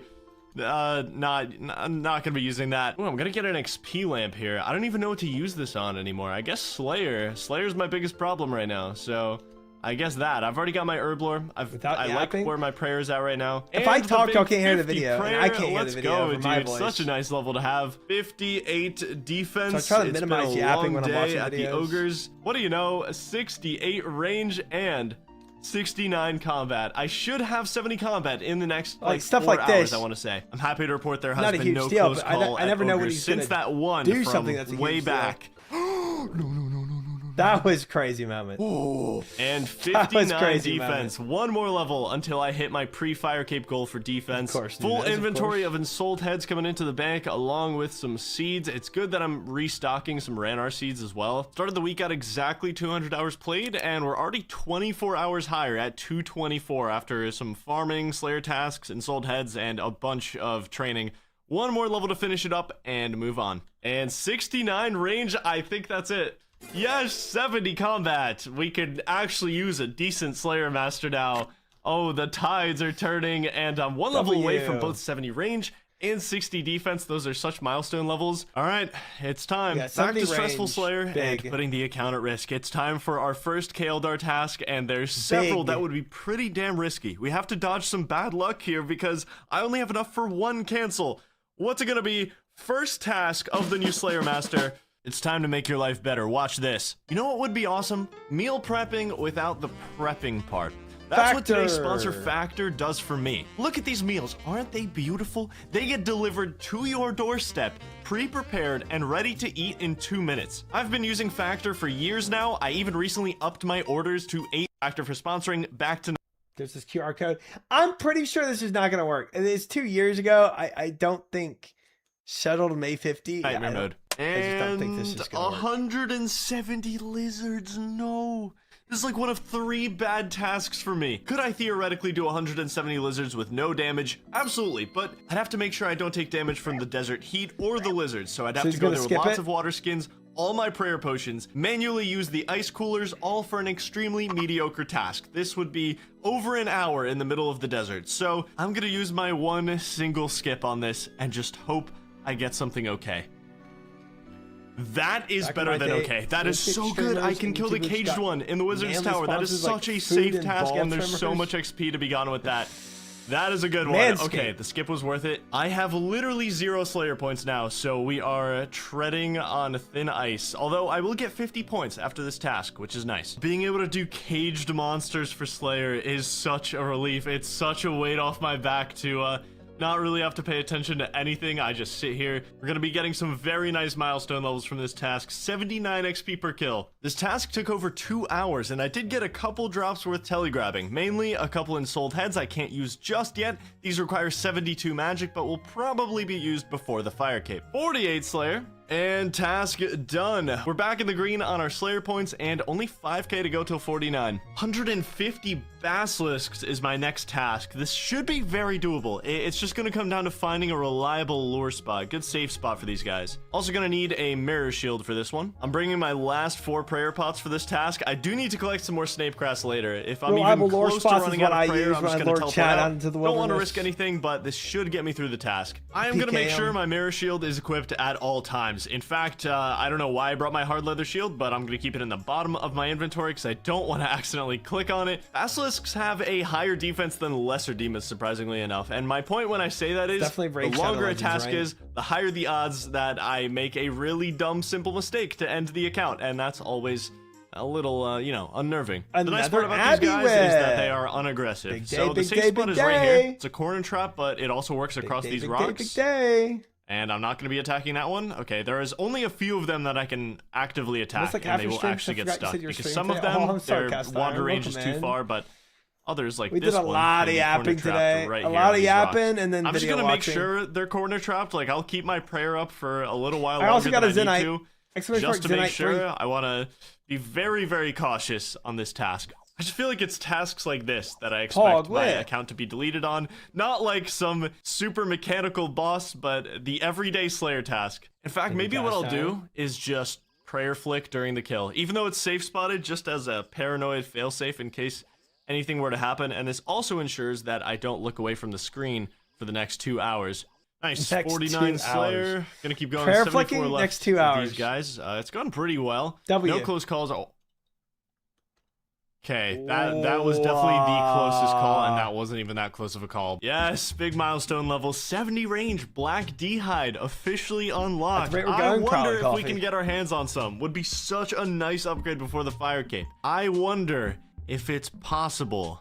I'm gonna make went through 2.5 prayer pots for this one, but definitely worth it. 11k Slayer XP in like 2 or 3 hours, I'd say, which isn't too bad for my current tasks. I'm about to really change the pace and do something that you might have never expected to see on this account. But very quickly, before I do that, I'm gonna put some finishing touches on the stats. Boom, 6 minutes off a system update, and we polish off the final defense level pre-fire cape. I think with 60 defense, 70 range, 50 prayer, we can officially cross off one of the 4 pre-fire cape goals off the list. All 3 stats are way higher from when I made the goal, and I would feel pretty comfortable going into a fire cape with these stats now. I would like to keep getting my stats higher, and if we make it alive to this 80-hour mystery grind, I think we'll be seeing our range hit 75, maybe even 80 over the next couple weeks, so there's still time to get in much better shape before the fire cape. The more DPS, the more prayer, the less possibility to make mistakes, so I need anything I can get. Literally anything that can make it easier is better. In case you were curious about the impact of the defense levels I've been training, there are some fight cave monsters that are now much more unlikely to hit me, while I'm most likely going to be praying mage or range. It's not foolproof, but now the odds are on my side. It's likely that I can tank a smaller mistake if it happens. Clearing out the rest of the ensouled heads,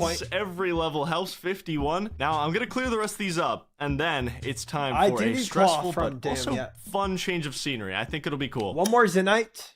Mini games. Almost all of them are virtually impossible for an account with 1 HP, which is a shame because things like the Last Man Standing store would be so good for me. Lots of supplies and ammo, but if I loaded up into a Last Man Standing game, I'd take damage and destroy my account in seconds. You go down the minigame list and it's basically all locked off for a Nightmare unless he got on like doing any of these minigames without damage. But I've been thinking of ways to get my hands on the best ammo possible for fight capes. I have this rune crossbow I've been dying to use, but ammo is so hard to come by. I'm closing in on broad bolts, which I'm gonna still need no matter what, but what if I could get my hands on some enchanted diamond bolts for the fight cave?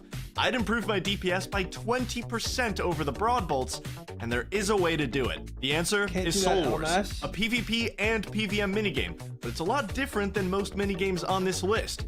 If I load it up into any old Soul Wars lobby right now, my account gets deleted in seconds. I can't participate in the usual mosh pit of damage that happens, but in Soul Wars, you can 1v1 people. Granted, people aren't the only dangerous thing in Soul Wars, but it is by far the main threat, so what if I could eliminate that threat? I'd be able to buy Spoils of War from the shop, which have a 1 in 6 chance of giving Addy bolts. If I can farm up 1,000 Addy bolts, it would be a crazy improvement to my setup before the Fire Cape. And before you say it, no, this is not the 80-hour mystery grind I was talking about. But we'll have to take a few precautions to make sure this grind is remotely safe, even in a 1v1. That's because my opponent is gonna be me. Now, all I had to do was get through the Soul Wars tutorial. Whoa, jump scare, bro. Putting that big avatar in front of me. Definitely gonna be the scariest minigame tutorial I will do on this account, and the only minigame tutorial I will do on this account, because this is the only one I can play, essentially. I remember this tutorial having deaths and damage, but it must have been a figment of my imagination. Okay, see, never mind. We do in fact die during the tutorial, but it's more like he just teleports you to the graveyard. You don't actually die. Very important distinction. The health does not go down. Okay, time to take precautions. And Fish plan is to challenge myself to tons of Soul Wars games. That way, I can control the enemy team on my other account. Most important thing, my other account will have attack options completely disabled so that I don't accidentally delete myself, and auto-retaliate must be off at all times for the same reason. I think with that, we should be good. Monsters in the arena are also naturally unaggressive, which is good. And with this method, I won't even have to touch the enemy team avatar. In order to get Zeal to spend in the shop, I have to do certain things in the game, such as capturing and controlling the 3 main points of the map, and how many fragments I sacrifice to the soul altar in the center. Lastly, how long the game goes on for, which should be around 4 to 5 minutes a game. Okay, I just surrendered on my other account. That gives me my first 16 Zeal. Yeah, wasn't too bad. It doesn't seem like there's anything too risky about this method with the precautions I've taken. I just really need to make sure that my prey melee is up if I'm ever attacking a monster. It takes 30 Zeal to buy a crate. I have 16, so I can get roughly 4 to 5 crates an hour if I'm consistent. There's lots of drops I can get from these crates aside from adamant bolts too. It's a pretty nice loot table, but once I get 1,000 addy bolts, I am leaving since it's really all I'm after. I have a fire cape to go for, so we've got our first 130 Zeal, which means we can buy 4 Spoils of War. Time for a loot box opening. Let's equip the rune crossbow to manifest these addy bolts. Crate number 1. Ran our seed. Nice. Rune legs, pretty good. Okay, we'll take it. Number 2. Not great. Rubies would be good if I could use ruby bolts, but a ruby bolt would kill me. But I really don't care. Runes are okay. And last one. I'm just gonna probably chuck them all in death not a bad haul, but no Addy bolts, unfortunately. All in all, pretty good money though. It's the Gahalas. It's pretty good Gahalas. 4 more crates to open. Let's do it. Okay, that was a pretty good one with almost 300 nature runes. And no Addy bolts, unfortunately. We got some arrows. Close, but not exactly it. The Soul Wars potions are absurdly good, by the way, because they're everything in one, including a prayer potion. To make sure I never drop my prayer points to a scary level, I have a sound that will play as soon as my prayer points drop to 35, like subscribe and drink a potion. Yep. Subscribe and drink a potion. That plays every time. I'm not taking any chances. Pray melee stays on. Okay, just a quick little 2 crate opening. Let's be fast with it. Guys, yes, you heard him. There we go, to my Twitch. Baby. Adamant Vaults, first one. 284, not a bad drop. My god, my first usable ammo with my rune crossbow. It's been so long. Obviously, I don't want to waste these bolts. I desperately need them, but it is still cool to have some ammo for this thing. Took 10 crates to get our first adamant bolt drop. Let's see if we can get 3 more, or potentially 2 more if they're both like 400, but I also need 65 fletching to turn these into diamond bolts, so that's going to be a little mini grind, but I have something planned out for that. That should be pretty easy. 71 range, moving up. All right, just finished up a game. We have a huge crate opening, 330 Zeal right now, which means 11 crates. So we should get some bolts here. Number 1, number 2, number 3, number 4, number 5. Chicken? Dragon longsword. What? Okay, diamonds are good. Don't know what that means. And no bolts, not a single drop of bolts in 11. Oh my god, not even any rune bolts either. I can get Addy or rune. I need the Addy bolts way more, but we're up to 22 crates opened with 1 drop. Well, this is why I don't want to use these as any source of main ammo. I definitely need broad bolts. Source loot early game, bro. After 6 hours, I finally got comfortable with this place. With my prayer alert functioning and attack options turned off on account number 2, I was able to relax a little bit and just put the time in. Okay, another game complete. It's been 3 hours since the last clip, and we are ready to buy another 12 crates. 370 zeal packed up right now. I am not bringing out the rune crossbow this time since that apparently has not worked. All right, let's go through these. Number 1. Yes, some bolts. We got runite bolts. Dude, okay, I remember doing gambas on these chat. We will take those. We would literally do chat gambas on how More many rune bolts I got We love seeing crossbow out ammo. of these crates. Yes. Oh my god, this is perfect. We've So got I get 2 700 drops of rune, subs. 1 drop Can't of even share Addy. a Can small we chicken keep with a it stray going? cat. Yeah, somebody else. Runes, very Somebody else nice. can give you And food. last one. Okay, well, at Keep least on we got the hiking. 1 drop of Addy bolts, and we got 3 of runite bolts. So that's pretty damn nice. I kind of want to save the rune bolts Classic. for maybe some tougher Slayer tasks, because similarly to the Hunter's We don't crossbow, gamba there are some anymore. Slayer It's gotta be tasks good where we want to gambas. use I guess our the Zenite, I absolute really best should have done stuff a gamba for just the to get it Zenite. over with quickly. So, okay, speed opening, uncut diamonds, runite bolts. Yes, we love to see it. Coal, nature runes. Money, swordfish, yes, perfect. Give me more. cash. It's been a nice, cool 4 hours, and boy, have I got a treat for you guys. Let me put away my trusty waiting to escape see what the crystal. 80-hour 12 grind more thing was crates he's are about to be talking about. opened on the Settled YouTube channel. Number 1, Hello, 2, numbers. 3, 4. Okay, we got some bolts. Yes, we got one. Beautiful. Okay, I'm gonna keep opening because I only need 1 more. Just give me 1 more adamant bolt drop, and we finish it on this opening. We cannot finish it. I gotta say, the luck has been 07. atrocious here for Addy bolts. We're up to 809, which is great. We need 1 more drop of them. But I've opened 57 crates in 15 hours. It's a 1 in 6 drop, and I've hit that 1 in 6 3 times in 57 remind me crates. later, That's Cass, I'll add it. impressively bad luck here. I'm even up to 73 range now, getting closer to 74. All right, 3 more crates and no Addy bolts. We're up to 60 with 3 Addy bolt drops. It gets more ridiculous each time. And no more big openings since I only need 1 more drop. Let's just do 1 at a time. I like packing and for we'll trips. get it It's eventually. exciting. I had spent almost 18 hours at Soul Wars in the last 3 days, and I was starting to go incredibly dry. Okay, this will be crate number 66. What are we thinking? Yes! Yes, Addy bolts, we're done! We're gonna be able to make the 1,000 enchanted diamond bolts for the fire cape. This is a precious commodity for me right now. Boom, 1,100 bolts. Took 66 crates. Wow, that is insanely unlucky. It's close to 20 hours just for that many bolts. It came with other benefits too. The bank is looking pretty nice. The fire cape is getting pretty close with the bolts taken care of. All that's really left is the mystery grind, because I need 55 Slayer Question to mark? do the mystery grind, and then it's fire cape time. And I think it's time I reveal what that mystery grind is. I wonder what the Balls? odds of me completing a hard clue are on this account. I want Oh to say my probably gosh. like less than 1%. I'm really interested, but that's a conversation for another day. Maybe we can roll some Black D'hide. I mean, that would be...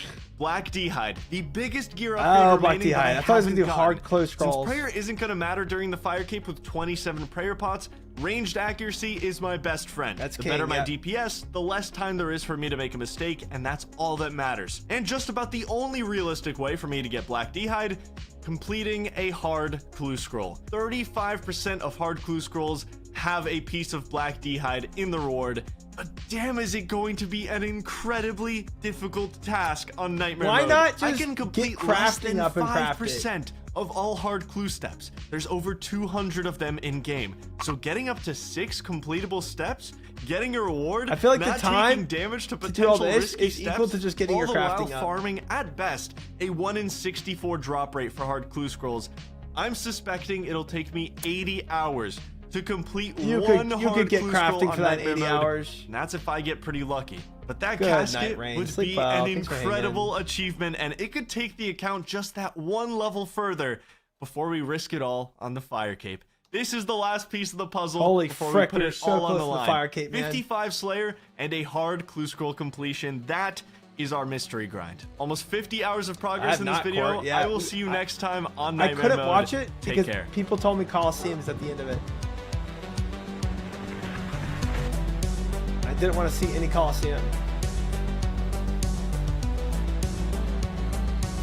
All right, I think we'll pause it here. We've watched a lot. We have what is it? We have only 6 episodes left of Nightmare. Series spoiled. Yeah, it's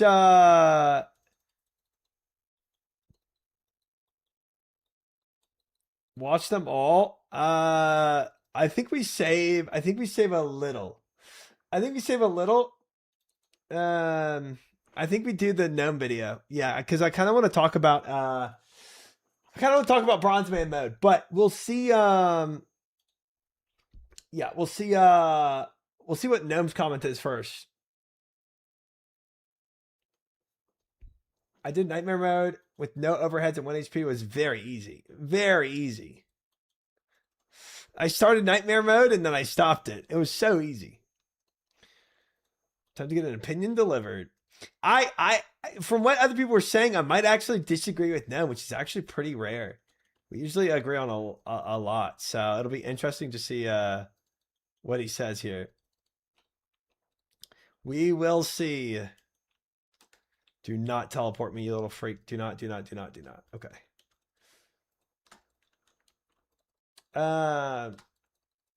Looking over the blog, not considering the game mode for myself.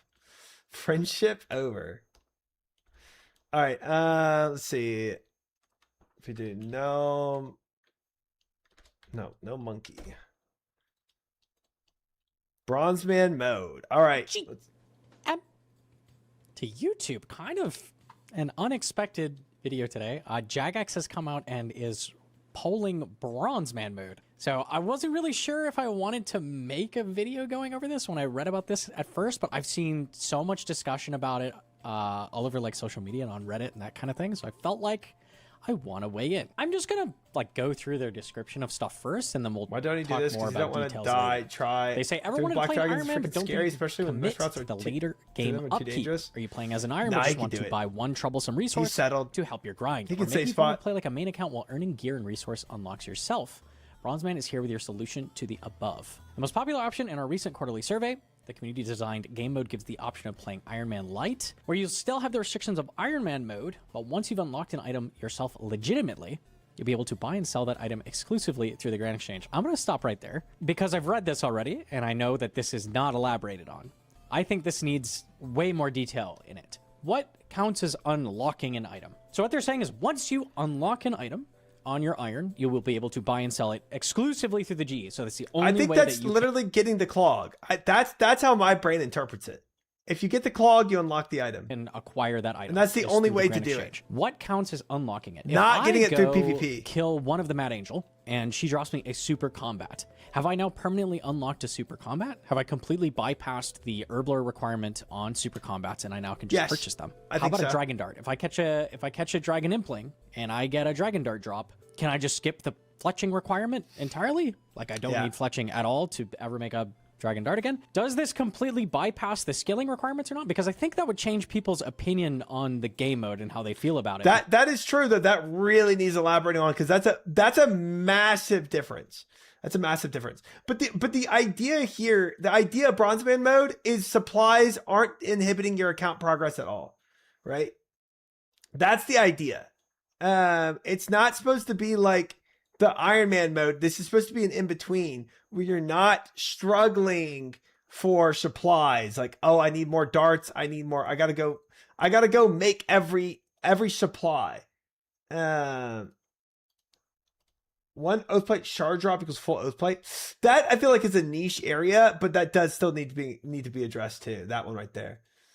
Because I feel like a big thing for a lot of people is not only getting drops from PVM yourself, but also getting the skilling requirements to do certain things yourself as well. Like, it seems like this would completely bypass that. Completely. Like, once you have cheesed a drop from whatever source, like gotten a potion, gotten a piece of ammo somewhere, then you just permanently have think that. that's It's the a little good bit strange. perspective to have, I feel like that admin. needs a little bit more detail. They say, while playing, you'll be able to see all of your current unlocks through a handy interface, which will also show you the items you've acquired with a built-in search function that also shows your total amount of unlocks obtained. We're also hoping to include milestone ranks similar to the collection log, allowing you to show everyone on the high scores what kind of Bronze Man you've become. Earlier this year, these mods spent time during Game Jam 8 working on what an official implementation of Bronzeman mode might look like, and aside from a few additions, it's essentially ready to go. So what they're saying is like, in the back end, it's done. Like it's ready to deploy. I will say just off the bat that no dev time needed, basically. it's a little crazy to be asking about new game modes when character slots are still limited to one character per membership. At no point have they offered any option to have like multiple character slots for a different subscription model or anything like that. Definitely feels like flavor of the monthy, like cash grabby. At least to me, it feels like fair. A little bit icky. That's to be asking that's about kind of fair. all these That's new kinda game fair. modes that you will be paying membership for without offering a way to do that without paying a new membership if you want to experience it. It seems a little silly to me. Scrolling down, they talk about something called Unbound Bronzeman. So one of the most popular versions of Bronzeman we've seen involves PvP, allowing unlocks from the items you gain after felling your victims. We also explored making that a reality. Now we know this has to be separate from a more official version of the mode given the nature of how items can easily be transferred by defeating your friend, or even your own ult account perhaps, but we love the idea of an alternate version available for those who want to take on the challenge with the added layer of PvP. For this reason, Unbound Bronzeman would have a separate high scores, along with a slightly different icon similar to GIM and Unranked GIM. And they kind of give some descriptions of how this works. I really, really, really dislike this game mode. Like, the Unbound variant of Bronzeman, I think is really, really goofy. I'm thinking of the times creators have done their series like with Bronzeman with this kind of thing where they're going to go get items with PvP, and it has always had some kind of issue. Some viewer pops into, someone gets a drop that is questionable, like one of the streamers, and it's like donation, donation, donation, donation. Like they got donated the item. That was always the go-to. Even if it clearly, you know, was just someone like stupid that got killed. No, right now, Myarchy, honestly, right now, I think he's identifying potential loopholes to frick something up. And you need this. You need somebody to be like, okay, here's how all this could go wrong if you do this. But I don't really care about how creators would abuse it. Personally, I don't really care about creators abusing it. I more care about like, what would the general person playing RuneScape, would they enjoy this way to do it? That's what I would care about. Or if a lot of times it just really seemed like, you know, someone was literally donating them gear. The fact that was such a like through line with all of that content is like, it's not going to be any different within an official game mode. This has no stakes to it whatsoever. You see this person with this helmet and you're like, okay, they are a main. They have absolutely nothing different to their account. They're just a main because they absolutely can get everything just off and all, just like they're saying, which is why they're mentioning it. It just doesn't add anything to the game because they're literally just a main. I think it's crazy that they're even considering giving these account types a high scores as if they have like any reason to be separate from like a... So I like how like Sardako's pitch, which I agree with for Bronzeman mode, if it's like quote unquote unbound, where you can pick up items from PvP, is that you can take the item in your inventory, but you can't actually equip it unless it's already been unlocked. Like unless you have the clog for it, it's not unlocked. So you could keep the item in your inventory if you want, but you can't actually do anything with it unless it's unlocked, which I think is a little more fair. Because then when it's unlocked, you could go and sell it, which I guess theoretically means you could have infinite money on a Bronzeman mode. If you can get items from a main goes, dies, you know, basically drop trading items, right? Then your Bronzeman mode could get infinite money from that method, but at least they can't get the items themselves unless they unlock it first. That's just normal Bronzeman mode. I think does normal Bronzeman mode. I don't know. I didn't fully read Unbound versus Bound. Gonna end up with 60 choices at character creation. I think that's a worry. But I think that's I don't think that argument should be applied with one more game mode. A main high scores, they're literally just a main. They are the exact same as a main. Completely, utterly, 100% they're a main. The only way for this account type to have integrity, if you want to implement it like this, is to make it its own server. So you could make Unbound Bronzeman worlds. But the problem with that is, I mean, there's a ton of problems. That opens up swapping. I don't like that. I don't like that. I don't like that solution. Swapping GP. GP is going to be more valuable on these servers. Also, it probably just doesn't have the standing power to populate worlds. I don't feel like that many people are interested in this. I could be wrong, but I feel like not that many people are going to be playing this game mode. Feels like something creators would use totally for a bit, not worth which could be splitting fun it for into a a bit, different world. but I don't see this lasting long term. Like for years, in 3 years, is this going to be a game mode that people are actively playing? Unbound Bronzeman? Like I just don't see it. I just don't see Yeah, so allows an item unlocks via PvP kills. I think that's silly. I don't like it. I don't like that. Rolling I down, don't they talk about how you can downgrade. If this was added, you could potentially downgrade Iron Man accounts to Bronze Man, Slayer and then task you would be able to completed. like acquire supplies. And then we go down, and we can see the poll question. The poll question. There are not poll questions. There is the poll question. Should we add the Bronze Man mode to Old School RuneScape as described in the news post? This is a new game mode that will give Dragon you and Iron Man Blink. restrictions with the caveat of being able to buy and sell items I don't through think I the can Grand catch this yet. Exchange once an item has been 93. obtained for the first time. There is not even a second question for Unbound Bronze Man. If you wanted Bronze Man versus, but didn't want Unbound Bronze Man, too bad. This is your one poll question, which I think is absurd. Absolutely absurd. Beyond that, maybe there's certain aspects of this that you would like to see changed or not work that way. Skilling unlocks just give you access to that item could be a great poll question. Should finding a potion unlock super Legends, combats? Is Fairy that a thing you Ring, would want from World. Bronze Man? Yes or no? Should 2013. Bronze Man be able to raid together effectively? Like, should you be able to drop potions to Bronze Man that have already unlocked it and pick them up? Or is it literally just you have the full restrictions of an Iron Man, stinks raiding because even though you can buy all the supplies you want, you still are restricted and you can't work together as a team? This needed way more than one poll question. I could see this easily have been 10 poll questions, and maybe even that wouldn't have been enough. Before we go over everything and get further into the video, I want to give a disclaimer ahead of time. On the survey, they asked about adding potential game modes. The one I wanted more than anything is Hardcore Main. Maybe we'll talk about that later in the video. Exactly what I would want with a Hardcore Main. But I'm definitely like at least somewhat I got a biased. Zenite I Defiance, personally yeah. would not play Bronze Man. It is not a game mode That's I the am only drop interested I've in gotten personally. in That does between not now mean and, when I vote for content, that does not mean Quiver. that I would just vote no for something that doesn't affect me in any way. In addition to the game, that is a good addition to the game is something I would vote yes on. I want to explore if Bronze Man mode is a good addition to the game and is deserving of a yes vote. Keeping in mind that it has absolutely no dev cost whatsoever. So this is literally just push a button, this is in the game. Dev cost was always the #1 reason people didn't like this game mode. I don't want to spend my dev time on creating something that I want for the game for something that's needless. Is the game better or not? Okay, what I have here is the different. This is the screen you see on Tutorial Island when you pick a game mode.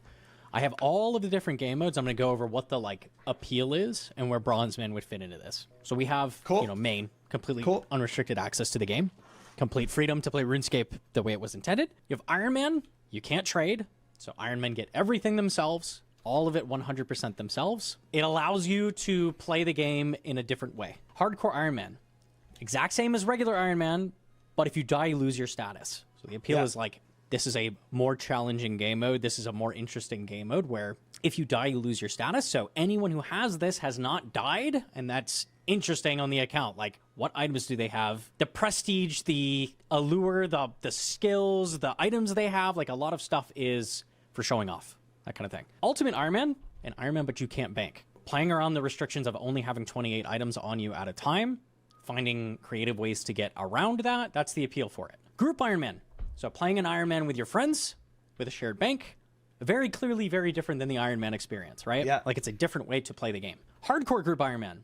Group Iron Man, but with the hardcore symbol on it. Like, definitely different. Like, worthy of being its own game mode. Unranked game? Okay, this one's harder to make an argument for. I think this exists just so, like, if someone's friend drops out, they don't have to, cancel the whole Iron Man. So it just, makes it work, I guess. But, yeah, I don't know. There's not a ton of... I don't have a huge defense for Greenhelms. Sorry, Greenhelms. Then Bronze Man. So where does Bronze Man fit? What is the appeal for Bronze Man? Bronze Man is Iron Man. You get everything yourself, but you have no supply upkeep. Okay. So basically, if you didn't like getting toxic scales, this lets you get around getting those from Zolra. Yeah. Getting one kill unlocks it for you. Supplies, you're out of food, you're out of prayer potions, you don't have to prayer flick as much. This doesn't really solve anything for the actual common problems that Iron Men run into, which is getting stuck on a stupidly long grind. That's the real reason everybody quits Iron Man at some point. I don't agree. That's not the only. I think people legitimately quit Iron Man because of supply upkeep. I think long grinds and supply upkeep. I think those are the two, right? And it's not just why you quit or don't quit. It's also the second is what it doesn't make it more fun or less fun for a person. Right? The point of doing an Iron Man is like is to make the grind, to make the game harder for yourself, right? Essentially, right? You're limiting your options so the game's a little harder for yourself, right? This is just an intermediate step between main and Iron. Supply upkeep is a non-issue. That's a person-to-person basis, right? It's not. I mean, you could say grinding 700 KCs in CG is a non-issue, right? Because you can do it. It's like, yeah, but it's like, what? It doesn't make it more or less fun for a person. You know what I mean? If you quit because of supplies, you didn't make it to in-game. 100%. 100%. Blind Coliseum is a non-issue. Yeah, Polish are thinking to follow. Almost 800 KC, no Bofa 2100 total. Only thing that has made me think about the ironing is Bofa. Yeah, I mean, but you're in it for the long haul, right? Like you're not gonna if you're 2100 KCs in CG, you're not gonna quit because of supplies. If you play the game, it's literally a non-issue because PVM craps out supplies. I don't fully agree with that. I think PVM does have a lot of supplies, but that's definitely when you get into later mid-game grinds where you're doing a lot of PVM, that definitely pushes out a lot of supplies. But even then, you still got to go and put in the effort to upkeep. Look, I'm playing Iron Man, and I don't think upkeep is that big of a deal for myself. But upkeep still requires you doing a solid amount of skilling. Hi, Aiden, welcome in. Supplies of PVM, and if you PVM, you get supplies. It is cyclical a bit. Yeah. Any iron can spend 1 week and get 1,000 prayer pots. That's a number. Quality of life. Recently, CG speaks volumes. Data that's where iron quits. Yeah, big grinds. I think people quit on big grinds more than anything else. 100%. Yeah. Main gripe, just play mains. The mains can literally just bond up. Yeah, I swear if you do farm contracts, upkeep is a non-issue. Yeah, but it's farming contracts is upkeep, right? Some people just don't want to do any of it, right?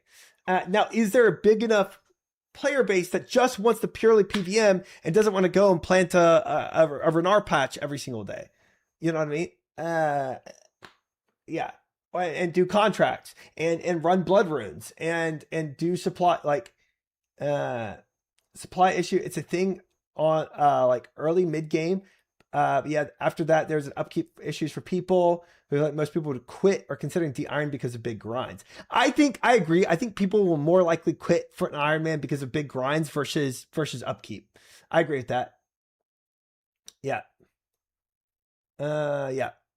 Something that's missing is just how much people like to show off in MMOs. They just play main. Doesn't work because people still want to show off their achievements. True as well. And Bronze Man will have more accolade to it. Yeah. There's always been the talk of the CG grind, CG prison, red prison. You'll go try to get a Bofa and you'll get trapped there. And many Iron Men have quit at that point. Bronze Man does not get you around that. If you're going to CG on a Bronze Man, you are still going to sit there. Correct. Long grinds will still be there, and it will still push a lot of people to de-iron. When they hit CG, or the first long grind that they hit, that will still be the biggest gatekeeping to Iron Man guarantee. But it doesn't mean people won't quit for other reasons, including supply issue. Until you get enhanced weapon seed. What you could do with people who quit early quit because of upkeep. People who quit late quit because of long grinds. Yeah, I think so. That point is you could buy your sail door. You're still got to do the bronze, buddy. Like you're doing the whole thing. You could get around if you got spooned it and you didn't have all the armor seeds yet. You could buy the rest of your armor seeds, so maybe it would slightly shorten it in certain cases, but it's not actually skipping that grind. If you want to TiVo later in the account, good luck. Like, it still is going to take you a 100%. long time to go 100%. get that. So what it does is gets around the problem that you really encounter when you're like an endgame iron, supply upkeep for doing speed runs, that kind of thing. But at endgame on a bronze man, you're basically just a main. Like, you have everything unlocked and you're playing as a main. Like, it has no difference. So what would be the difference in playing an endgame bronze man versus downgrading your Iron Man to a main? Like, at that point, so you can just buy things. Like, they're the same. Well, yeah, no, yeah, that downgrading, dude, once you get to in game, nobody wants to downgrade to a main. Are you serious? It's like, oh, I did all this work on an Iron Man, zero shot. Even if I'm like, I freaking hate going and doing another contract for a farm or another Blood Rune run. I'm so tired of it. Even if I was at that point, I wouldn't de-iron. I would never.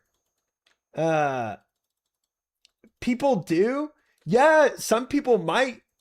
But that's like, you don't want to. You don't want to get to that point. Because you put so much time into your Iron Man. Like, I value this so much. Slayer task completed. There's definitely some sunk cost fallacy in it, yeah. But it's also just not even sunk cost fallacy, but what you put, like, you built this up for so long. For those opposers, adding the mode change for you, it's like main light. What does it matter? There's really no negative. The only, besides dev time, which was the #1 argument against it, the only other argument is there's too many game modes, which I feel like is a really loose argument to go against it. You aren't quite getting what he means though. If you're a bronze man and you have all the items, and only getting supplies, you buy them since that's unlocked. Yeah. So at that point, it's like, what's the difference of being a main? I think at that point, but the difference isn't at in game. The difference is like what it took to get there. You know what I mean? Yeah. But it's literally having that bronze man symbol is the difference.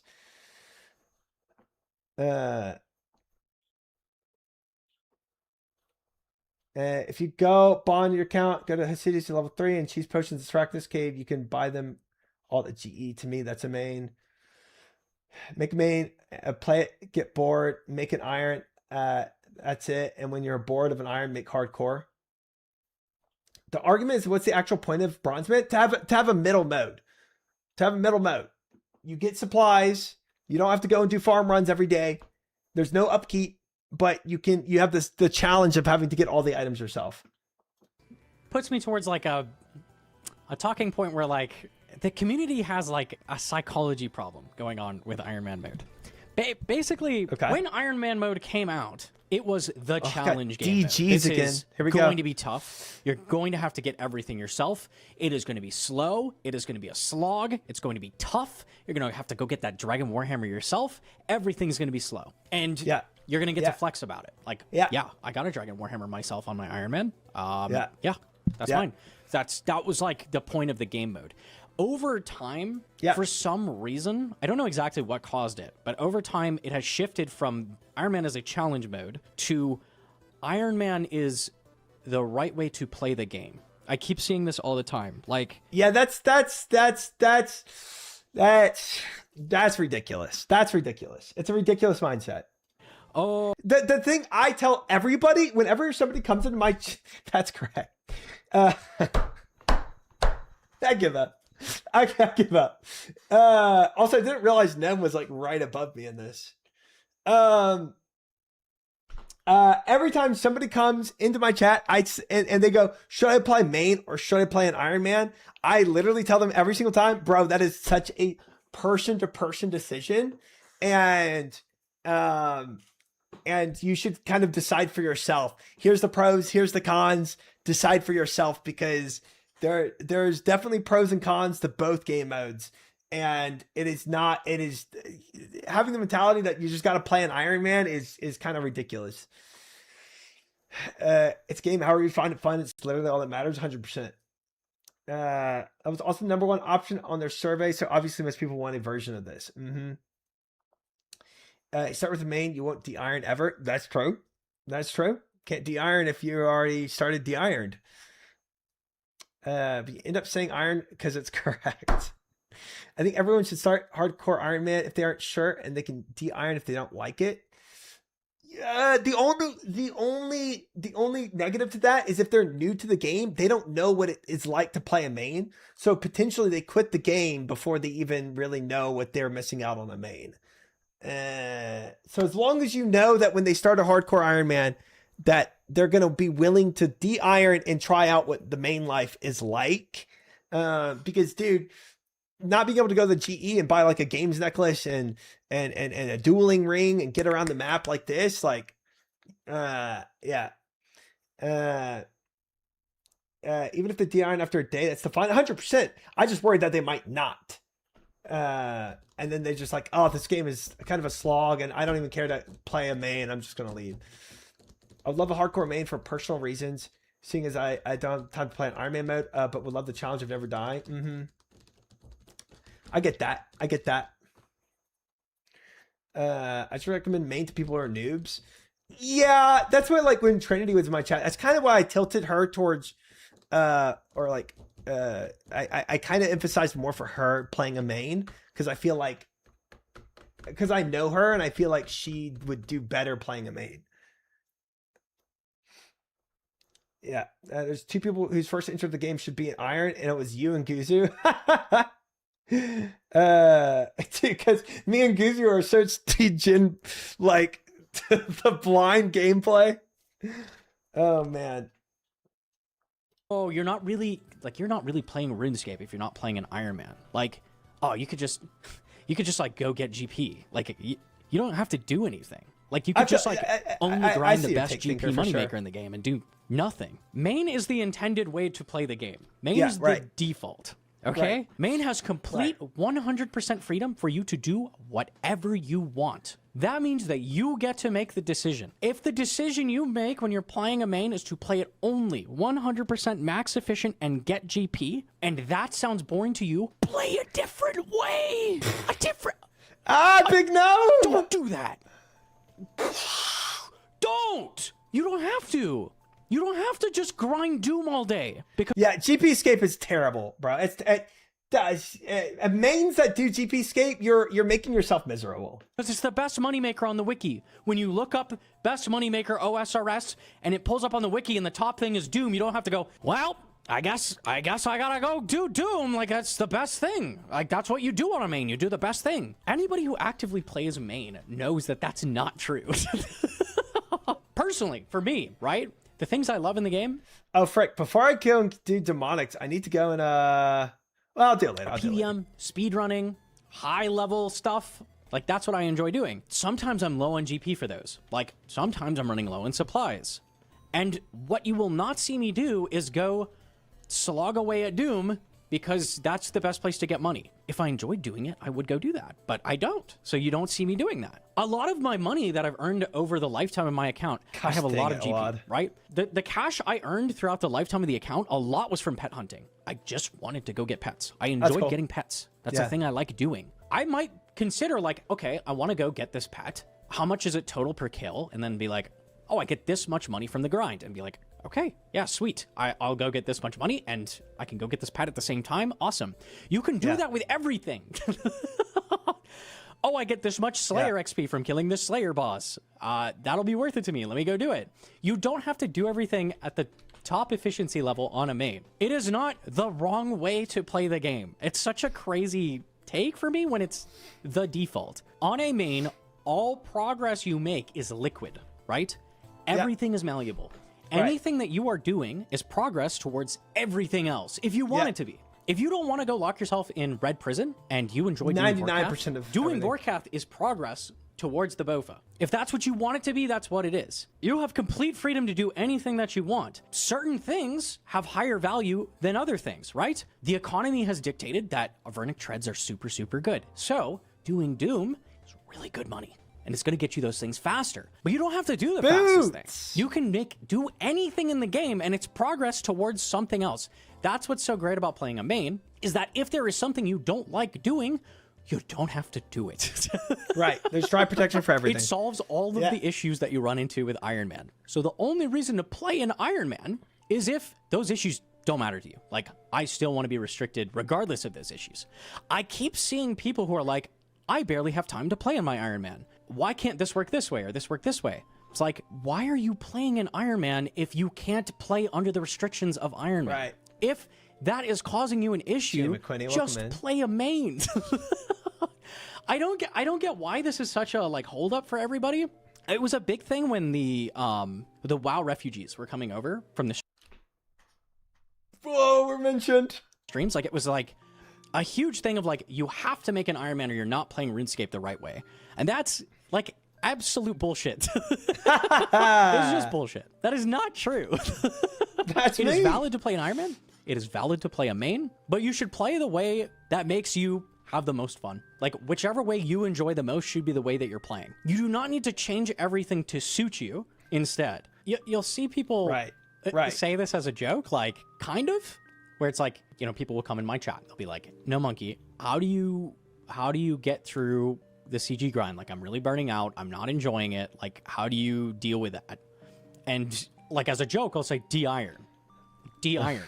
But it's only kind of a joke. Yeah. If you are not enjoying the Iron Man game mode, you can de-iron. And you can play a main, completely unrestricted, complete freedom. Freedom to play the game however you please.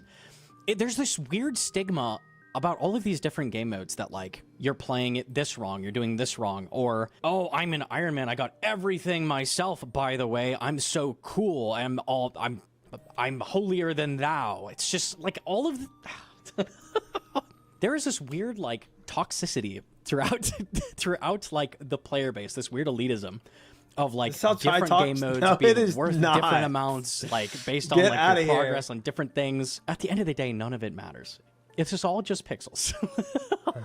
What matters is, did you enjoy playing the game that way? Did you enjoy playing RuneScape? If you aren't enjoying it, do something else. There's a really good example of this with the streamer Sardako. He's a WoW.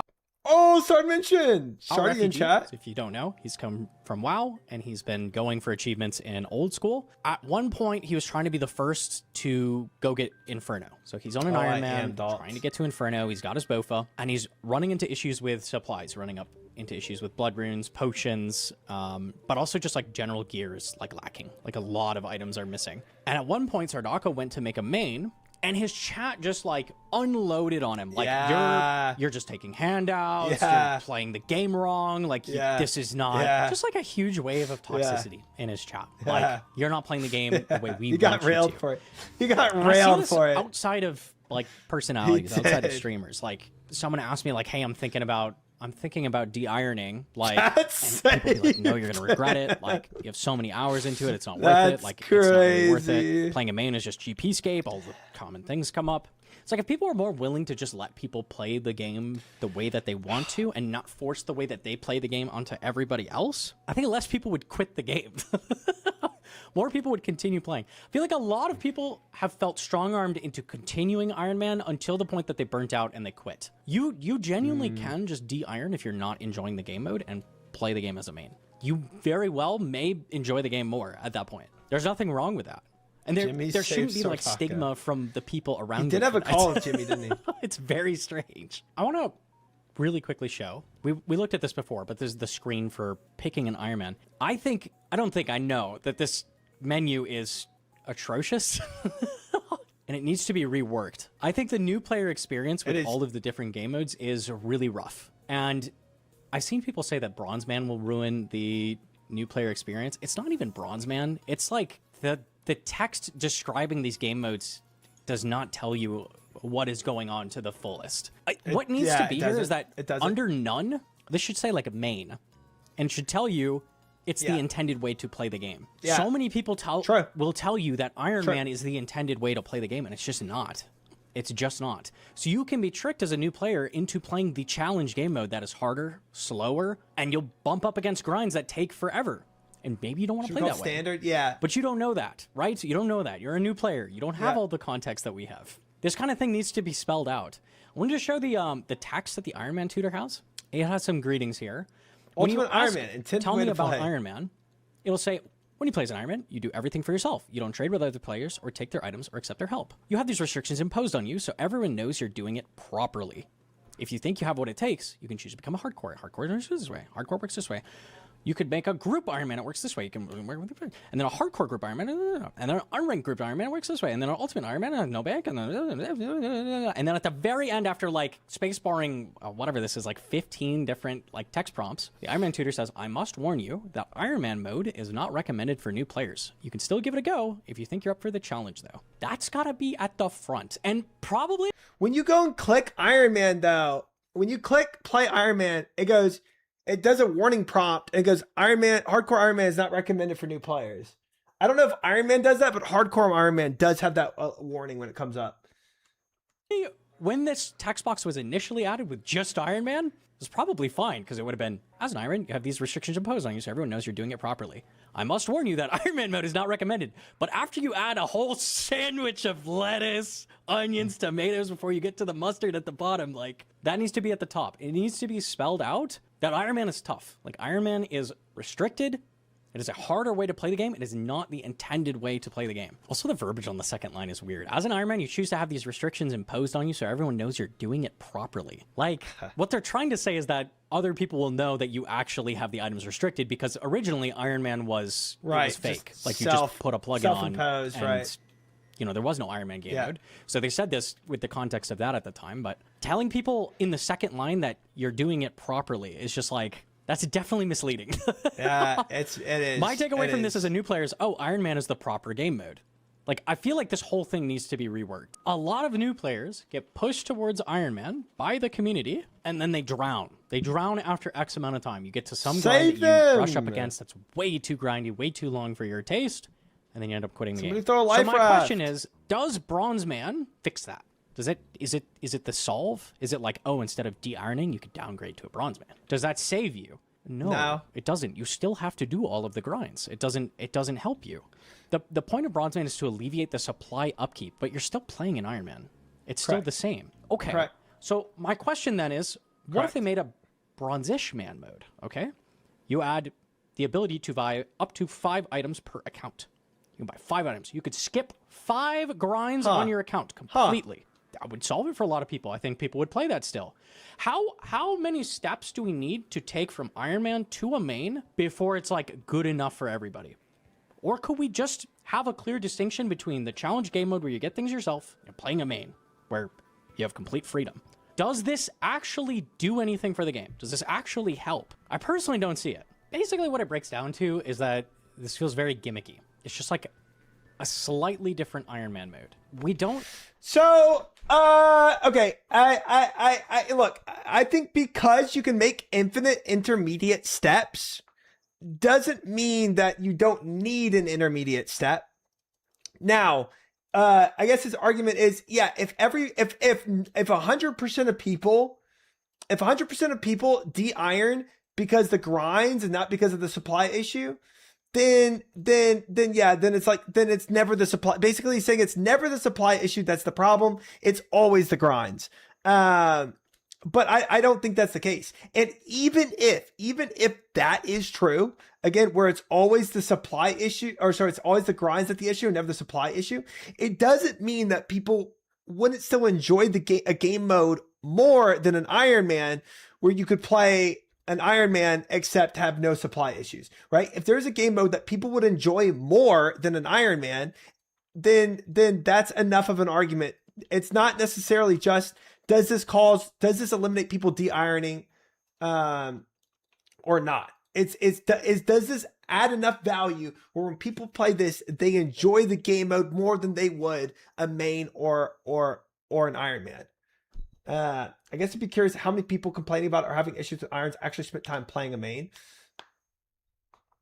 Yeah,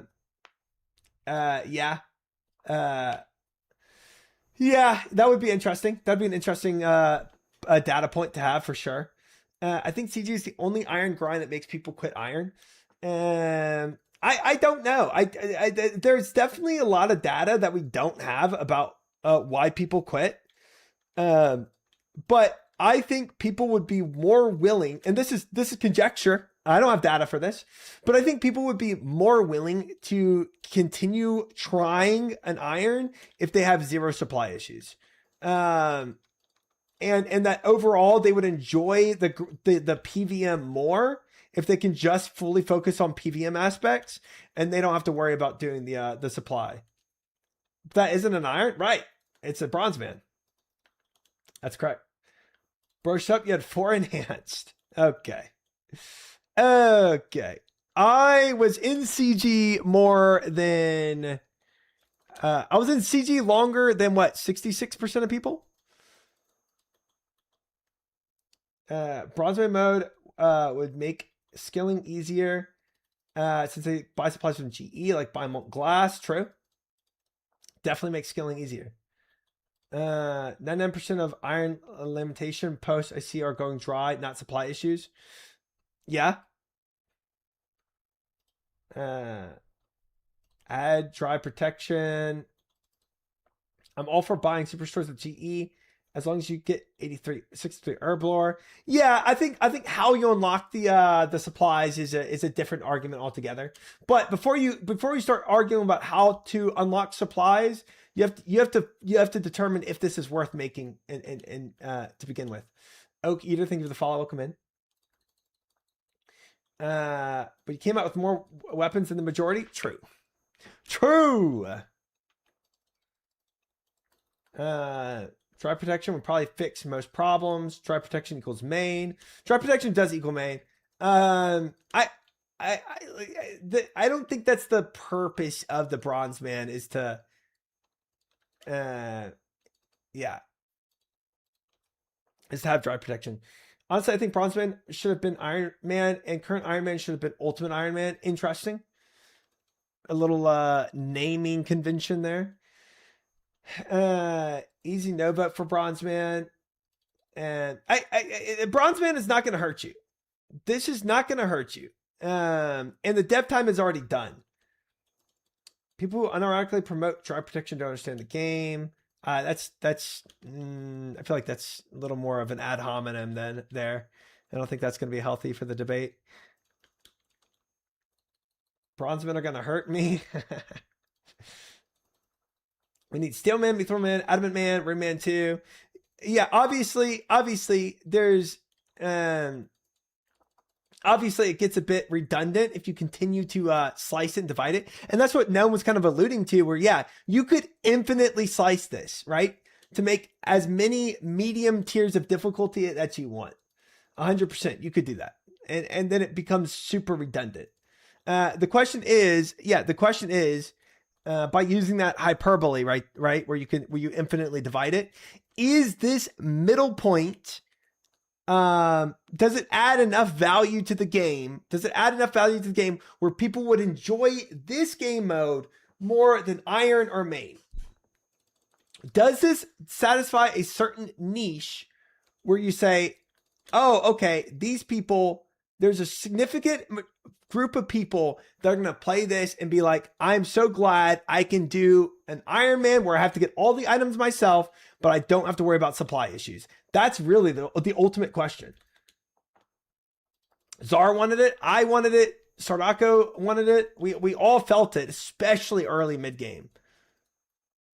I think I would have gone Bronze Man at the start of my account.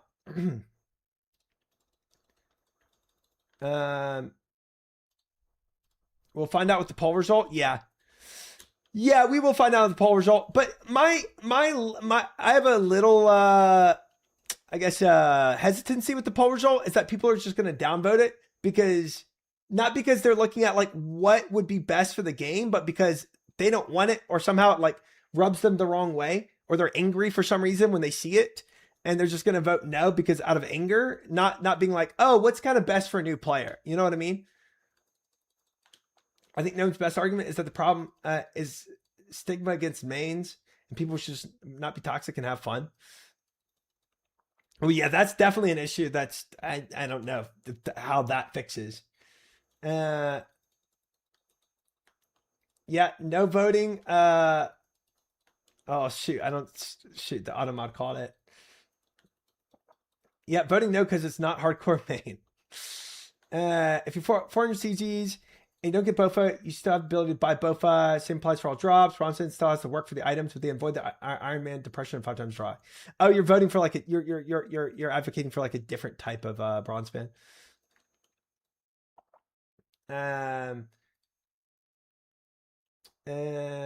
Group Iron Man is probably the best mode, but also other source players don't have friends. Yeah, that game mode is definitely. And even if you have a group of friends that are wanting to do it, the odds of them sticking with it is less probability. We don't need something that we don't need 100 different variants of Correct. Iron Man that Correct. work for every single person. Like, it just doesn't need to exist. Yeah. We could have a different Iron Man for every single like region. Like, we could have a Mauritania locked Iron Man that gets its own high scores. Now you have to scroll through like 80 pages of high scores to see every single. I don't think the region of every redundancy single argument is a Iron healthy Man. argument. Like, it's just bloat. It's just adding so much crap that you have to get around for so little benefit. I think it works a whole lot Correct. better for this kind of thing to just, that's kind of gimmicky, it's kind of in between Iron Man and main, to play a main and restrict yourself. Restrict yourself using a plugin. Bronzeman has a really, really good plugin that. Yeah, but again, this is the same argument you can make for Iron Man. You can just play, you can play main and do Iron Man restrictions too. Prevents you from doing things. If you want to play hardcore, like you want to only unlock items that you get through. And that's how people cards did that you've Iron Man unlocked, before, right? restrict yourself Cody on a one-man main. army. Do it through plugins. Like, we have great plugins that do this kind of thing that don't have to bloat up like high scores, different Iron Man badge. The argument for making an Iron Man to begin with was there's so many people that wanted to play an Iron Man that it was worth making an official mode for, because so many people wanted to play it, and when they wanted to have an official little symbol next to their person saying, "Yep, this is what I'm doing." You know what I mean? If there's the same amount of people that wanted Iron Man that are now playing Iron Man that want Bronzeman, then it's the same argument for doing only main and restricting yourself like an Iron Man. Don't really agree with the blood argument. There can be a limit. There's definitely a limit. If you keep dividing this infinitely, yeah, it's ridiculous. It gets super redundant. But there's still the question that remains: would this game mode be popular enough that so many people would want it? Somewhat equivalent to that of the Iron Man when the Iron Man first came out. If you just add a feature people want to game without considering overall complexity adds, you end up with a crap game. Yeah, I don't think one game mode really adds that much more complexity, but it's a slippery slope, and I get that. Like, if 5% of people want this game mode, and 2% of people want this game mode, and 3% of people want this game mode, and eventually you have so many game modes that it's ridiculous. 100%, and it can become bloat. I don't think bronze mode is bloat, but I see that. No matter how Bronzeman is implemented, people won't agree. Iron was pretty straightforward in terms of the rules. There is a very clear hard line for it. Yeah. For all of these, like, not everything is worthy of an entirely new official game mode. Correct. The reason 100%. I wanted 100%. hardcore main really badly is because you wouldn't be able to do it with a plugin. You can accomplish playing a regular hardcore main by giving yourself a fake hardcore badge. Right. And then if you die, you don't play the account anymore, but you 100%. buy items. Yep. So you can simulate hardcore main. But Yep. that's not really what I want. What I would love to see done is a hardcore server, like the same way WoW has, where it's a completely different world and an entirely different economy. Kind of the same way Deadman has, where it's its own like Hardcore grand WoW change. You server, log into bro. these servers, you It's start I fresh, really enjoyed it. you get everything yourself. You sell items.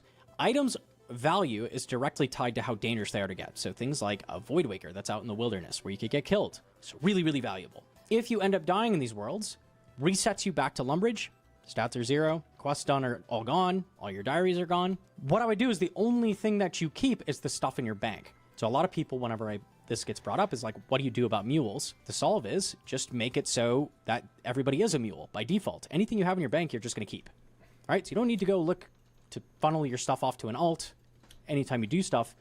If you die, you get to keep the stuff in your bank, but you're going to get reset to the beginning. So that solves that.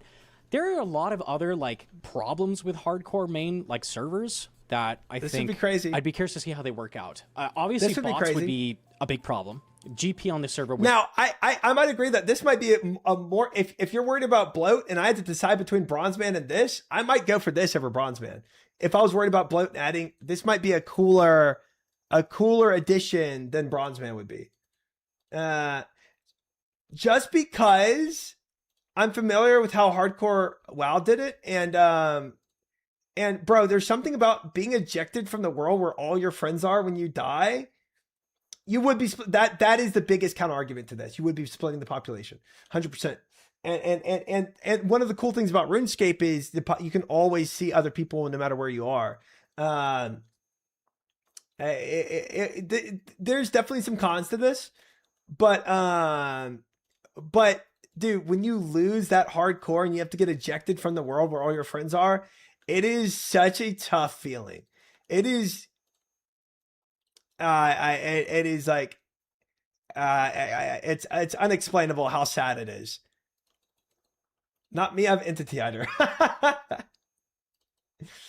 Imagine the content though, to try to die again. Oh boy. The answer is probably yes. Would be worth a lot more, and there would be swapping, and there's really no way to be stop like Dead Man swapping. Mad Worlds. Bots Yep. would be going for GP Yep. on these servers. How do you deal with that? A lot of issues with like bad actors, bots. I would love to see Jagex test this out as like a temporary thing where it's like Temporary heavily game boosted mode? drop rates and XP, and maybe try it for a couple months, 3 months. Try it. See if there's like that's a a ton cool- of draw to it. If Yeah. it's not going to be super popular, it's not going to work. Yeah. Right. So it's worth. I think it's worth seeing if like a bunch of people jump on this and are super interested in it if they're going to try it. That's why I want to see that added, because it's Fair. something you cannot accomplish with plugins. True. Like you True. literally cannot do that. True. Versus like all True. of these different variants of Iron Man, like you can just restrict a main and play in whatever like minor restriction you want. You really can. One of the only arguments I've seen like in support of Bronze Man is basically just why not, right? Like doesn't take dev time. Why shouldn't they add it? I think RS3 went down a very similar path with a lot of their updates where they said why not, added an update because they don't have a polling system. Things get added that no one interacts with, and then the corpse of that piece of content will just be left. There was a point where there were tons and tons of mini games outside of Fallout. Yeah, ultimately this comes down to, do people want it or not? And if maybe I'm wrong and a lot of people wouldn't want Bronze Man mode, then yeah, it might be a little useless just sitting there and it's not interacted with at all. But I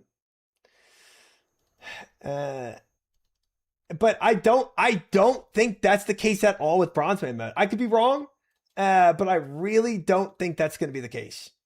If you want Bronze Man mode, just play main. That's the same argument of if you want Iron, just play main and restrict yourself. It's the same argument. That no one ever touched.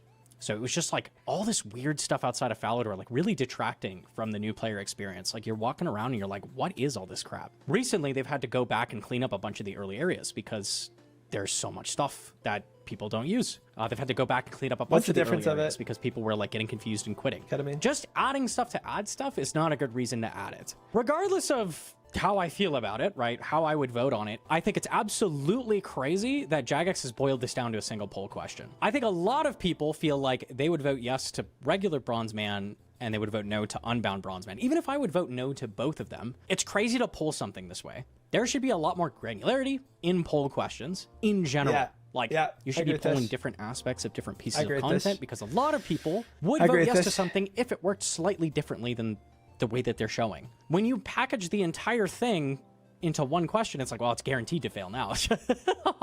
Very bad way of polling things. Overall, after seeing this, like when it comes to me like answering this poll, I'm gonna vote no to it, especially with Unbound stapled on. Like Unbound is just really goofy. But even if this was separated right now, I think I would vote no to both.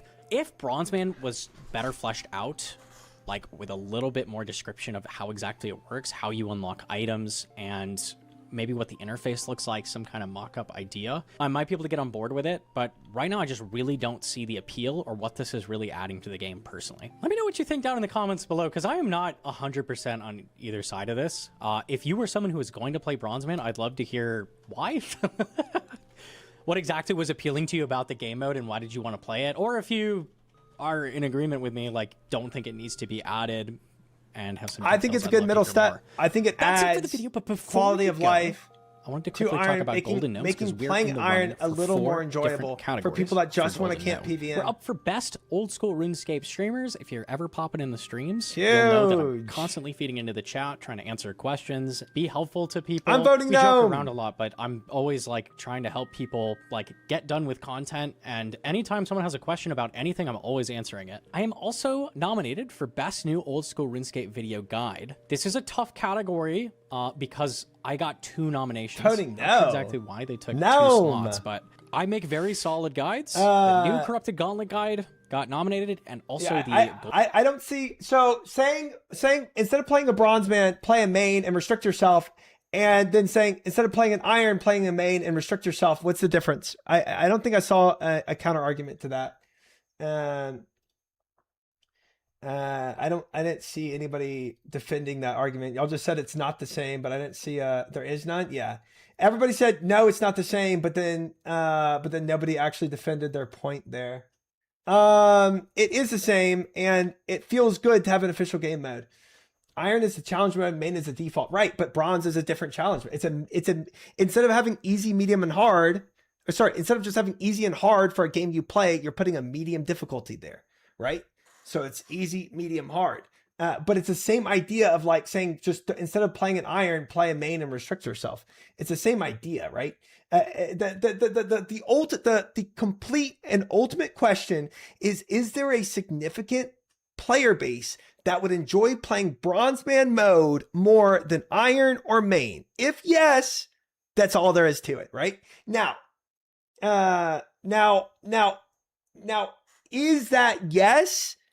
That is truly the debate that we're debating here, right? Is there a significant portion, and significant is also debatable. What constitutes significant? I would argue that before Iron Man mode was a thing, there's probably people saying the same stuff where if you want to play an Iron Man, just restrict yourself. Why make an account for it? Well, why make a new game mode for it? And then there's probably the people on the other side saying, I really think there's a majority of people that would really enjoy playing an Iron Man mode, right? And now look at Iron Man mode. Iron Man is like massive and there's so many people playing Iron Man mode, right? I think it's very possible that we're in the same thing talking about Bronze Man mode. There was, yeah. I'm voting yes because it might bring Sword back. That's the copium I like to hear. I'm disagree with just play restricted main. You end up doing extra work of drawing soft lines, policing yourself. Then if you're using that argument to argue for iron, you can use that same argument to argue for bronze man. Think about it, to get SCB on a bronze man, it's just flinch Cuffut Queen for an SCB drop. SCB. It's not adding anything in the middle ground. It's watering down the game modes. I think it is. It is a middle ground though. It's an easier Iron Man. Not having to upkeep supplies. It means less playtime doing farm runs, less playtime doing blood rune runs, less playtime doing name a resource grind you have to do here. You know, it is less time played for the account. How would you handle the supplies part?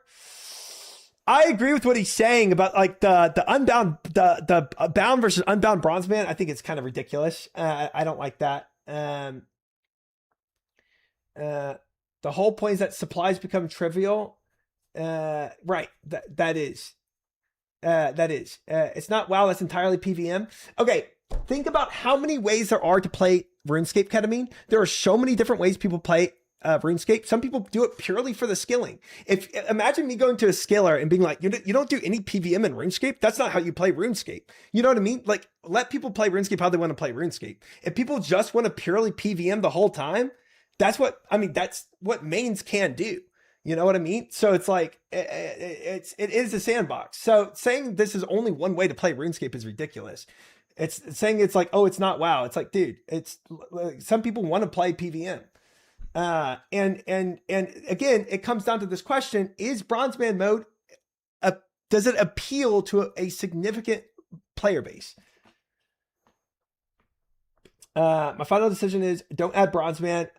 Increase supplies generally. Add soft drive protection to drops. Change my mind. I think the supply issue involved in Iron Man makes Iron Man that much like more of a grind, which I kind of like, right? It puts that much more playtime into my Iron Man account. Yeah, I think it's a cool aspect, but I think there's other people that don't want to have that aspect, right? And that's the appeal of Bronze Man, right? What do you think? Is there enough people who want Bronze Man? I wouldn't quit my Iron Man for a Bronze Man because of where I have the account now. I have like what's the sailing? I have 73 sailing where I can go to the Aquanite Island and go and farm Aquanites for Renar seeds. If I need Renar seed, I have the Herblore level to make prayer pots, and I have the farming level to plant Renars. My account is so well situated now. If there's anything I need, I went and freaking did Guardians of the Rift for hours on end to get my rune crafting where it's at, to go and craft blood runes. But if I restarted from the beginning, I was wishing I had a bronze. I remember the way I was feeling at the beginning when I was making and playing through an Iron Man. I wish I had a Bronze Man where I could go and buy supplies. I was wishing that. I remember wishing that when I was back then. Now, absolutely not. I'm sticking with my Iron Man to the end. But no Inferno though, are you really in a good situation? Yeah, that remains to be seen, Kiet. That remains to be seen. I'm curious for those who opposed to the Bronze Man, how do you feel about Group Iron Man being out of the game?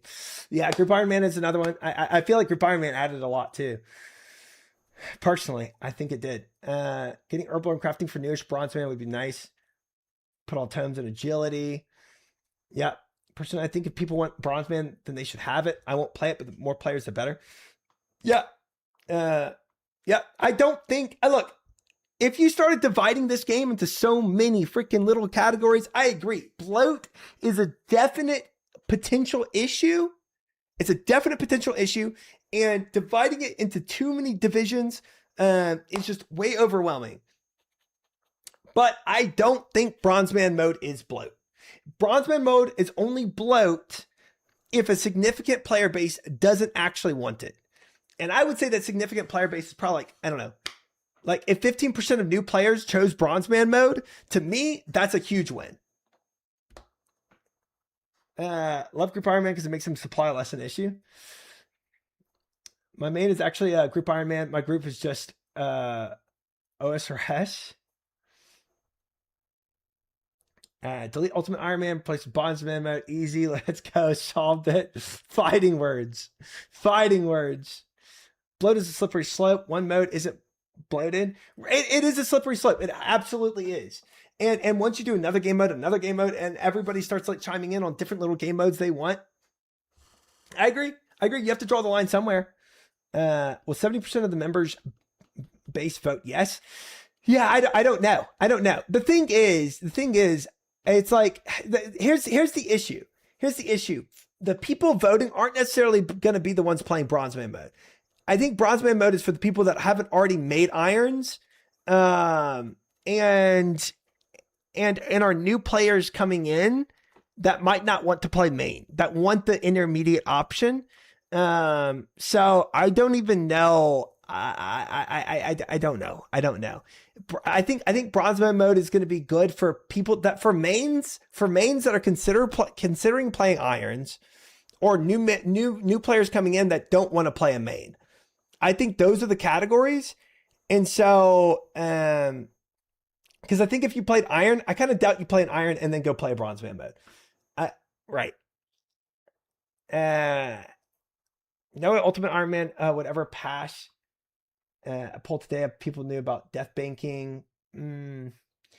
Death banking is definitely an aspect to it for sure. Slippery slope is only valid if the next step is inevitable. Otherwise, you're using a fallacy. Yeah, and it's not. You can definitely draw the line at like, okay, we're done with making game modes for sure. Bronze Man mode would be the top choice of new players, I'd guess. I would guess. Actually, yes. But conjecture. I don't know. I just know how I felt. I know how Zaryu felt. I know how Shobek felt. I know how Sardako felt. And we were all kind of advocating for this in different ways. I showed up a little bit ago, but I think the Bronzeman mode primarily benefits Jagex, creating an enticing game mode that interacts with Grand Exchange, only benefits them as main bonds buy to forward larger items. Iron Man accounts are essentially are only paying for a sub. Many mains will pay for a sub and bonds. Interesting. You think it's like a profit thing? I don't think Kieran cares about profit.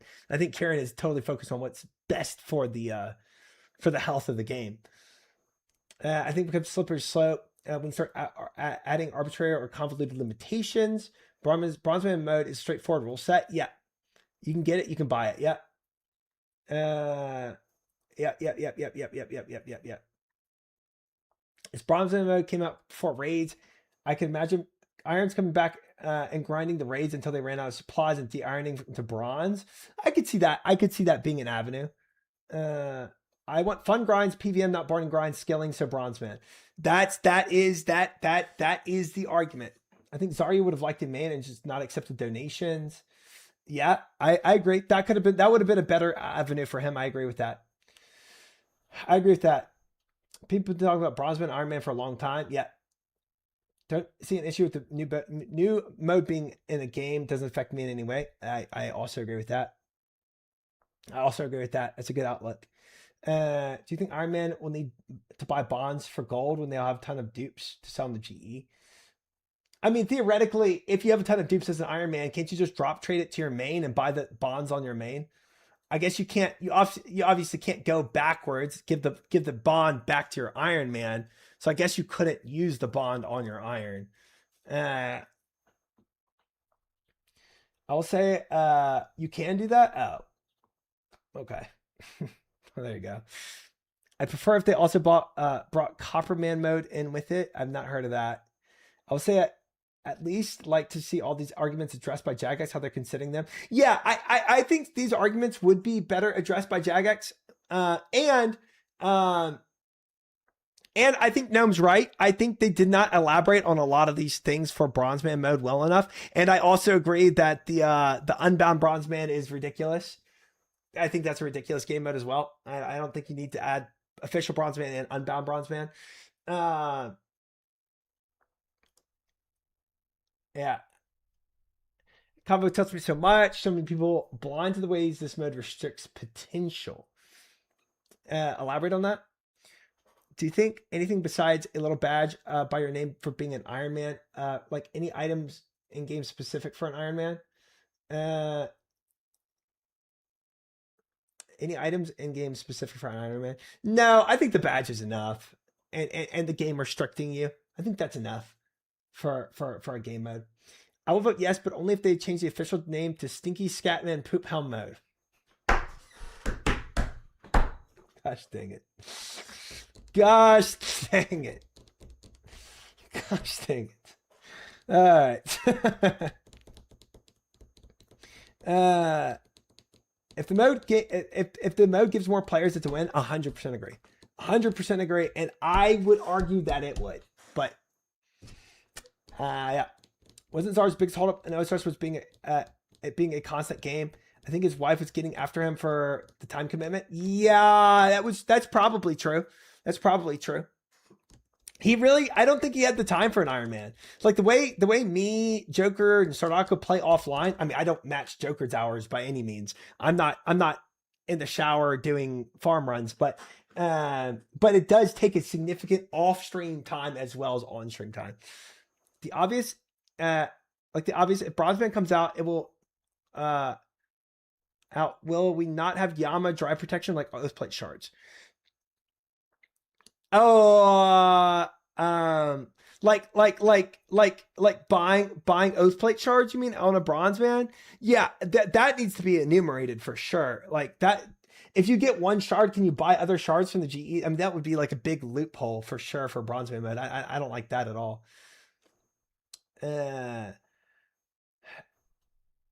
Bronzeman is for Iron Man dads, which is the player base. Yeah, that's a good argument.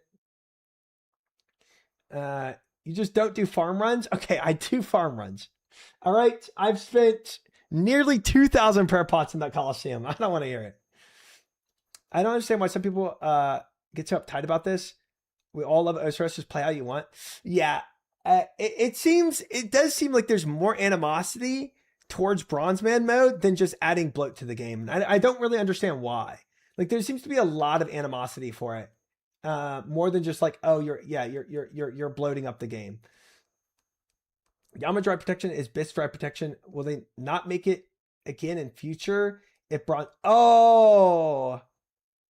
saying because if Bronzeman mode is out, they won't be inclined to make other dry protection. I don't think so because Bronzeman mode should only really affect supplies, not dry protection. So I don't think that would change their inclination to add other dry protection or for or against dry protection, I guess. Ultimate Charge is the only item that Bronzeman gets that's weird. Yeah, that one should be discussed further. You're adding so many arbitrary restrictions to a restricted game mode.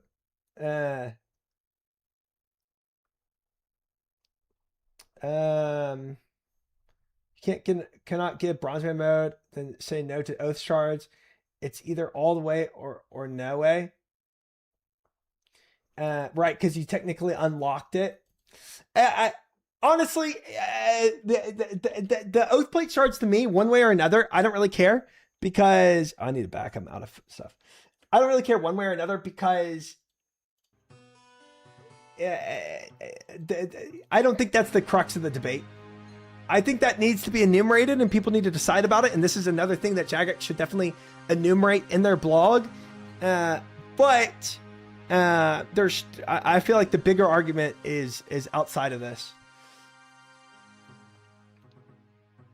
I think the way they phrased the question was just in general, more of a double tap it on is the player base actually interested? If you vote yes or no, it happens or not. Assuming they can see how much this could influence the game market pricing, overall restrictions for certain groups, activities, future content implications. I would hope they would plan to address these after confirming the interest. Yeah, I hope they would address a lot. But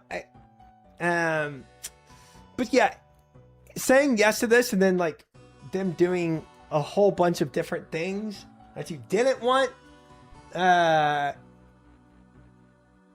I don't know how much it would really affect the market. I don't know. What you think doesn't matter. The debate is about how the community feels.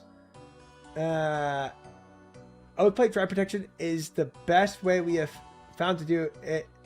And Bronzeman fricks it up and makes it controversial. I don't see how it makes it controversial. If Bronzeman mode can buy Oath Plate Shards, then that's just one grind they get to skip. If they have the money to skip. Even if you can buy the shards or other things you need multiples of, it still costs a ton of GP, right? You need to grind for, so I don't really see it being much of an issue. I don't see it being much of an issue either. I don't think it's that big of a deal here. How would you make the money? How would they make the money? Yeah, like it takes a long time to make the money anyway. I think it should be as simple as if you clog it, you unlock it. I agree. If it allows you to avoid some iron style progression. Iron Man counts are definitely a status that did anything, and I don't think there's a bad thing. It's a reasonably concern with Bronzeman dilutes the whole landscape of account modes, and every other mode is made less unique or significant. I don't think the dilution comes from that. I think it comes from like just like bloat in terms of like when the new player opens up the game, you don't want 50 game modes. Like that's ridiculous. If Bronzeman can buy shards, the price will go up and it'll be harder to buy. The shards question just shifts the grind from Yama to Vorkath.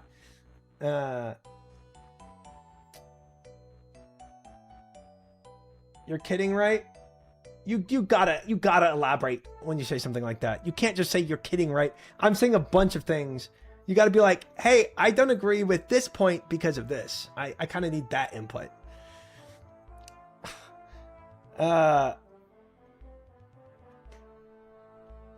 I disagreed in the end, Gabriel. If you ask me if I wanted them to add Tile Man, Chunk Man, I would also say no. Even though you can do the same question, why would this hurt to add? No, and I've addressed this, Fish, like multiple times. You can make a billion different game modes. You can. The question is, does this game mode have a significant player base that is willing to play it? That's the question, right? And something like Tile Man and Chunk Man, these are just so, or like dividing Bronze Man up into a billion different ways to play. Like all this redundancy is like, it's not good. I think you're saying you're kidding in terms of GP. It's super easy to print GP if you have access to the GE. Okay. Yeah, I guess Bronze Man would have access to the GE, full access. They can only sell things they green log, obviously. Find out when it gets pulled. Yeah. You can transfer money to Bronze Man by selling super obscure items on GE for a lot of money. Yeah, I guess that's true. Yeah. I guess theoretically you can get, let's say you can get around this and make money and then buy Oathplate. All right. You're right. You're gonna make a Bronze Man, Mr. Try? Not after having an Iron Man. I don't think so. Miestro, thank you for the follow. It will increase when a lot of streamers create accounts, and after a few weeks, it will drop significantly. I don't think you go from an Iron Man to a Bronze Man. I don't think that's what the Bronze Man is for. It's not for me. It's not for me. I'm not advocating for this because I think I want to play it.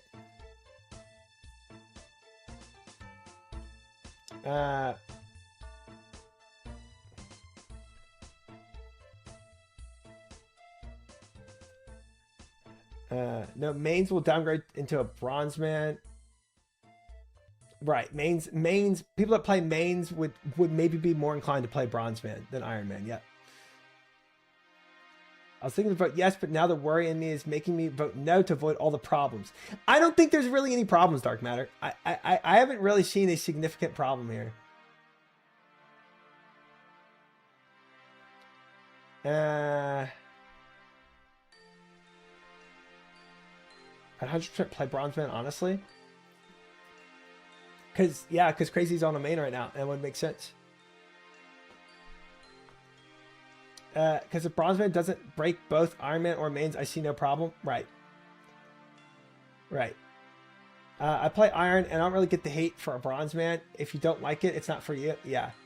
The only issue people have is potential bloat. That's the only thing. We could do a poll in chat.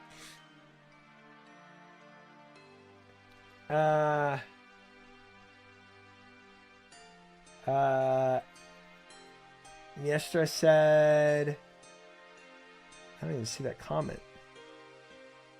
Nobody was asking for Bronze Man. Sar brought this mode up just because he thinks people won't watch him stream a main account. I don't think that's his motivation for bringing it up. Bronze Man was a game mode before Sard even started playing, right? Poll Bronze Man mode, yes or no? Okay, poll's live. I think the Twitch OSource community is a bad indicator. It might not be a good indicator, but right now it's pretty much 50-50. I think Sard said most Iron Man are just toxic. Anything not Iron Man isn't RuneScape. It's like, bro, let people play how they want. I think the integrity with the GE is a problem, though. That's the biggest thing. What, like, sell? But like, okay, Bronze Man mode could have infinite gold, potentially. By some integrity issue. But then they can only buy resources. Voting no to this, Bronze Man mode feels like a RuneScape 3 direction. Dr. Loser, think of the follow, welcome in. I think main issue is that it's a challenge mode that exploits, which would make it not taken seriously, which defeats a lot of purpose of having challenge mode. Right, but the exploit only gives you resources. It's still, you're still locked. You can't ever buy anything you haven't gotten a clog for. So it's a very limited exploit. Right, and it's also still no harm to you as a player, right? It still doesn't affect you in any way. Iron Man are super elitist. I'm an Iron Man, by the way. I would vote yes if the supplies only unlocked by skilling. I would de-iron to play Bronze Man. I think unlocking by skilling is kind of cool. I see that take. I definitely see that take. I would be more inclined to make that the way it unlocks. So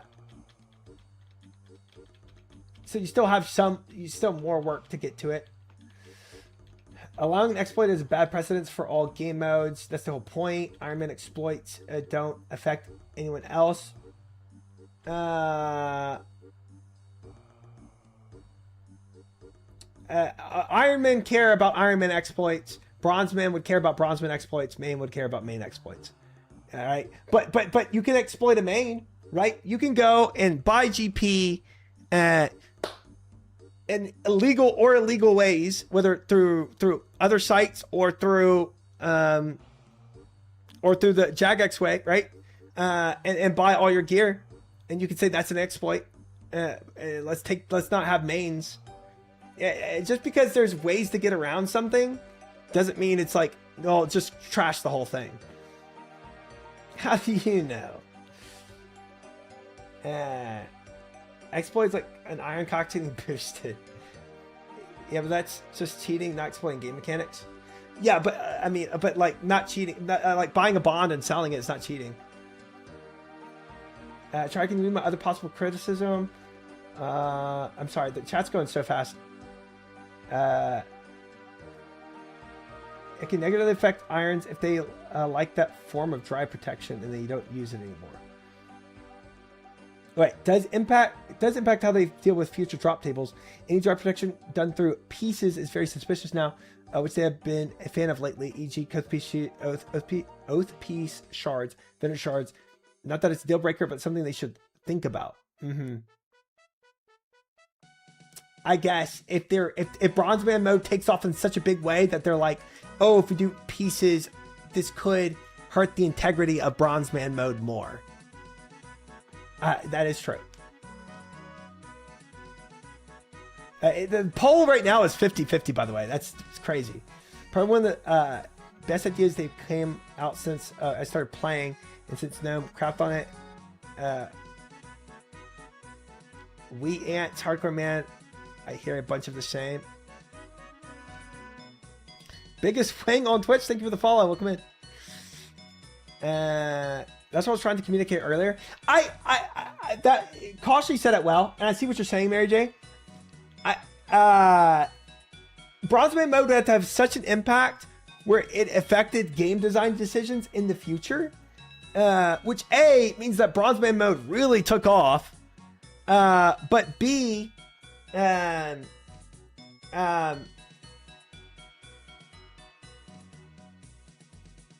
to YouTube. Danny, thank you for the sub, and then going back to YouTube. Appreciate it. Danny came to vote. Oh, is it over? I should have announced that poll more. Shoot. Final poll conclusions here. 31 on no, 29 on yes, and a lot of undecided votes. Because we have, what is it? We have 324 people in the stream right now, something like that. A lot of undecideds. And very much split down the middle. Very interesting. No voters. You can't exploit a main. Buying bonds gets to get gear doesn't exploit for a main. It doesn't defeat the purpose of an in-game mechanic. So how would you exploit a Bronze Man then with that definition of exploitation?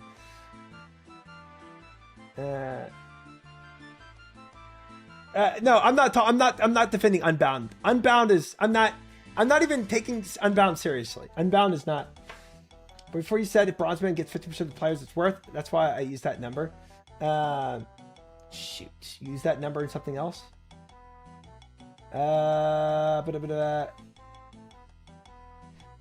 Okay, yeah.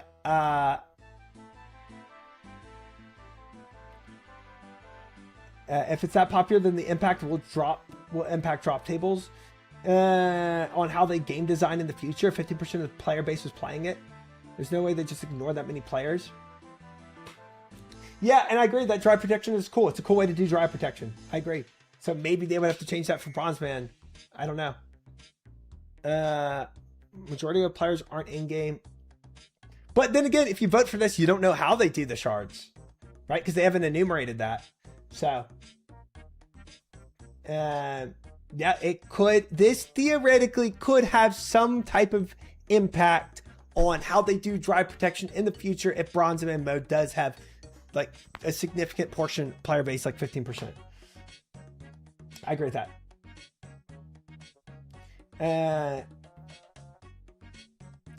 I shouldn't Shard would be switching to Bronzeman. I definitely like to hear Jagged's thoughts on some of this stuff like shards. It's an interesting point. Shards is an interesting point. It's an interesting point, yeah. All I know is that I'm investing my life saving into prayer pots, but to go to the moons. Nice. Nice, nice, nice, nice. Another 50 other things we haven't considered because the game is 20 years old and spaghetti tied together. I think it's pretty isolated. I don't think there's that much that where it affects other things. I really don't. But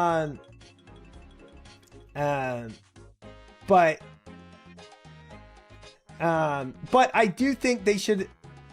On top of that, they should definitely expound on like where they stand with other game modes, right?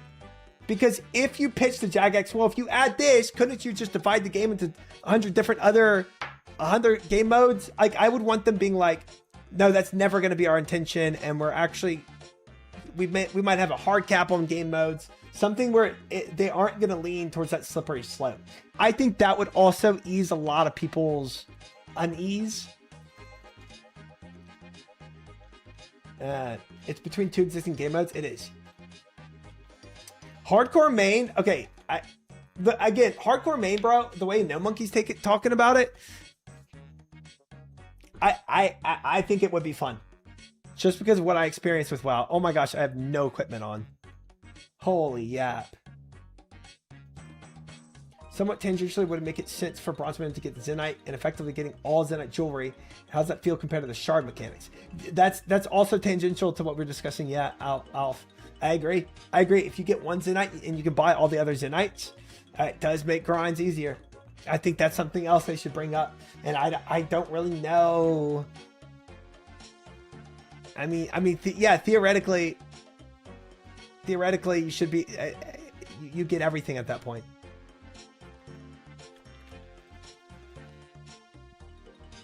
That's an appeal for me. Hardcore will always be pretty unpopular because OSRS takes too much investment, so dying is too punishing. Yeah, Solder, Bofa, all Zenites. True. Once you get Bofa, you get a Seldar. Once you get one Zenite, you get all Zenites.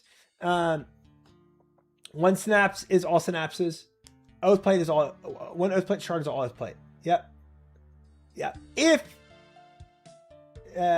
you're able to get money in an easy way, which y'all are saying, I mean, I know like you can literally go and buy farming supplies and sell farming supplies on the GE and make money.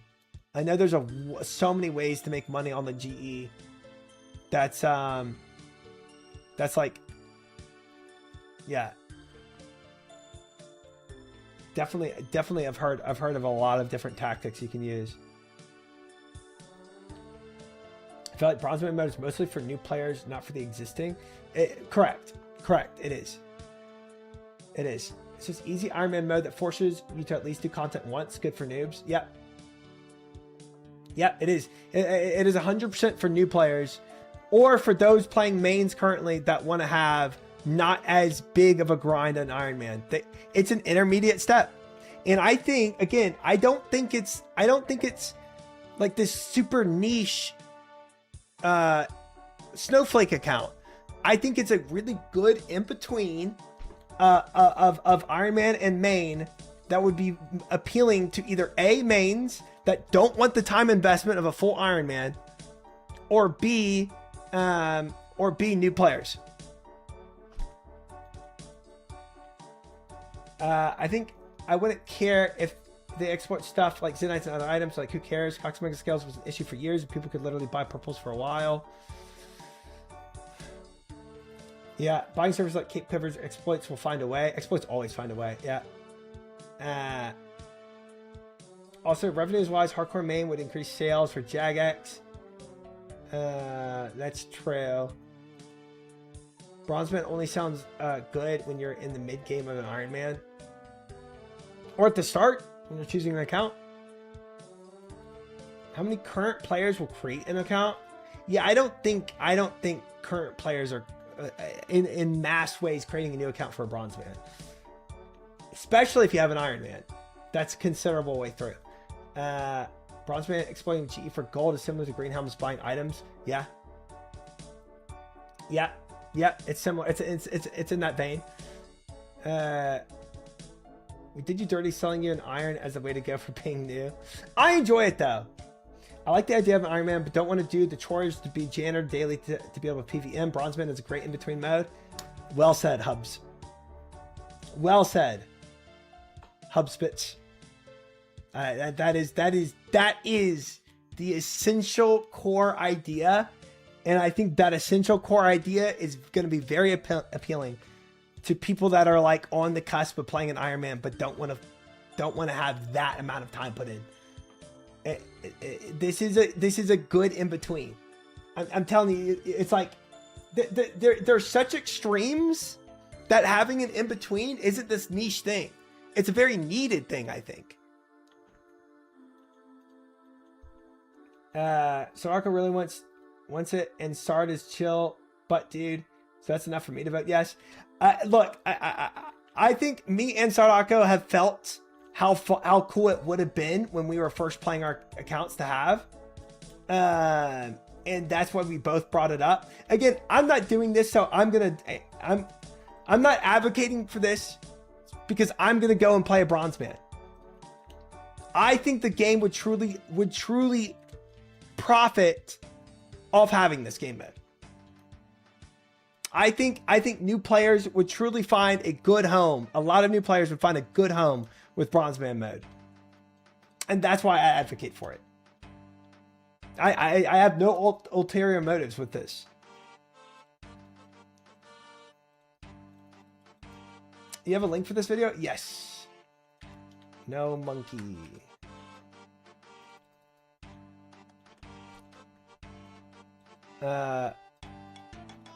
Cloud focus main mode is nice. Yeah, I think it is. Check Try's bank account. He's on to me. I might have picked it at the start, but I didn't pick Iron Man because I thought I'd hate supplies more than gold grinds. I just don't want to get them. I just don't want them to take Game Jam code, push it. If you think the Game Jam code is going to be that clunky.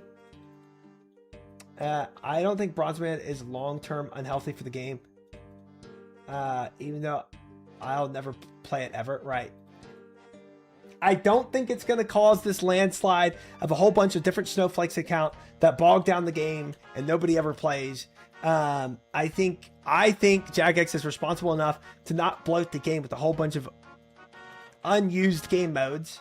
And I don't think this is insignificant by any means. I think there would be a significant portion of people that would certainly enjoy playing this game mode, especially new players. But yeah, honestly, if the community doesn't vote for it, I mean, I'm not going to be affected by it by any means.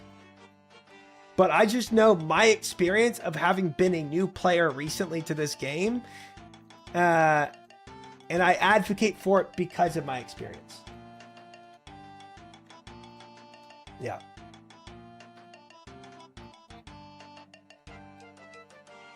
Tutorial Island UI.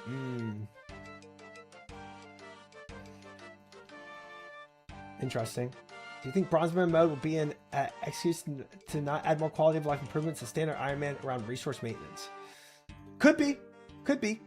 But I think Iron Man already have like again, it's supposed to be a difficult game mode. If Iron Man stay with the resource maintenance that they have, I don't think it's a crazy negative.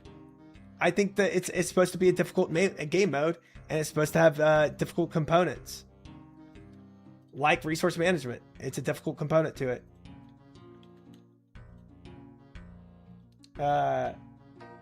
T-Bow Bush spawn if they add Bronzeman back. Yeah, you know, the Spaghetti Go can get pretty crazy. It can. It definitely can.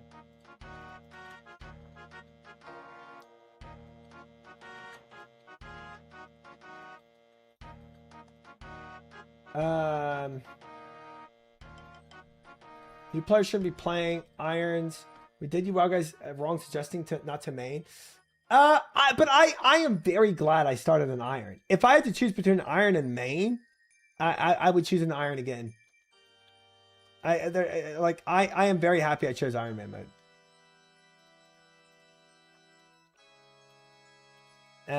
But yeah. But you haven't played a main. Yeah.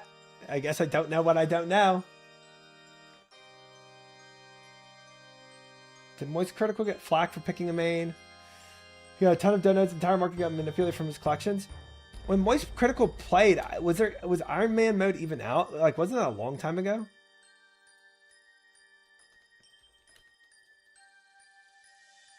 Shubek, Czar, etc. Yeah. I kind of wish they did play main. I kind of wish they did. If Moist didn't play main, we wouldn't have gotten the mother of all Monkey Nut merch. That's true. The father of Monkey Nuts.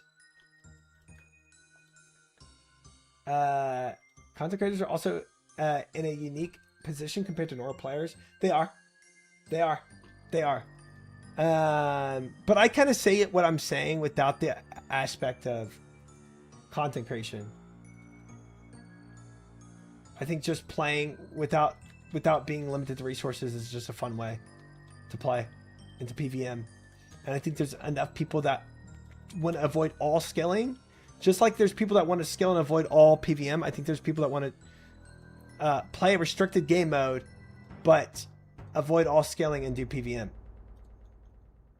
And again, this is my conjecture, and I could be very wrong. I could be very wrong by that. By my hypothesis here.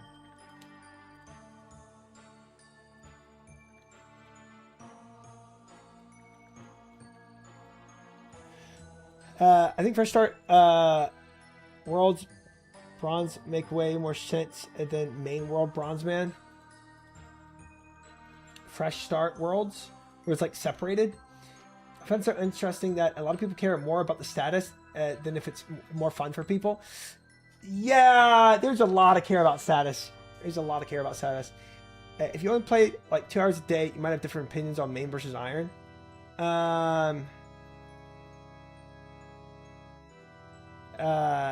Yes. I feel like I don't think most irons play only 2 hours a day though.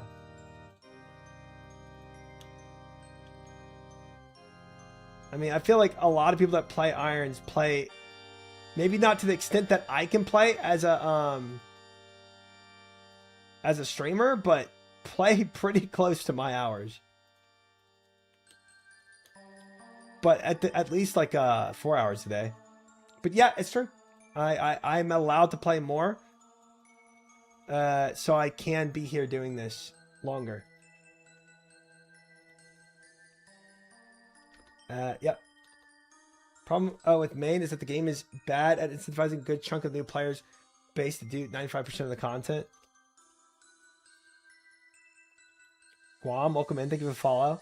I'm an iron only clan. Wait, I don't like this song. It is lasting forever. I want to do something like this. I play 2 hours a day. Just don't fact check that. I'm an iron only clan. I can confirm everyone is online 12 hours a day. Yeah. I think when you play an iron, you for the people that know, at least, they know that they're getting into a long grind. And I think the reason why a lot of people actually avoid the iron grind is because they know what it's going to take time-wise. I didn't realize what I was getting into. I definitely did not, as a new player. I did not know what being an Iron Man actually entailed. I had no clue. I'm just glad I ended up liking it.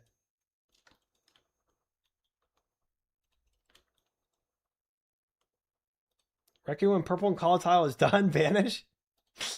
Were they on your bingo team, Moose? Welcome in, Moose. Hello, hello.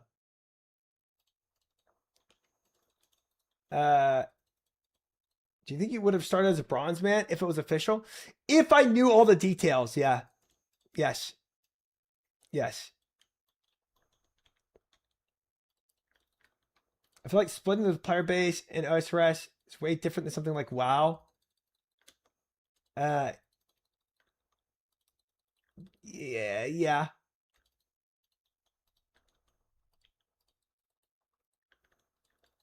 But who said that earlier? I think the question is, I think the legitimate question is, would people enjoy this game mode? Right? I mean, that's the question. It's like I feel like we lose sight of the main argument is, would a majority of people enjoy this game mode? Right? Like, you can argue all these like tertiary things, but I think that's the perspective you have to have when you vote on this. Hypothetically, if you could snap your fingers, would you prefer your count to be a bronze man or at this stage? I would keep it as an iron now. I would keep it as an iron because I've already made it to this stage. But if I went back in time and bronze man mode was official, I would have gone bronze man mode. But now that I've already put in all this effort, I want to keep it because my account is already like playing for fun. Well, get your head on straight. My bad. Would Zarya come back with bronze man mode? No, but I like the copium. I like the copium that he would. I don't think he would, but it's nice to think about. My purple had the best odds of getting extra tiles. Oh, you're talking to Moose. Oh, man. Trouble in paradise between Reki and Moose.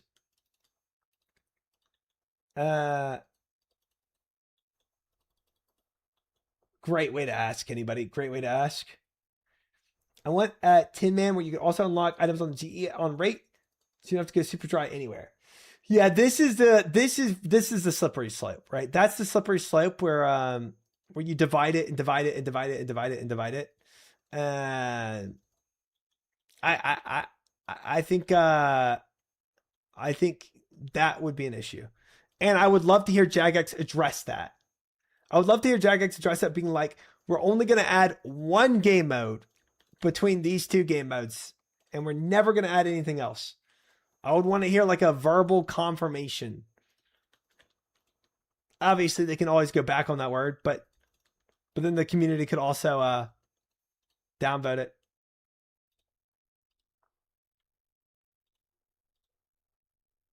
Bingo didn't have enough drama. Now I gotta start it with the homies. Yeah, I'm always starting drama with Moose, honestly.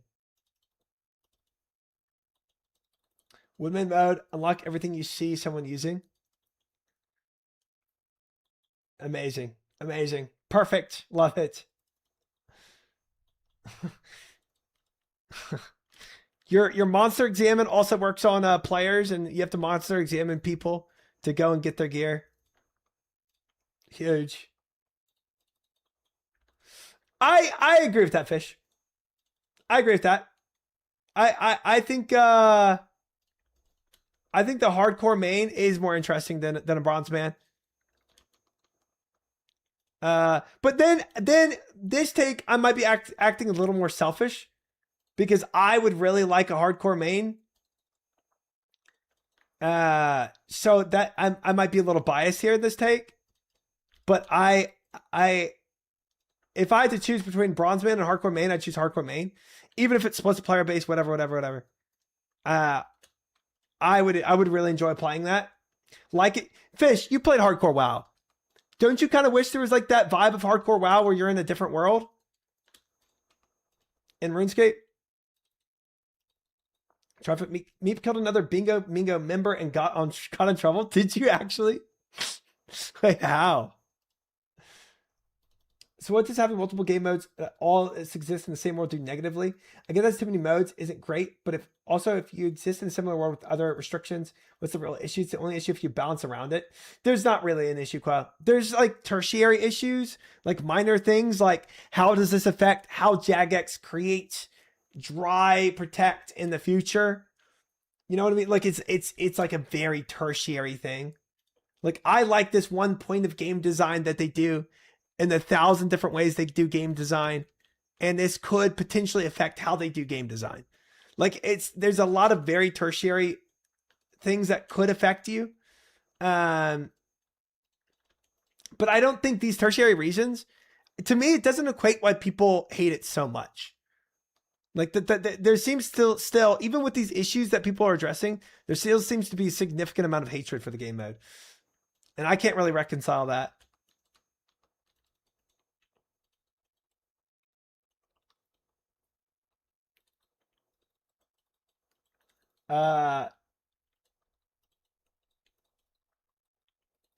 Trump started bingo. I went to the wilderness because there was a wildy tiles and hunted the other team so they can't farm. Oh, wow. Okay.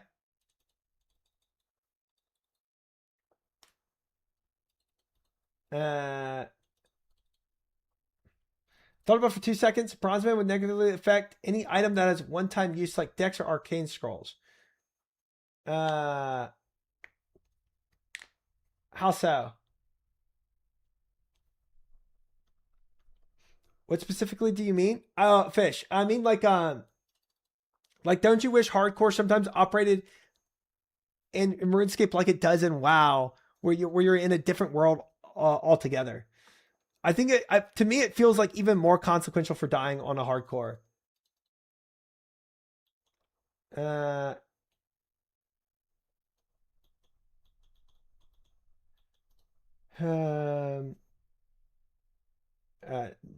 Nam saying, think of the follow-up comment. I'll be merching Dex and Arcane Scrolls before Bronzeman releases. So Bronzeman mode still has to get the drop to use the scroll, right?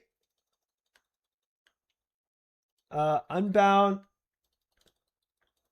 Bronzeman mode just seems like dead on arrival. Unbound Bronzeman mode is stupid, and I would never advocate for that. Yeah, and it's sad that it's tied to official Bronzeman mode.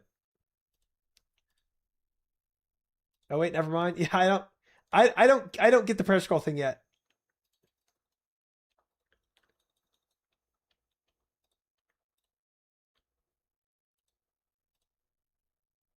I love how I still have no monkey up on the screen, even though we finished the video like a while ago.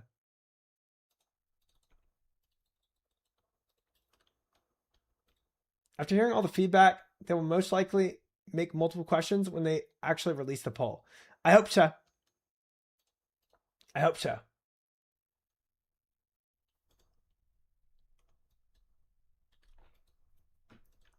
Nightmare mode. I think it'd be interesting from the perspective of knowing everyone around you is operating under the same rules. But at the same time, I'm not sure if it fits the RuneScape field to separate players from the servers like that. Yeah, I guess it would be like, it would be Deadman mode, right? But like maybe, I mean, Deadman mode is already kind of like dead servers, aren't they? Or dead worlds. Like not many people are in them. I've never really joined a Deadman mode world. Okay, Kovacs, thank you for the input there. Appreciate that.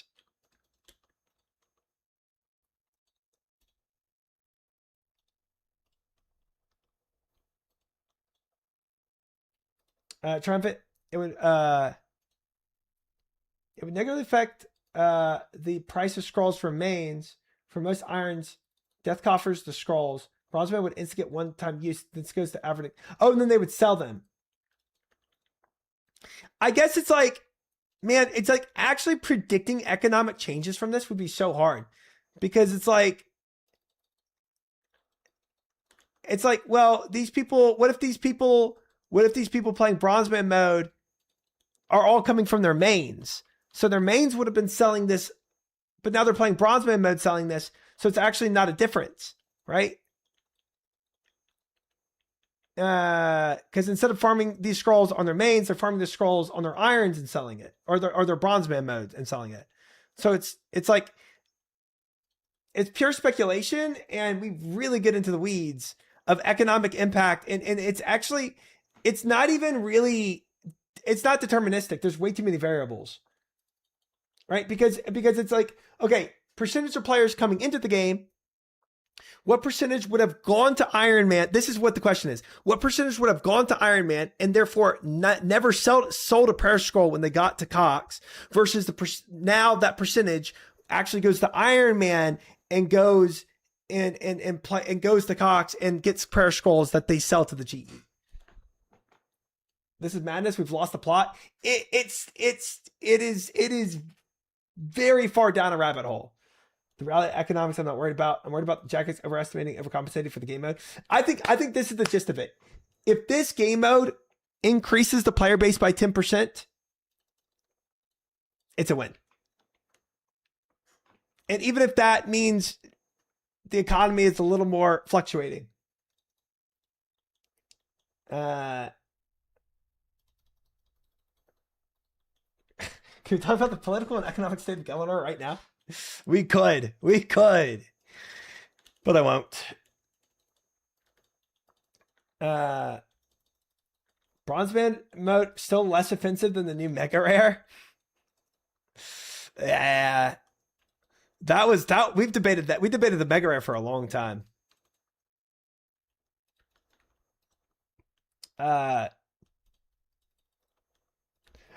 It's so easy for us to say, oh, waste of dev time.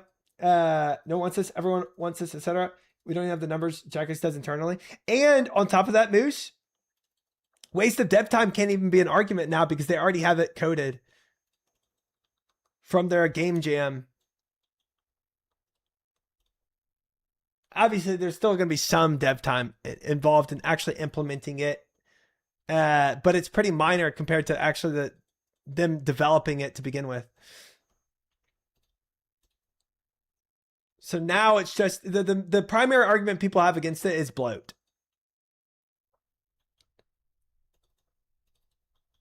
Do they call it tri-sub because you're an attentive lover?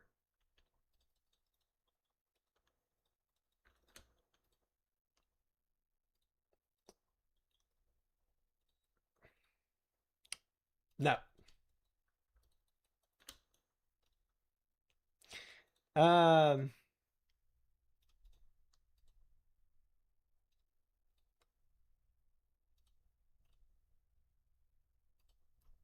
Drop table philosophy is I'm way more worried about than bloat.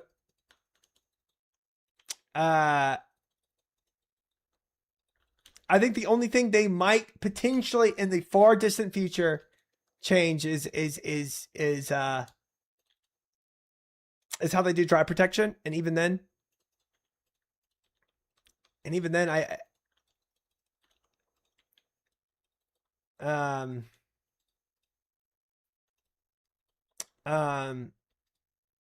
I think there's many ways around that, but to your credit, I think they absolutely should address this this topic in the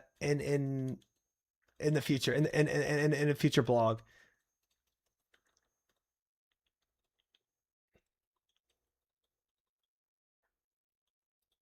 There'd be dev time with the additional considerations with the game design with another game mode as an option.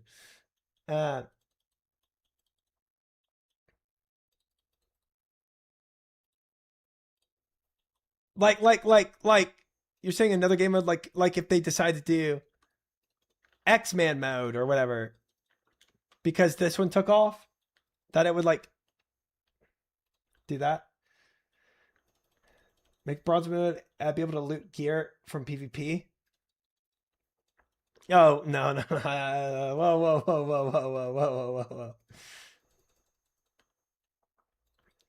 Oh yeah, like in their design decisions, do they now consider bronze man mode with future development stuff?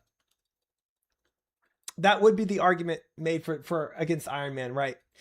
And in the end, I think Iron Man was an incredible addition to RuneScape, and obviously, the amount of people that are playing the game due to Iron Man mode, I think, is way worth the cost of future dev time. Because if it causes an increase to the player base and more people start playing the game, to me, that's a win.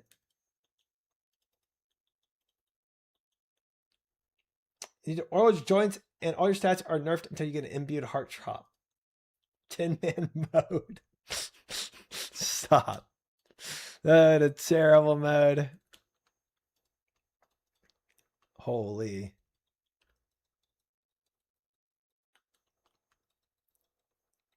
Designing the game around Iron Man is just designing it holistically around players who do everything. I hate that argument. Yeah, I do think designing around Iron Man does just help mains too. Right? Oh, there's an easier way to get runes and that I don't have to GP scape it. Oh, that's kind of cool. Maybe I do that. Oh, there's an easier way to do farm runs. Oh, cool. Maybe I do that instead of buying it.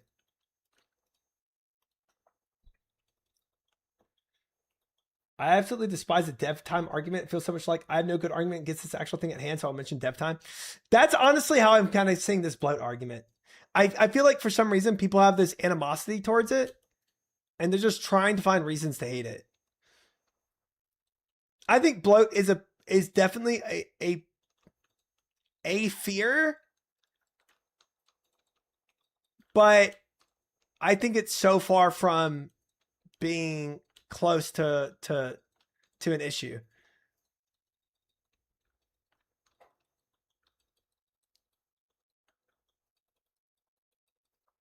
They said they want design around Iron Man mode. They thought it'd be niche, not a significant segment of the player base, right? And I think that's a good issue to have, man. So many you made something that's so loved by a player base that you're now designing around it. I don't think that's a negative. I'm playing Classic for before a lot of people were even freaking born, and there's so many countless items that have been held afloat and usable on mains just because bots. No human actually does these grinds. Iron Man catering fixes this so much. Kind of eliminates bots if everybody just wants to do it themselves. Nubby's claws, sand fuse, jute fibers, etc. What Coffee said earlier was interesting. Pick your type of count when you hit like 25 and you experience the game. That would be very interesting. That's a big change, but that's it's an interesting idea at the very least. If Bronze Man mode becomes a majority player base, they probably should design around it. Yes. As a main, I think if not all content should be focused for Iron Man accounts. Most, if not all content, should be focused for Iron Man accounts. But there should not be drive protection. Players should just harden up. Yeah, I feel like the whole idea, the main difference between Iron Man and a main is that mains have dry protection for everything eventually.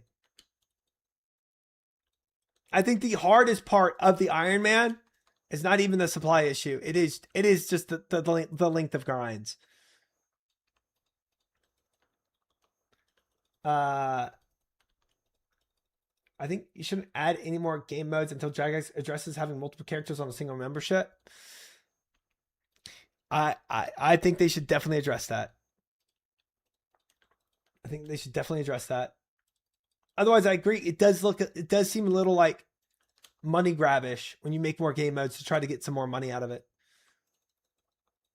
It does give that vibe.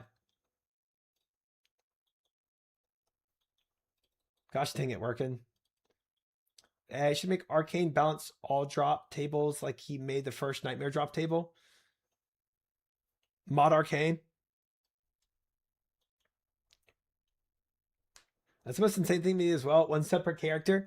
I mean, it makes a little more sense for RuneScape than like WoW, because obviously WoW, you want to try out multiple classes that you don't get to experience, and that's not necessarily the case, obviously, for RuneScape. But it is a little insane. It is a little insane.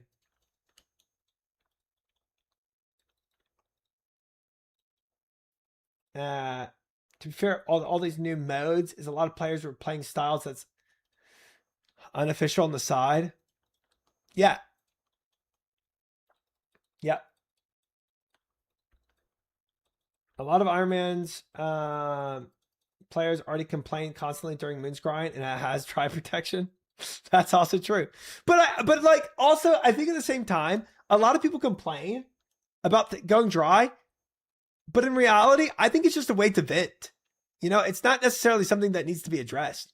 People complaining doesn't mean it should be addressed. Like, people complaining is sometimes just their way of exhausting frustration. It doesn't necessarily mean it's, we need to fix this. It's nighttime. It is. Hi, LP.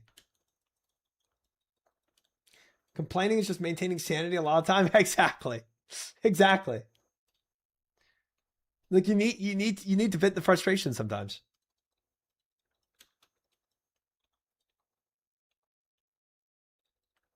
You would go dry somewhere and get spooned elsewhere. A lot of times that's the case. There are people that are dry everywhere. The unfortunate accounts out there.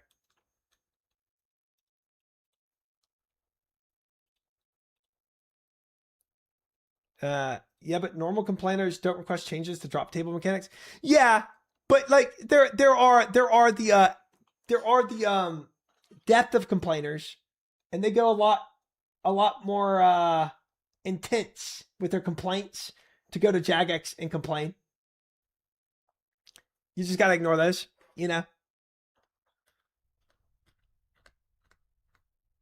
My account on the frickin' Sahara. 07. 07. Death to the complainers. Who said that? Okay. I didn't say that. No, it's not something I said.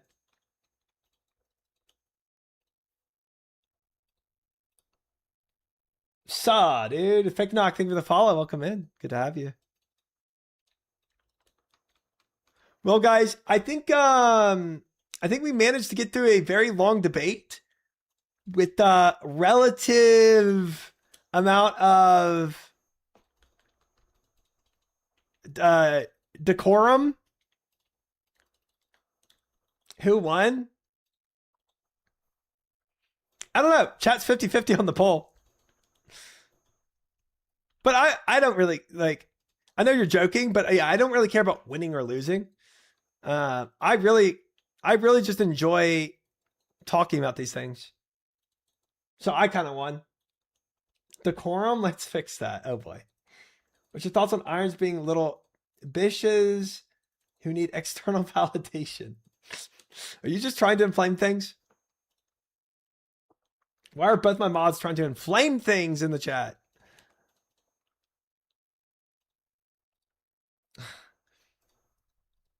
Try, we didn't get to talk about thermodynamics of the hardcore ultimate bronze man. Yeah, I'd never want to hear the word thermodynamics again in my life. haven't seen other streamers entertaining a conversation like this so far. Glad I was here for this. I think a lot of streamers are going to avoid stuff like this because it can be pretty, I mean, it can be pretty like divisive, right?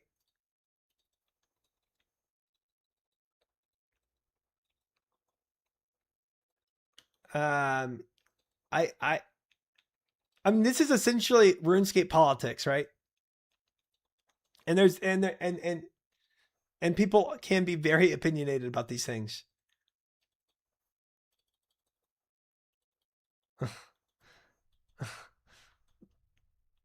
You better say sorry, LB.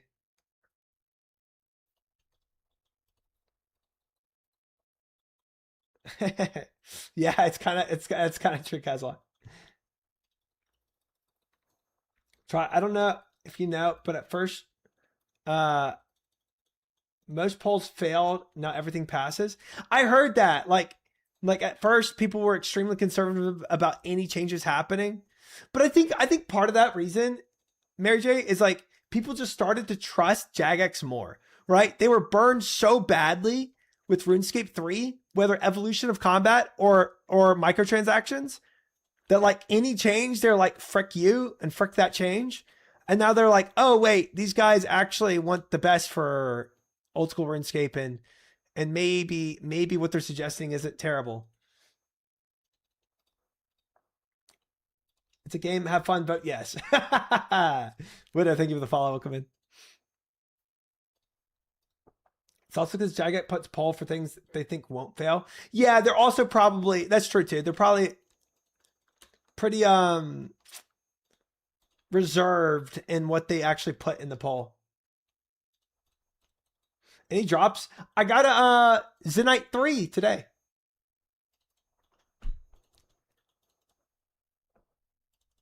That's exactly how I was with change right after Evolution Combat. Yeah, man. I mean, so many people were burnt, right? Like, how could you not be? Like, I saw what they did. It's very much, look what you did to my boy. Very much that with RuneScape 3, right? Like, I mean, they did some insane things.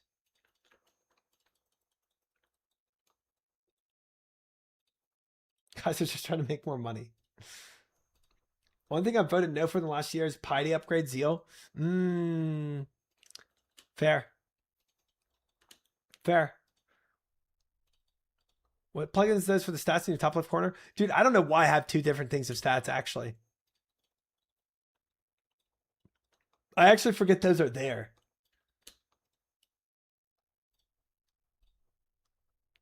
Evolution of Combat was like WoW invading OSRS and cooking it internally. Yeah. Yeah. Yeah. But it was like a worse version of WoW, too. I don't know. Can we start talking about the dumb raids for Mega Rare poll recently? What did they poll about? The luck? Why are you not playing leagues? It would be so fun to watch. I had this opinion that I would rather play a game not leagues, because then you can appreciate leagues more. Like, I don't want to start playing a game by doing it leagues first.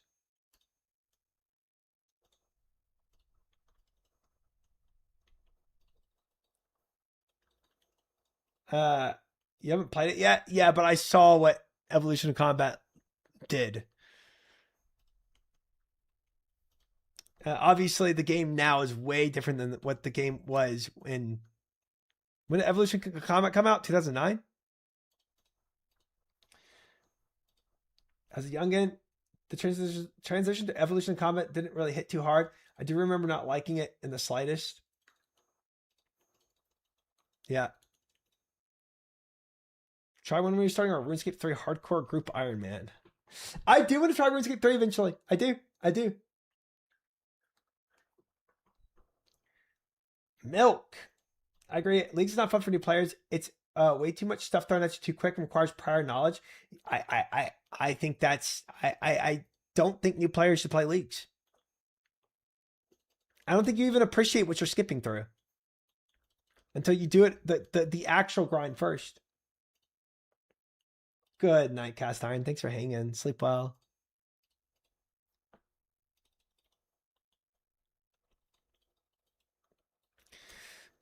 If I never had an intention to play RuneScape 3, I might try out leagues, right? If I was like, I'm never going to play this game, so let me just experience it in this quick, super fast pace just to see what it's about and then put it down, I'd be more inclined to try leagues. Leagues of RuneScape 3. But since I'm already intending to play it, I want to play it real. Evolution Combat just felt like it wasn't the same game anymore. Dude, what? It's like such an insane overnight transition. You know, I mean, it's like, it does. It changes the game entirely. It was a crazier change than Overwatch 2 becoming Overwatch 3. Overwatch 2 to Overwatch 3 was less of a change than OSRS to RuneScape, or than RuneScape 2007 to Evolution Combat. Such a massive change.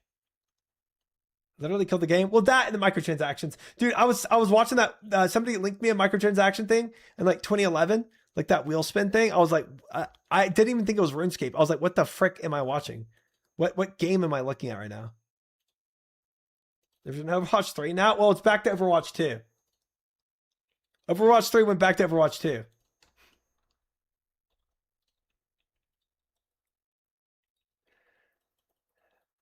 Not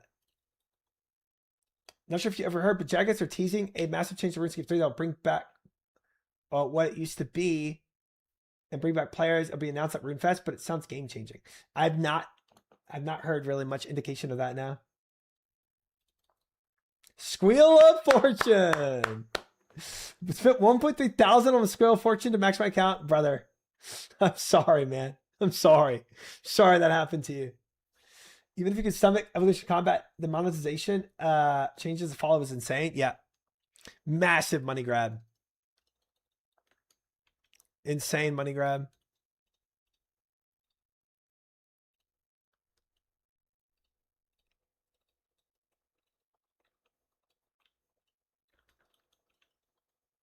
I have no prayer left.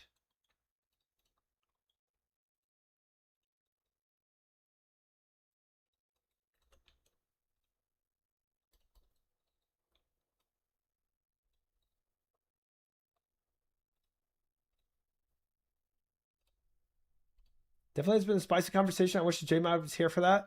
It would have been kind of cool if there was a JMod with just like their ear to the wall, just kind of listening to how the conversation went.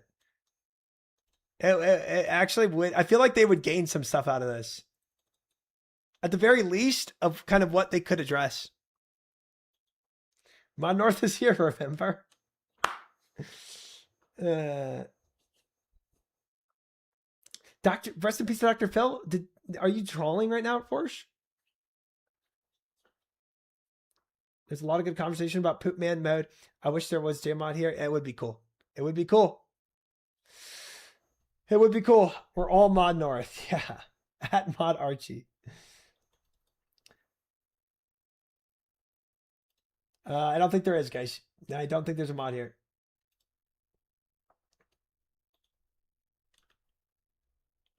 Oh, man. Good times. I enjoyed it. It was a cool debate. Yep.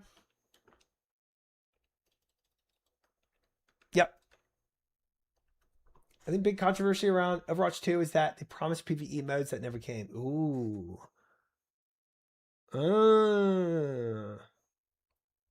Interesting. That's the lyrics of the song. Oh, I did not realize that. Just go on OSR's Discord and ask Mod Ash to tune it at some point. I could almost guarantee he would actually do it. Am I even in the OSR's Discord? I didn't even know there was one. If there's a mod here, please add the Squeal of Fortune to OSRS. Use the RuneScape 3. Us RuneScape 3 players had to suffer for years and fund OSRS. It's time for them to fund RuneScape 3. That's insane. That is insane. Guys, I've been live for 8 hours. I think it's time I retire. I think it's time I retire.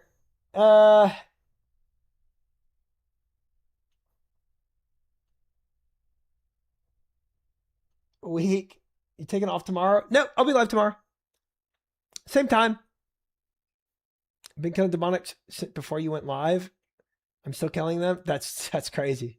And those tonight, I'm sorry, Coffee. I'm sorry.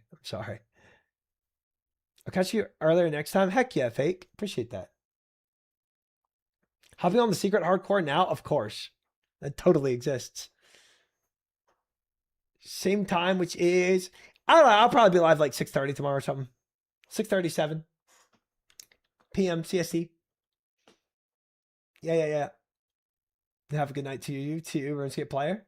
Quitting again. Gosh dang it. 6 or 7. Gosh dang it.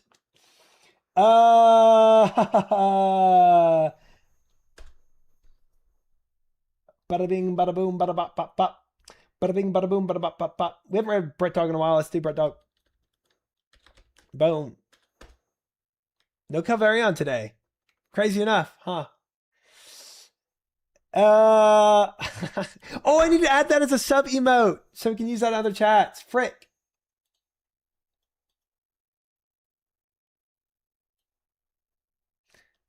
Fellas, thank you very much for hanging. As always, guys, I enjoyed it. It was a fantastic time. Thank you guys for keeping it civil during the debate. I know most of us, or a lot of us, share a lot of different opinions, but I really enjoyed it. I love game design, so talking about game design is always fun for me. Definitely respect all of you for keeping it civil, calm, cool, collected. Fellas, I will be live tomorrow, 6 or 7 tomorrow. Thank you guys for hanging very much. I will see y'all tomorrow. Thank you for the lurks, the new followers, all the subs. Danny with the sub 3 months, Defiance, James, Hypothermics, Cypher, Moose, Defiance again with another gifted, Talon. Thank you guys for the subs. Appreciate y'all. Appreciate all the new followers coming in. We had a lot of followers. Ballast, Okatir, Maestro, Luzu, Biggest Wang on Twitch, Unidgom, Namsan, Fake, Widow. Thank you guys for the follows. I will see y'all tomorrow. Good night, everyone. Good night. Thank you guys. Appreciate all of you.